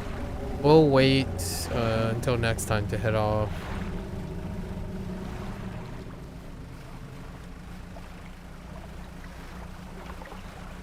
To a new location. I wonder if the fishmonger will ever be accessible again.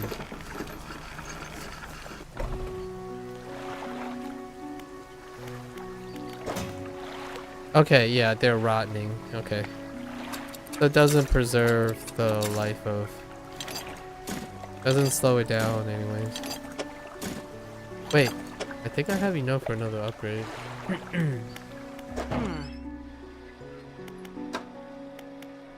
Oh, that's right.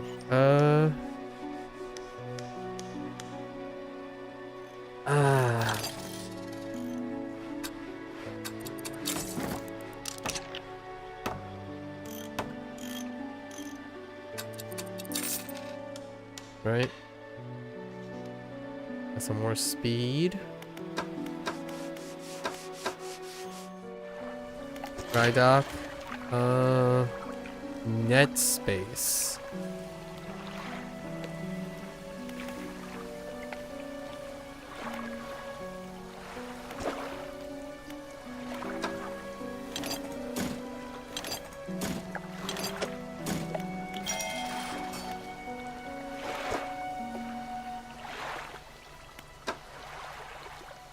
Nope.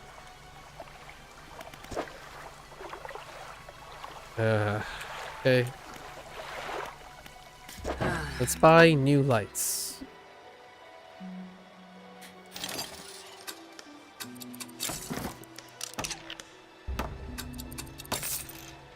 All right.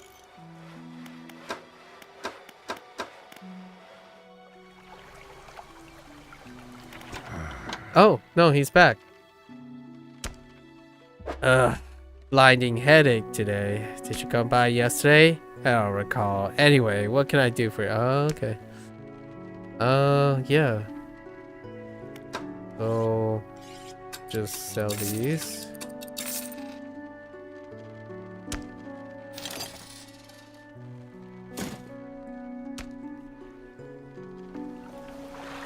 Okay.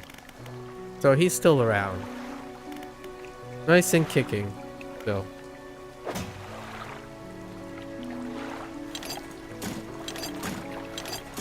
I don't think I need this anymore, right?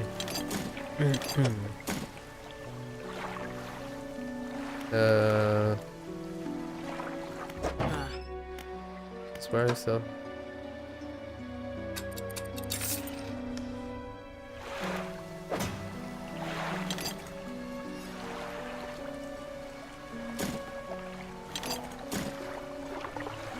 Alright. Like a chill pill.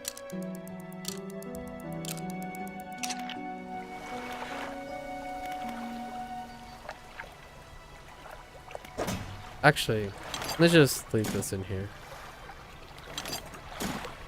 We're gonna... Can I buy another copy of the engine? It's only slightly... it's marginal. It's fine.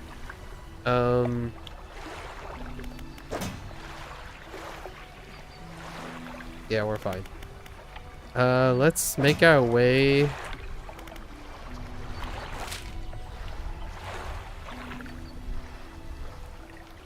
Let's go around these islands, right? We went around here. Alright, let's go to Gale Cliff. We can make the journey, right?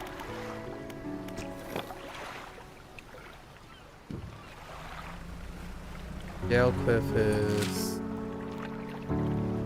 southeast.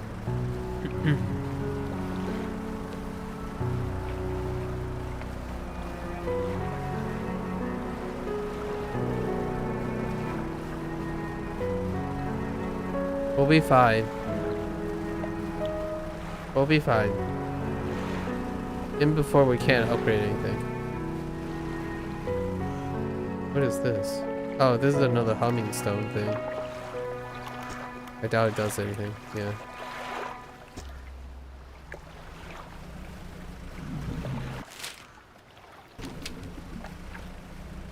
Can we make it over there in time?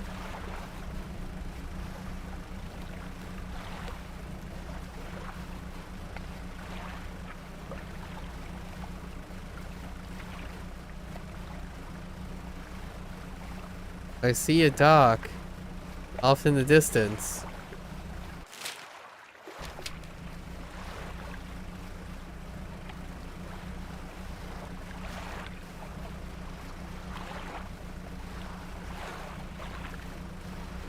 Oh, hey, a whale. A humpback whale. Classic.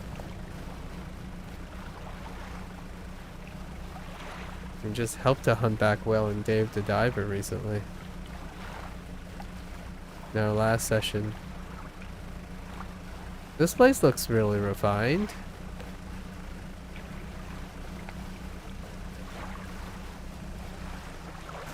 Wait, town? Ingfell.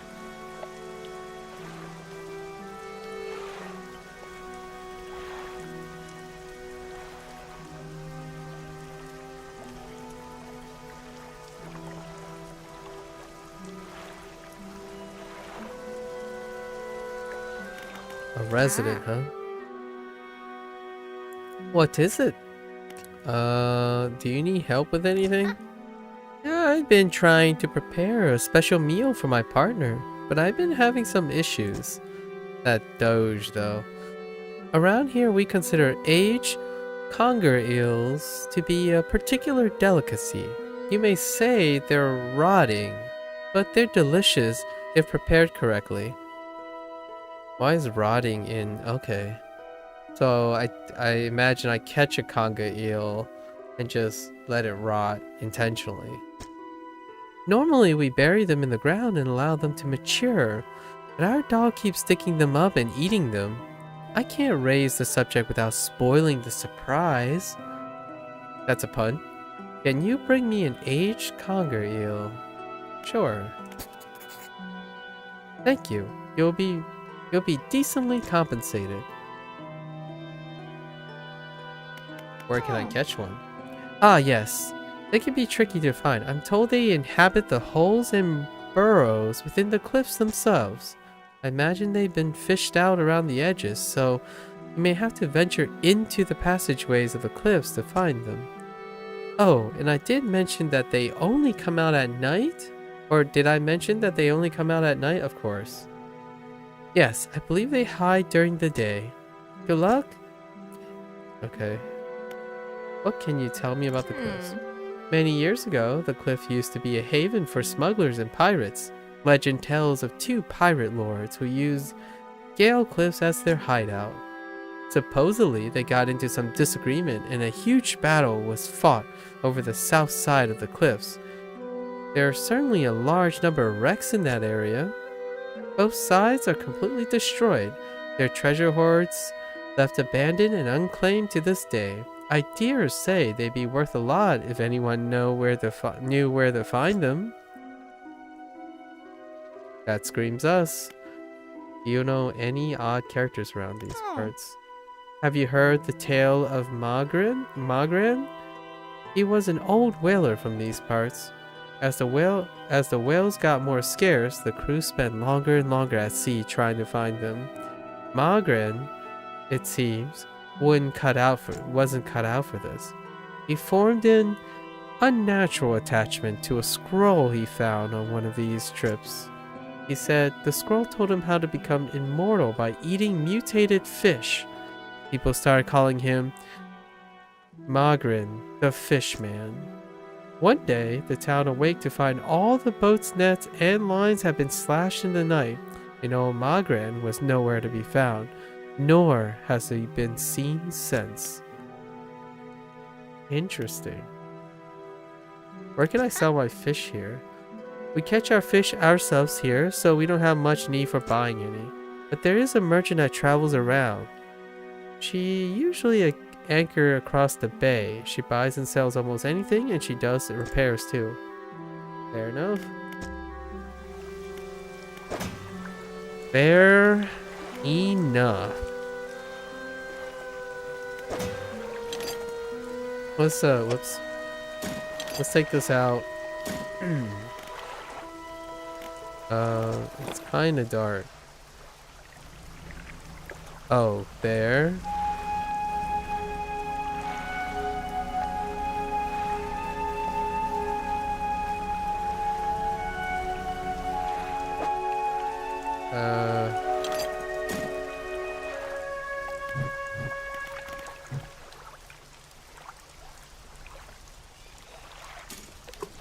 Oink.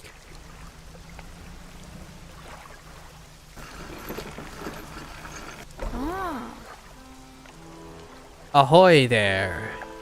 You're a new face. Fisherman, I take it. Perfect. Well, we should get along like a house on fire, haha. Does this qualify as a waifu? I'm a traveler and a merchant, all rolled into one. If you have any fish to sell, I'll take them on board and sell them at the next town I come across. Likewise, I haul a small cargo of equipment between places. You're welcome to peruse the stock and see if there's anything that takes your fancy. Come and see me when you're ready to trade, alright? Wow, everything. You just do everything. Even a floating dock? You might be used to dry dock at other parts, but we can make the same upgrades. Okay, yeah. It's a jack of all trades. Have you met the photographer? No, we haven't. Oh, this is where she went. She loaded up with the fancy camera equipment to take pictures of all the wildlife. She sighs wistfully. I wish I had a camera. Wouldn't it be nice to have? Wouldn't it be nice to be able to document everything you do? Never forget anything. That's kind of a deep cut.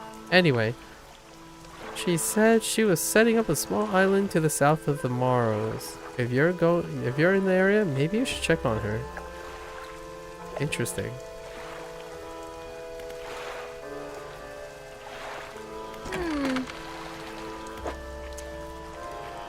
Okay, all the gear, sure. What the heck is this? Oh, I can buy research points here too. Refined metal.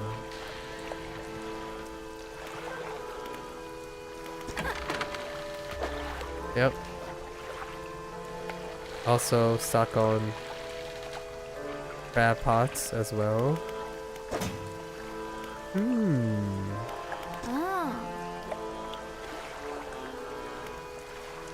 Do you need help with anything? Let's try a different cadence. Assistance from an angler? Absolutely.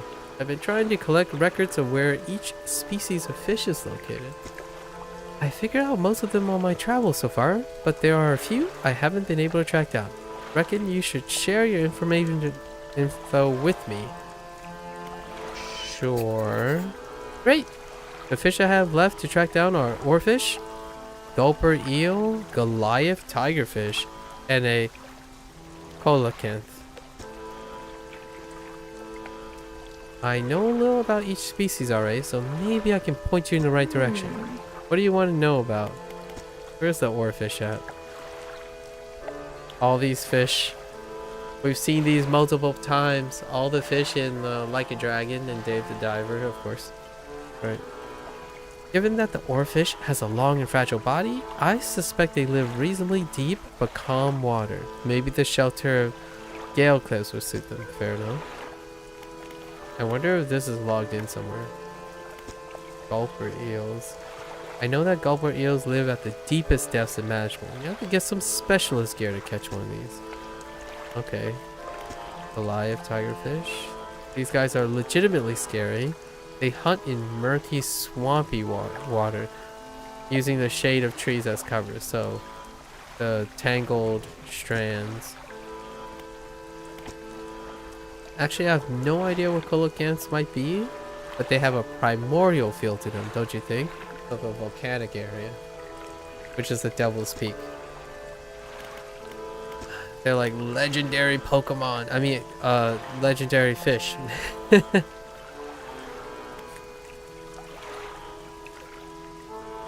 You know? Not Pokemon fish.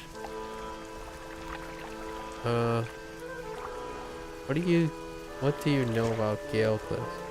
Well, there's Ingfell just across the bay, which is a dreary little whaling town. The folks there are always in need of something, which keeps me in business.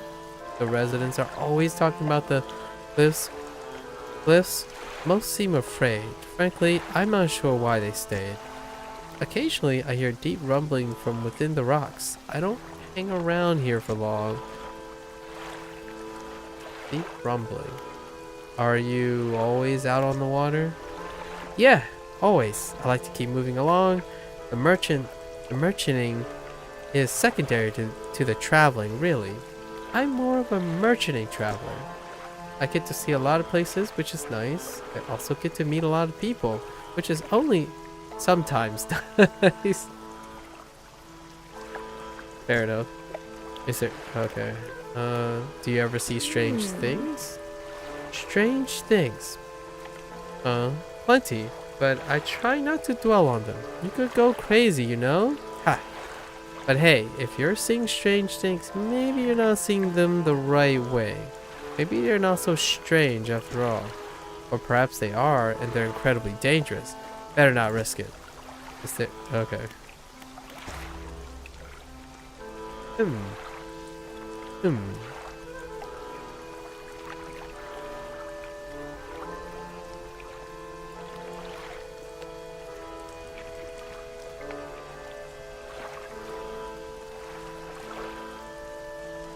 Alright.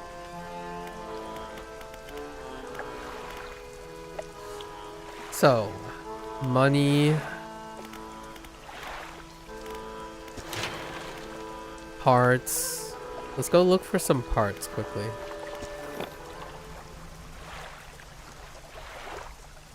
around here? Or fish quickly around here? Like, what is here? Interesting.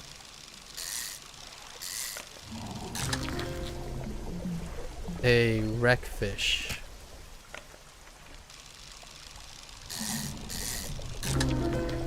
Oh! A shattered wreckfish. Already found something weird. That's all we can do. We're running out of time. Wait, we can read this message.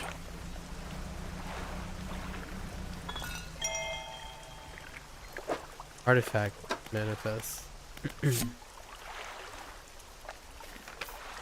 A vessel.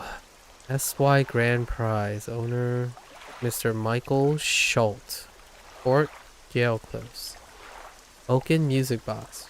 Purchased from the antiquarian at Little Morrow for a bargain price. Previously salvaged from an undisclosed shipwreck. Has the letter J carved on the underside. Otherwise in reasonable condition. Has not been opened for fear of damaging the mechanism. Pending inspection by locksmith. Interesting. Wind mask, carved wind tribal mask, said to bring good luck, fertility, good health, fortune, rain, and protection from evil spirits. Interesting. Traded for a pair of socks and a pocket watch chain. I wonder what happens if I go back to Little Morrow. 12 piece, he said. Oh no, wait. This person probably has it. These are probably somewhere in the sea here. Bone china, 6 cups and 6 saucers. A cry from the Eastern dealer. Do not use. Jar of earth. A jar containing earth from a meteor impact site. Allegedly. Huh. Well, I guess we'll find out if we ever acquire it.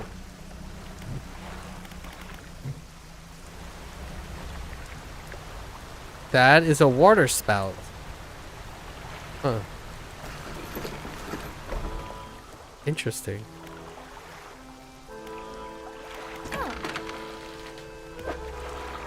Yep. There you go. Yeah, let's chill.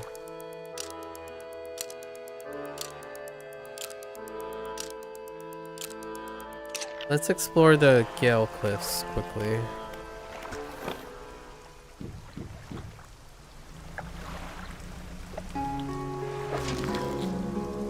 Oh, plenty of time. Rock crab, huh?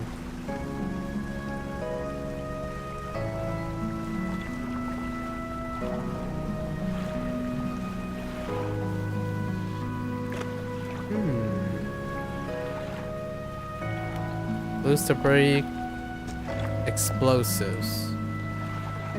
Okay.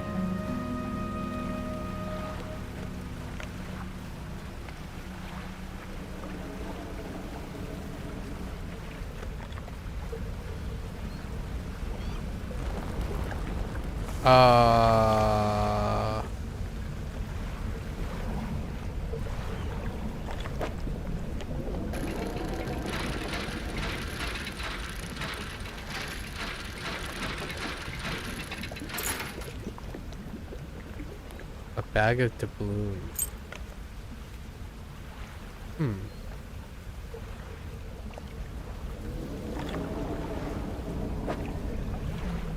Same fish.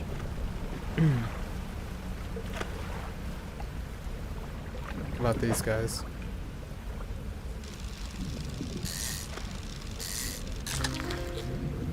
Blackmouth salmon. Okay.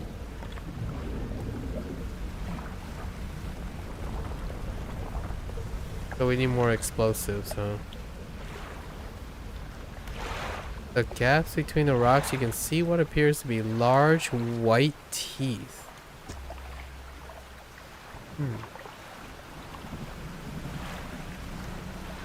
Okay. That's new.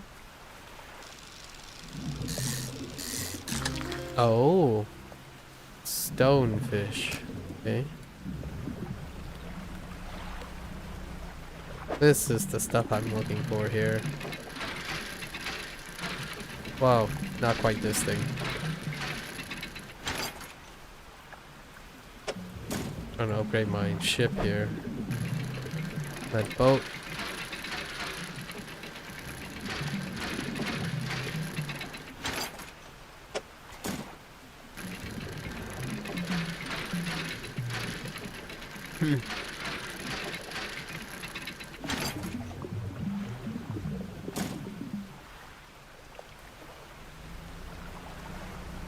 Oh no, it's getting late. This is different. Oceanic perch. How do I get back? Oh boy.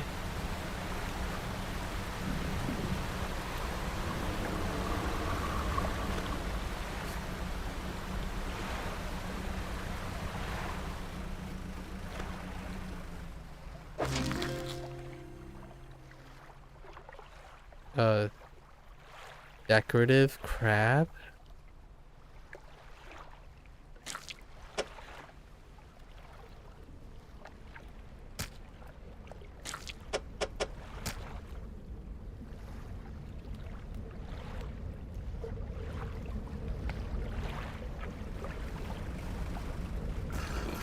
Okay.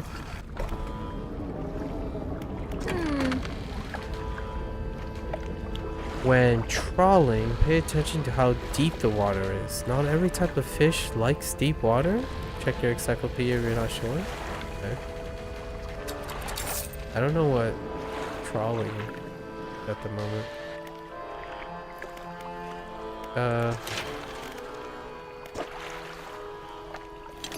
Oh, we don't have wood. Dang it.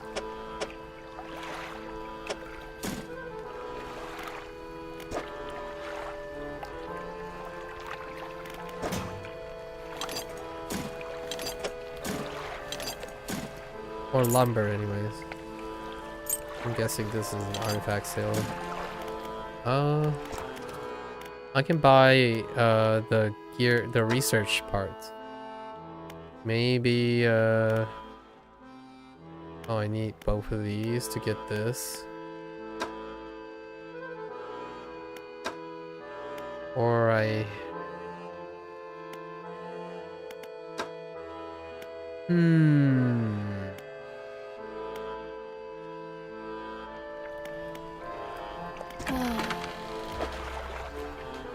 Because I can buy these two things. You know what? Invest forward, right?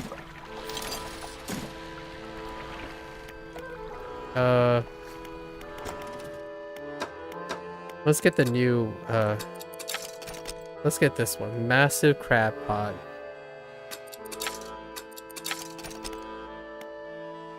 We need some, passive income here. Passive slash active income.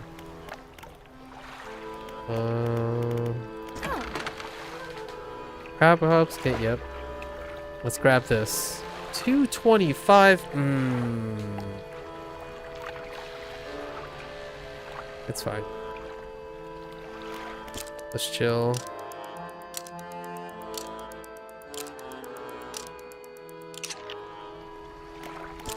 Oh, that's not what I meant to do. Oh my gosh, dude.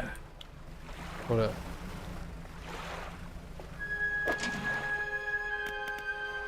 We'll just take off. Pick up.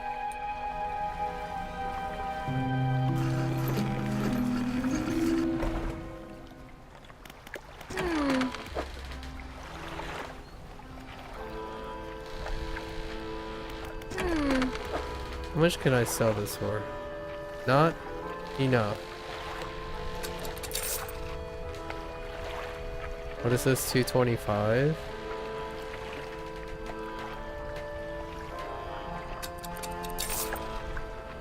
Let's go get some money. I'm gonna buy the crab pot. Let's fish whatever we can see here.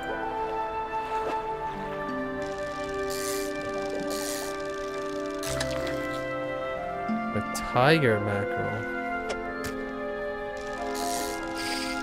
Oops.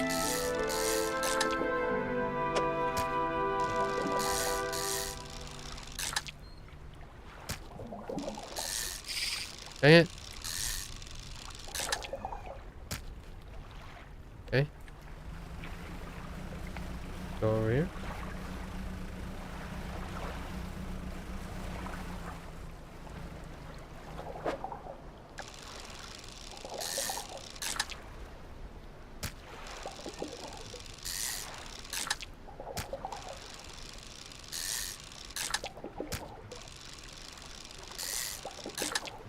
No aberrations yet.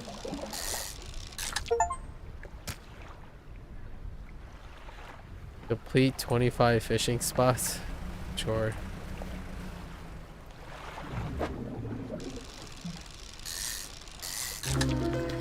Oh, there's one. Gelatinous stonefish.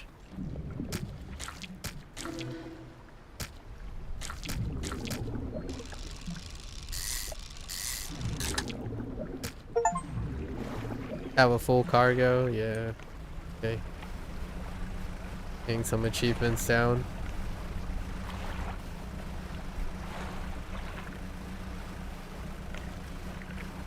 That should be good enough for our crab pots as an invest forward.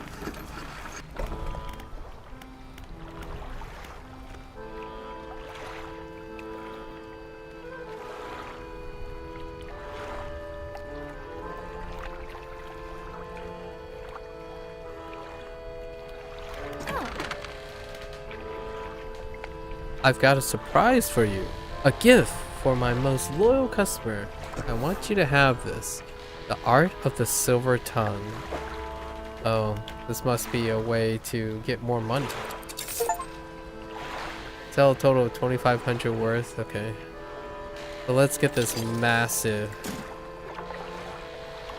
This is investment forward right here. Investment forward gaming.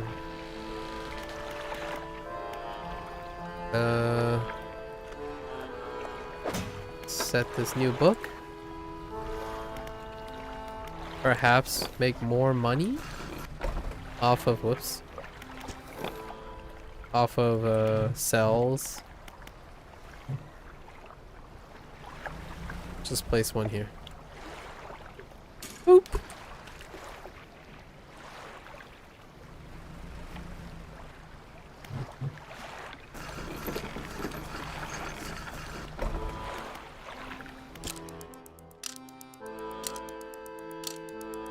Yeah, let's quickly fish, get some crab pots out so that we have like some passive income.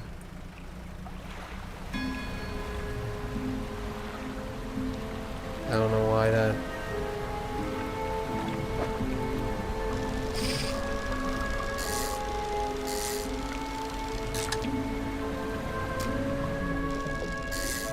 Oh man, I got greedy.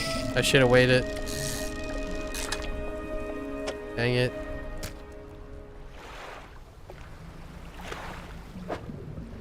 What is this?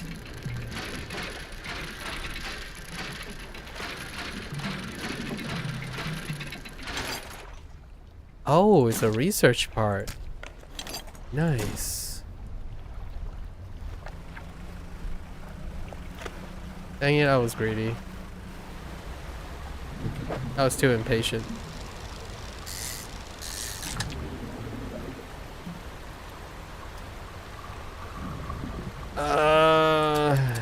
My hull is too tiny.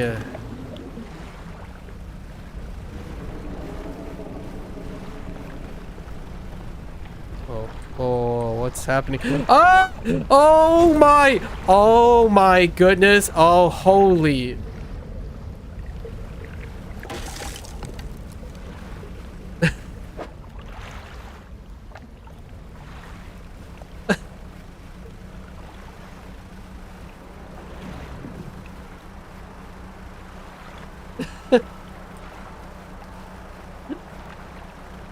Okay. Sizes and everything is how you use it. Okay, okay, that startled me.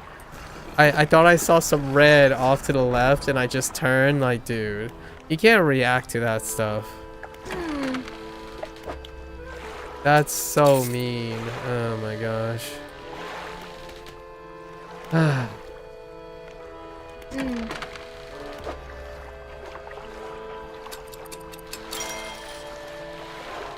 Like you're legitimately just a sitting duck there. Now that sucks.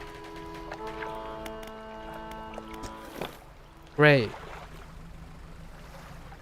I thought I thought it'd be safe during the day.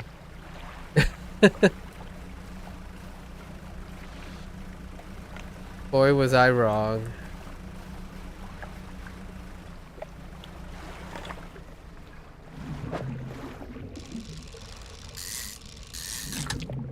I don't like where this is going.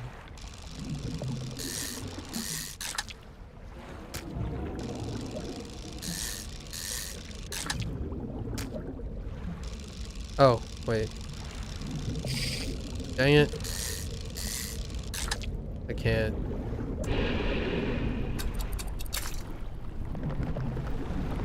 No, not again. Oh my.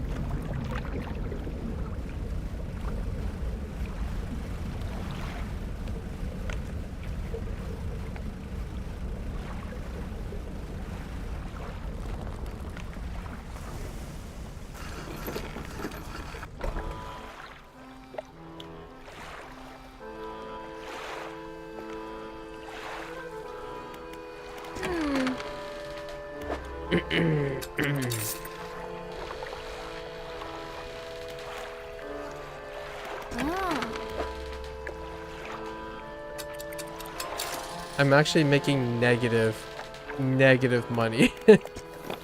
Okay, I'm not going in that direction anymore.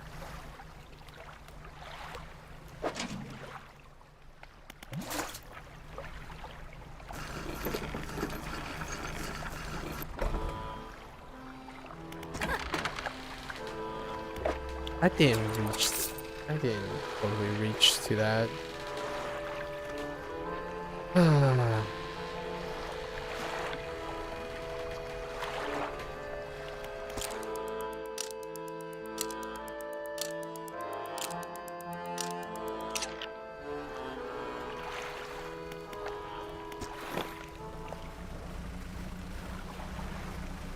Maybe we can go around the other side?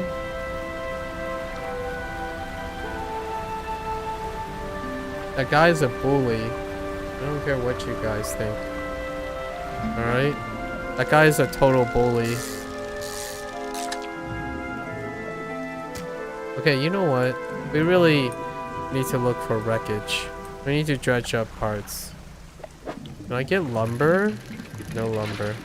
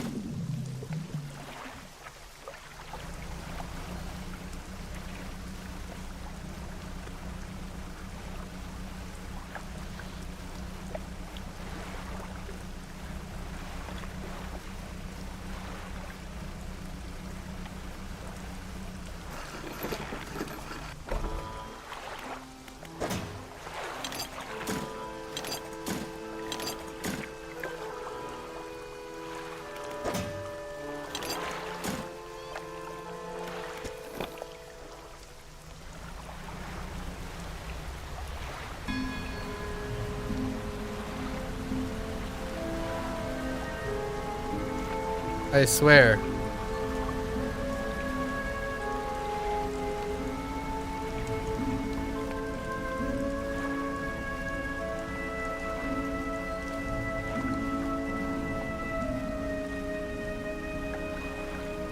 I swear. Okay.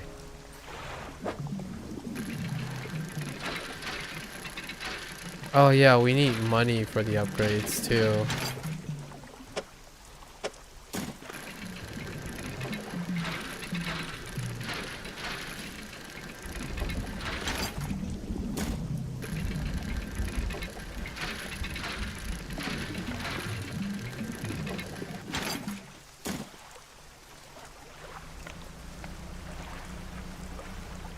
I'm risking it.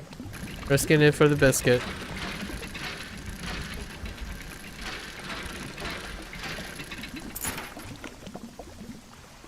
The silver trinket. Okay.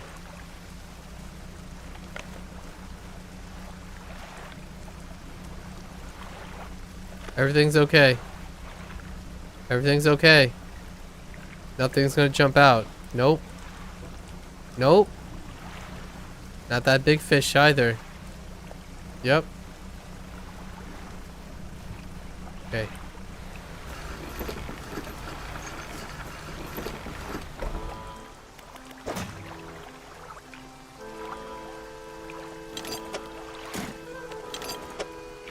Out of sight, out of mind.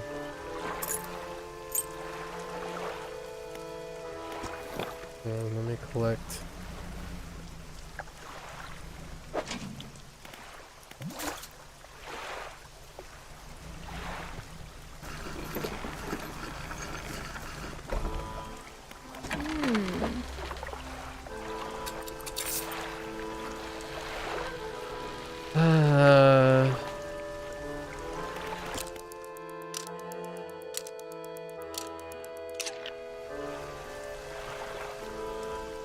I need to invest forward on crab pots. So let's go and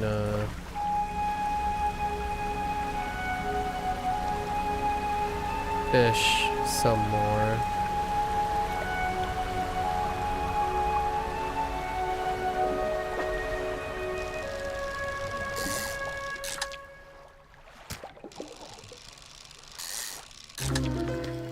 Oh, there we go.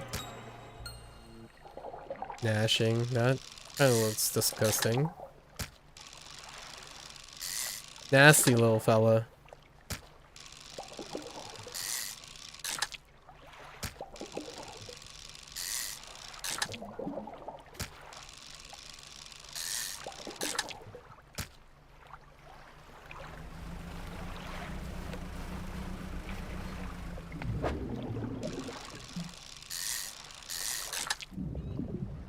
This game's not friendly anymore.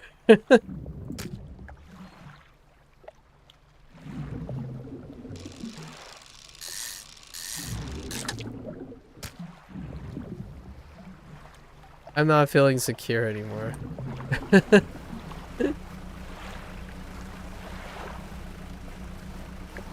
This is such a cute game. Oh man. I thought I was safe. I wanted to be mentally prepared, like prepare my ship for the night stuff, but turns out it's not so safe.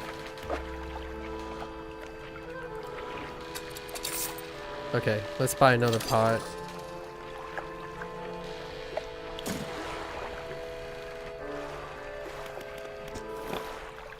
We need some passive income.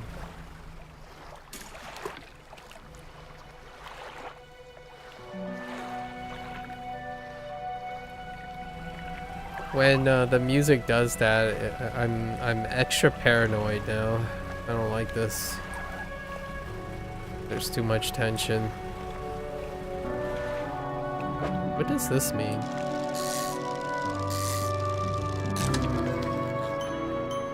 Ooh. Ooh. That guy looks not great.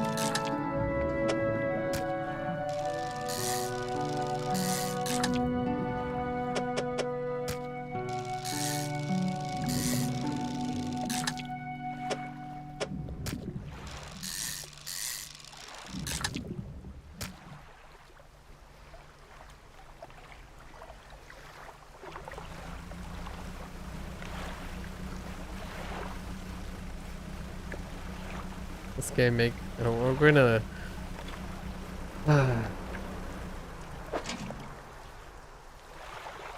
this game's gonna make us paranoid for sure.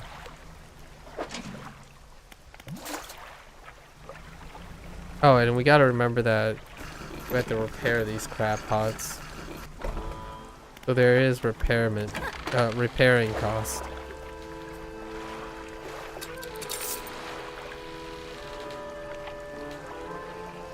Wait, oh. I probably have to wait for the next day before we can buy. I need more research points to get better crab pots. Right. Yeah, I need to unlock all of them now. And I only have 2 research parts. Can I buy another one? Yes.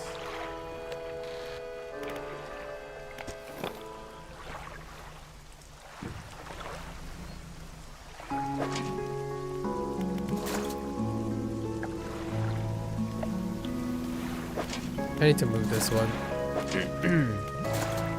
They're too close together.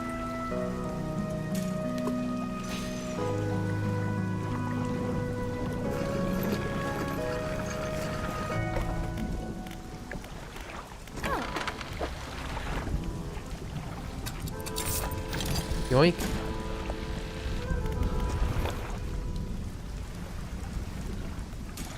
Okay.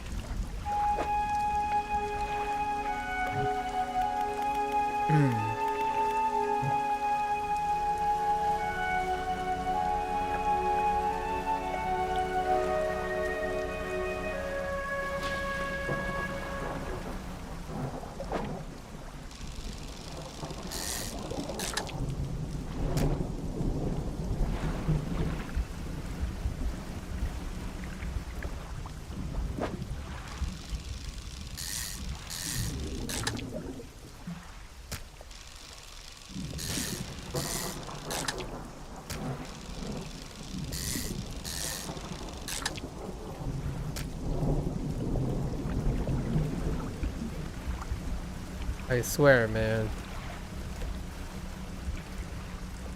Oh. Hey.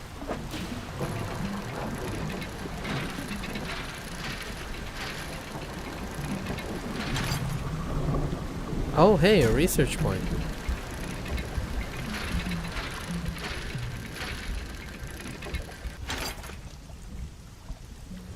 I wasn't expecting that. Oops.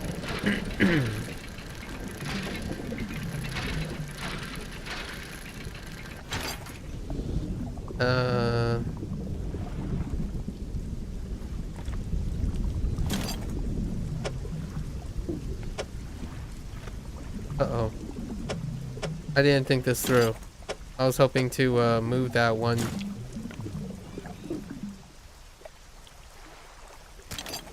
Darn you! Okay, fine.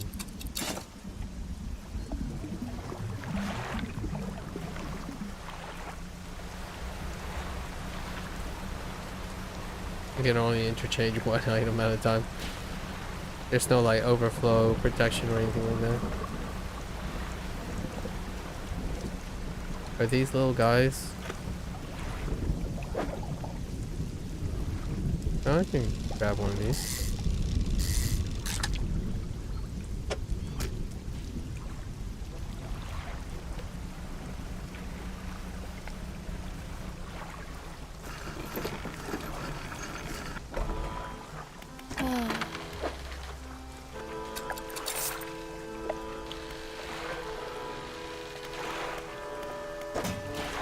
Oh, I only have 2. 93 research points.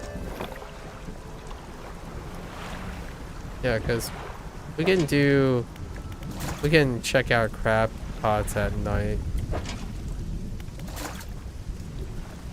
And before I get attacked. I swear, if I get attacked, man.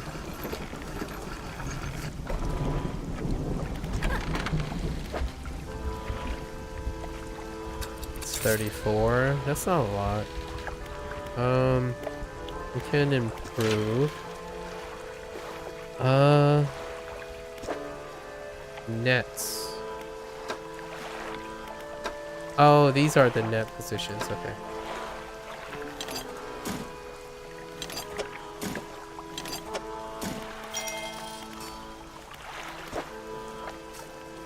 Do we have enough for this? Oh yeah, we do. So we just need $100.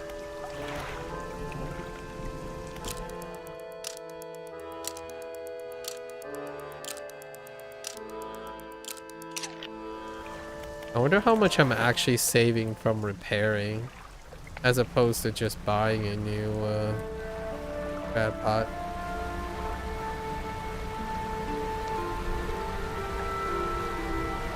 Let's go around the back here, see if we can see any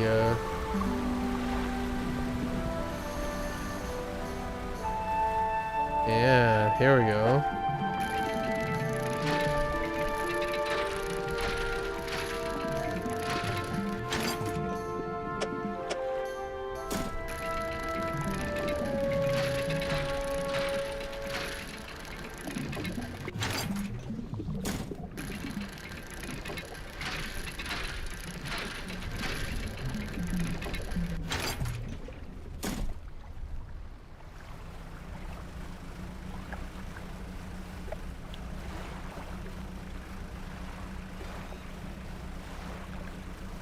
That's the humming stones.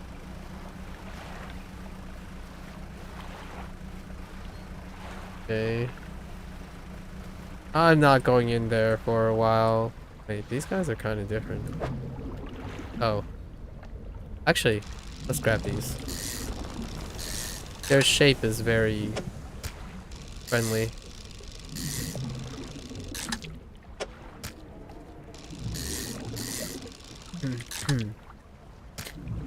Okay. Guess we can just head back. This hall is so restrictive, man.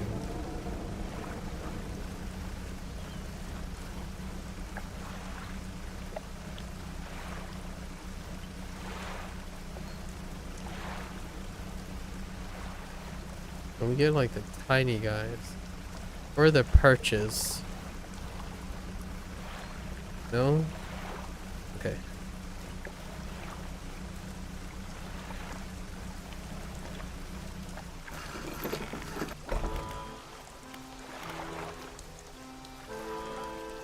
Right.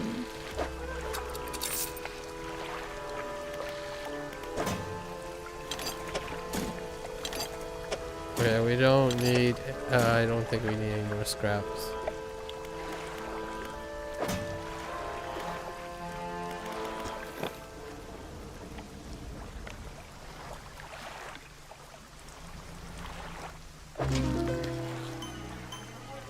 Cortex decorator.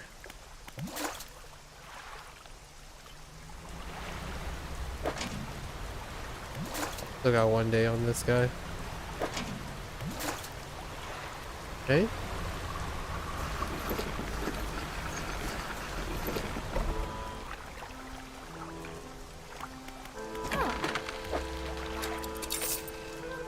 Alright, let's upgrade.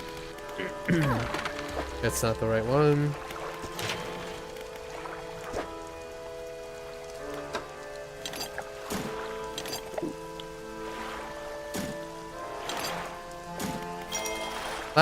Okay, new hall. 500. But the question is, do we have enough stuff? Okay. Right? We need these 4. 2 scraps. 3 cloth. We got it. Okay.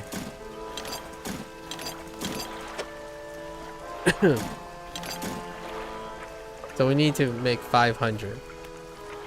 And then that'll be a good place to stop for the day.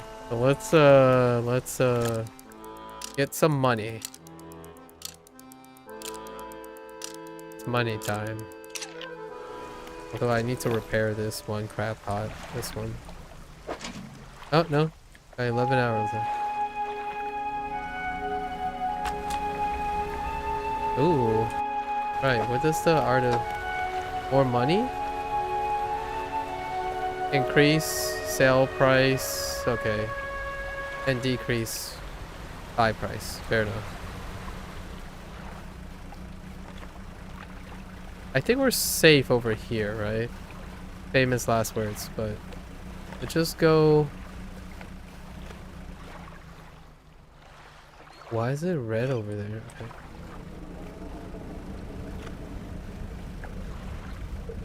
We're safe over here, I think. Oh, no. Oh, my gosh. Oh, no, no, no, no, no. Wait. Oh my. Oh, I get it. Oh, so the main path. Okay, I got it.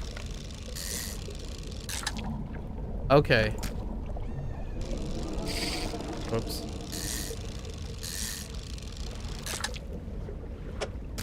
Okay. So, it patrols this area.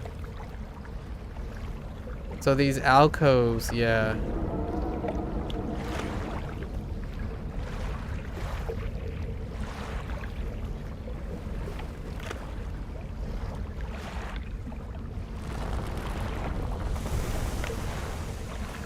Does it move if I don't move? I'm so scared of this thing. Wait. I didn't even see it come by.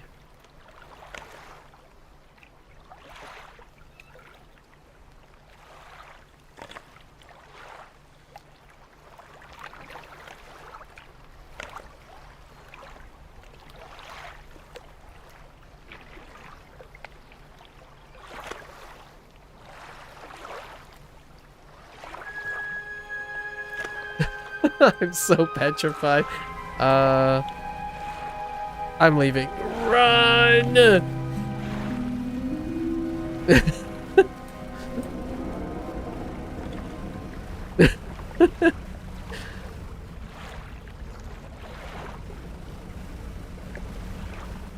I've been scarred. At least I know how it works now. Oh, I don't need this I can't fit this stuff in the... Ugh. Wait! Wait! What? What? What? Oh my... What? Dude! Oh my gosh.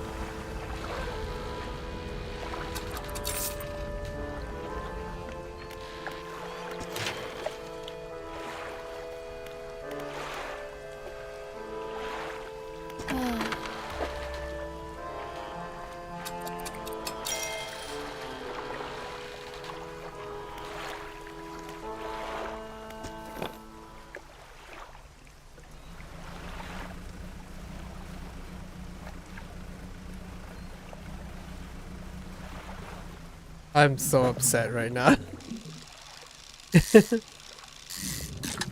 I'm so upset right now.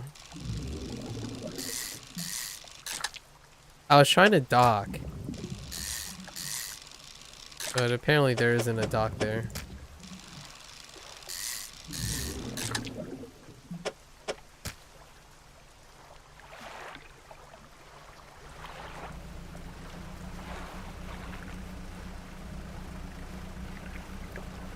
I thought you were joking about never being safe.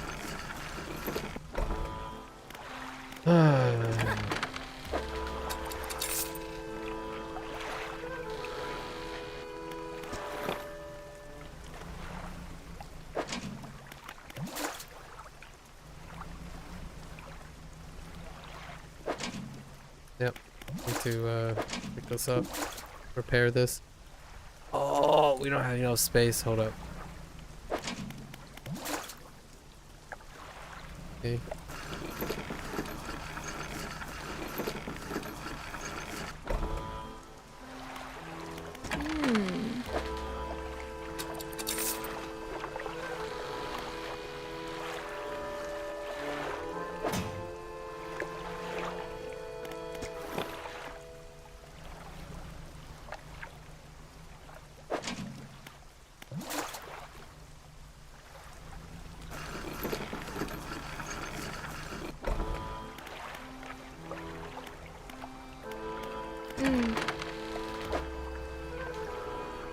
Oh, it's only 30. That's actually really cheap to repair.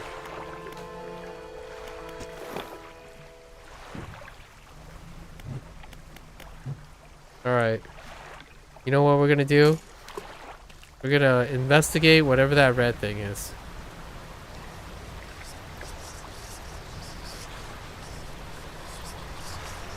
Is it bad?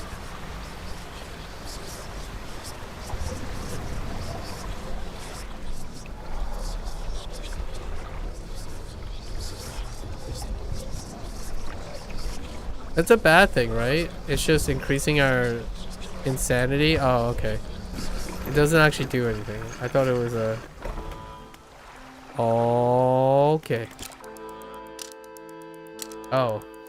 Okay, so we just avoid those things. Okay, got it. Didn't know what they did. It just increases our insanity really, really high. It drains our sanity.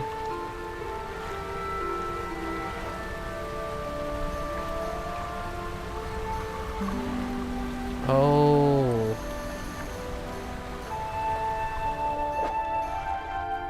Oh, you can over crab pot. I see. We'll have to look at the position of our crab pots. Wow. That guy looks friendly.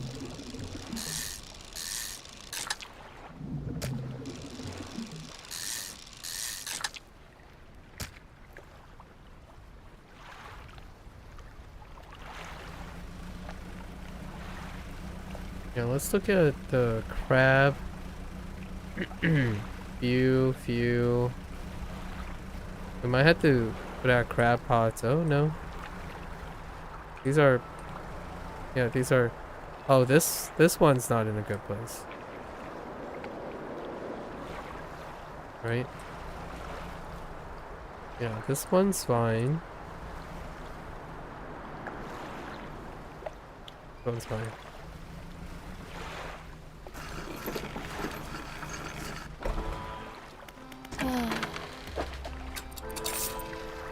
We're almost there. Actually, let's pick these up and make sure they're in proper places.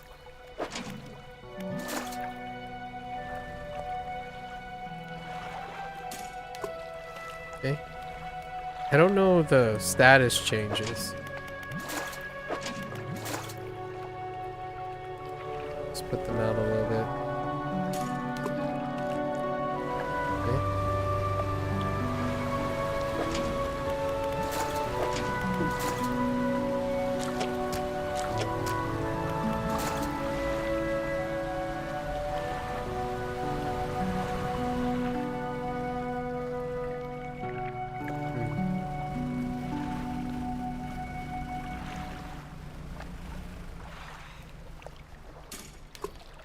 Okay.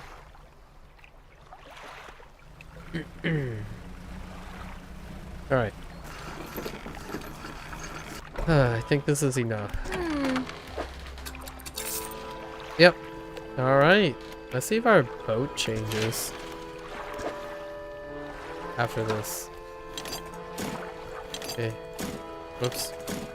Oh, I need the refined metal. Ah! Never mind. I still need to buy the refined metal from her. Oh, there is another point. Dang it.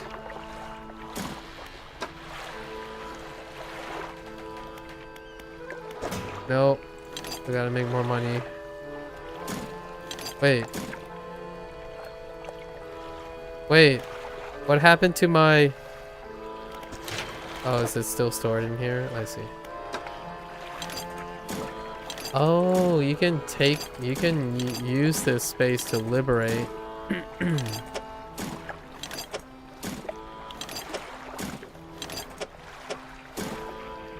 Now I need 500. Just want the new haul. I don't want to get eaten by a butthead.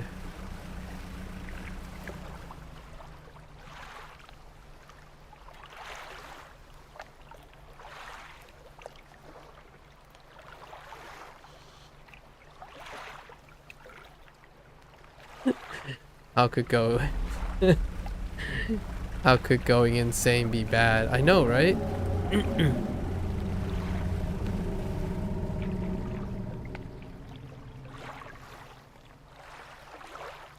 That's so unnecessary. I'm already on edge, but the occasional roaring, that's so unnecessary.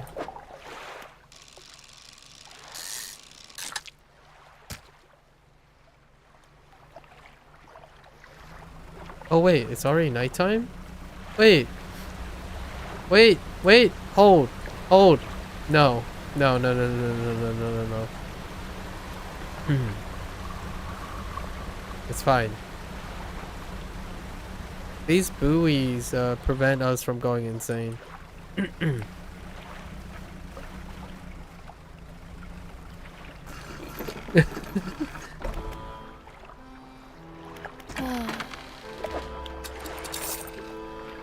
Alright.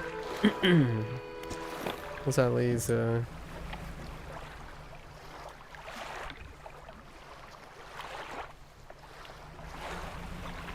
Okay. Oh, never mind. Let's just put them out. It's fine. It's fine.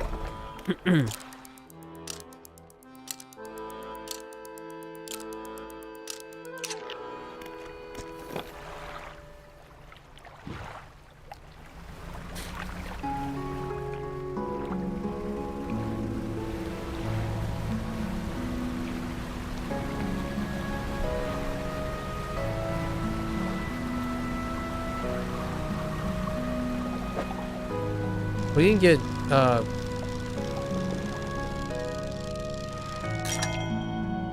nice. We can get next time I gotta remember to buy that third point so I can expand the crab pot. I think crab pots are probably first to get maxed out on the special parts. Cause like cash is nice. Just the idea that you can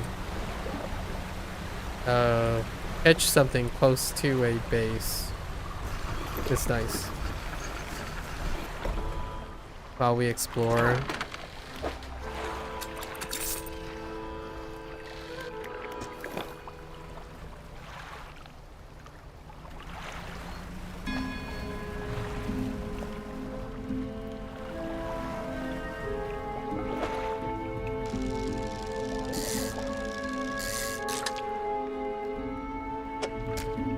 I wonder how close I can get to the opening and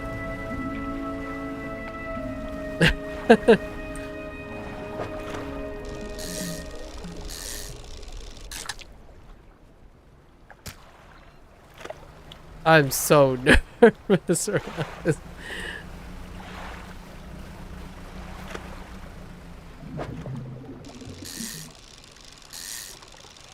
This game has instilled the fear in me for sure.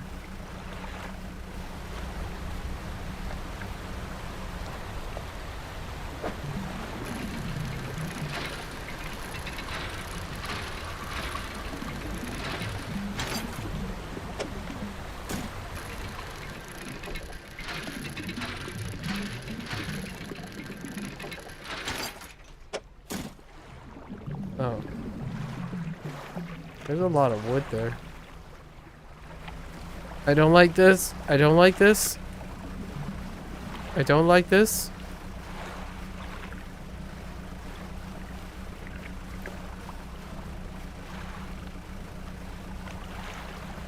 What is that in it? No, that's just... It's fine.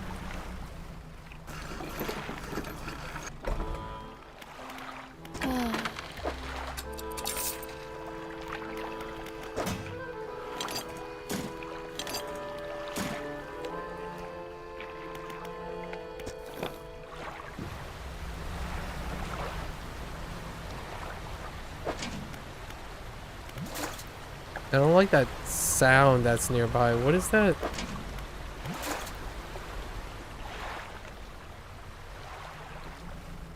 Okay.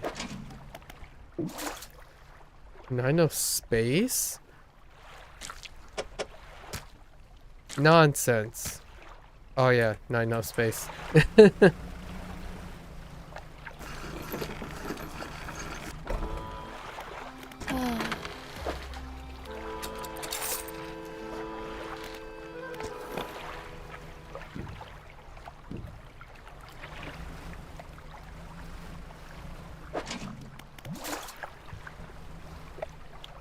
Okay.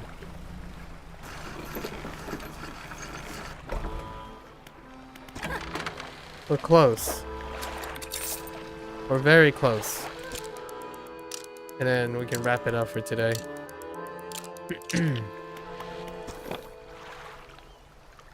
What if I went this way? Actually. Okay.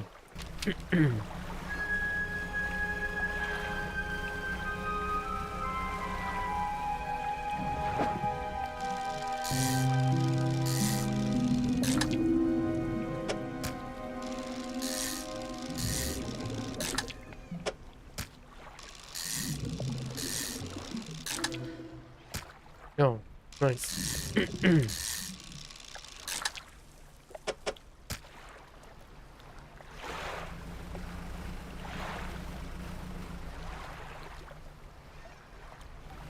don't see anything. I really gotta stop ADing all the time. It's adding so much extra time.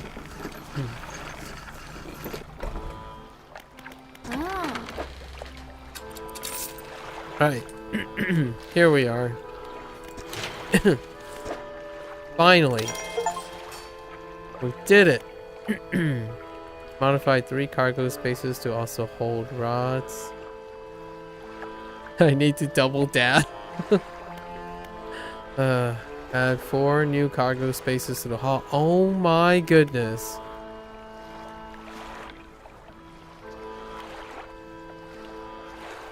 Also hold engine. Okay. 300 for this. What do we have? Oh no. Okay. More space. Oh hey, my ship has like little tires and stuff on it. It's a bit spacier.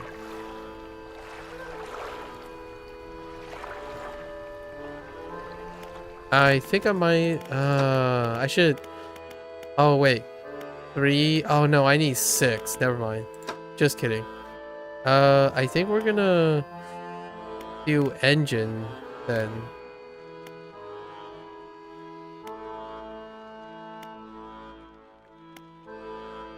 Yeah, we're gonna grab some speed.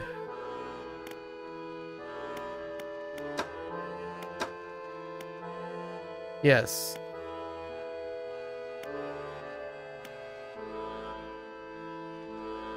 Next time. Okay. This is a bit better. Alright, alright.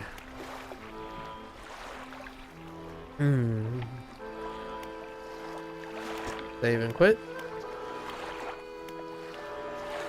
Does this close out the game? Or go back to me? Okay. Oh, well. That's definitely a first look at Dredge. So, what do I think so far? Oh, now I understand why they use the red and blue, blue to accent it, accent the colors. Because it's creating like that, insanity thing. So yeah, definitely it. You're a character, or you're a placeholder who's an observer. Lots of characters that have little vignettes about their lives and weird things. Be more greedy. So yeah, pretty much what you expect. I like the systems they have in place. I don't know how deep the system's gonna get, but man, Exploring is a lot of fun. There's a lot of dread. That's the first time we encountered something big, and that was freaky as heck. The red eyes. And the aggro range is really big. I think what's making it a little bit more nerve-wracking is how big the aggro range is. And now I'm not even sure. That was near the end, that got a little yikes. So I imagine there's at least one monstrosity in each of the areas. And they might be themed differently. So we finally went to Gale Cliffs, like near the end. And clearly there's a big fish in there. I don't know what the other three are going to be like, but if that's an indicator, it's going to make me nervous. We'll try to get to a new location each session, right? There's still the Devil's Peak, the Coral Reef area. I forgot what the place is called. And then the Tangled Strand. All right. There you have it. Hopefully I'm a little bit less stuffy and runny the next couple sessions. Dredge is going to be the second half of each day's session. We'll start with each day with Dave the Diver and then follow up by Dredge. Alright folks, thanks for hanging out, thanks for listening. I did scream a couple times, sorry for headphone users. Alright, and as always, you're always free to comment, share, discuss with your experience with these kind of games. These games are intense. It kind of really reminds me of Subnautica. This is a Subnautica feel. It's the constant looming dread. Alright, folks. Until next time. Hey, Kragus. Take care, Kragus. Until next time, stay safe. Stay healthy. You know, learn new things. Go out and experience new things. Even dreadful things. I'll catch you guys on the next one. Take care. Bye now.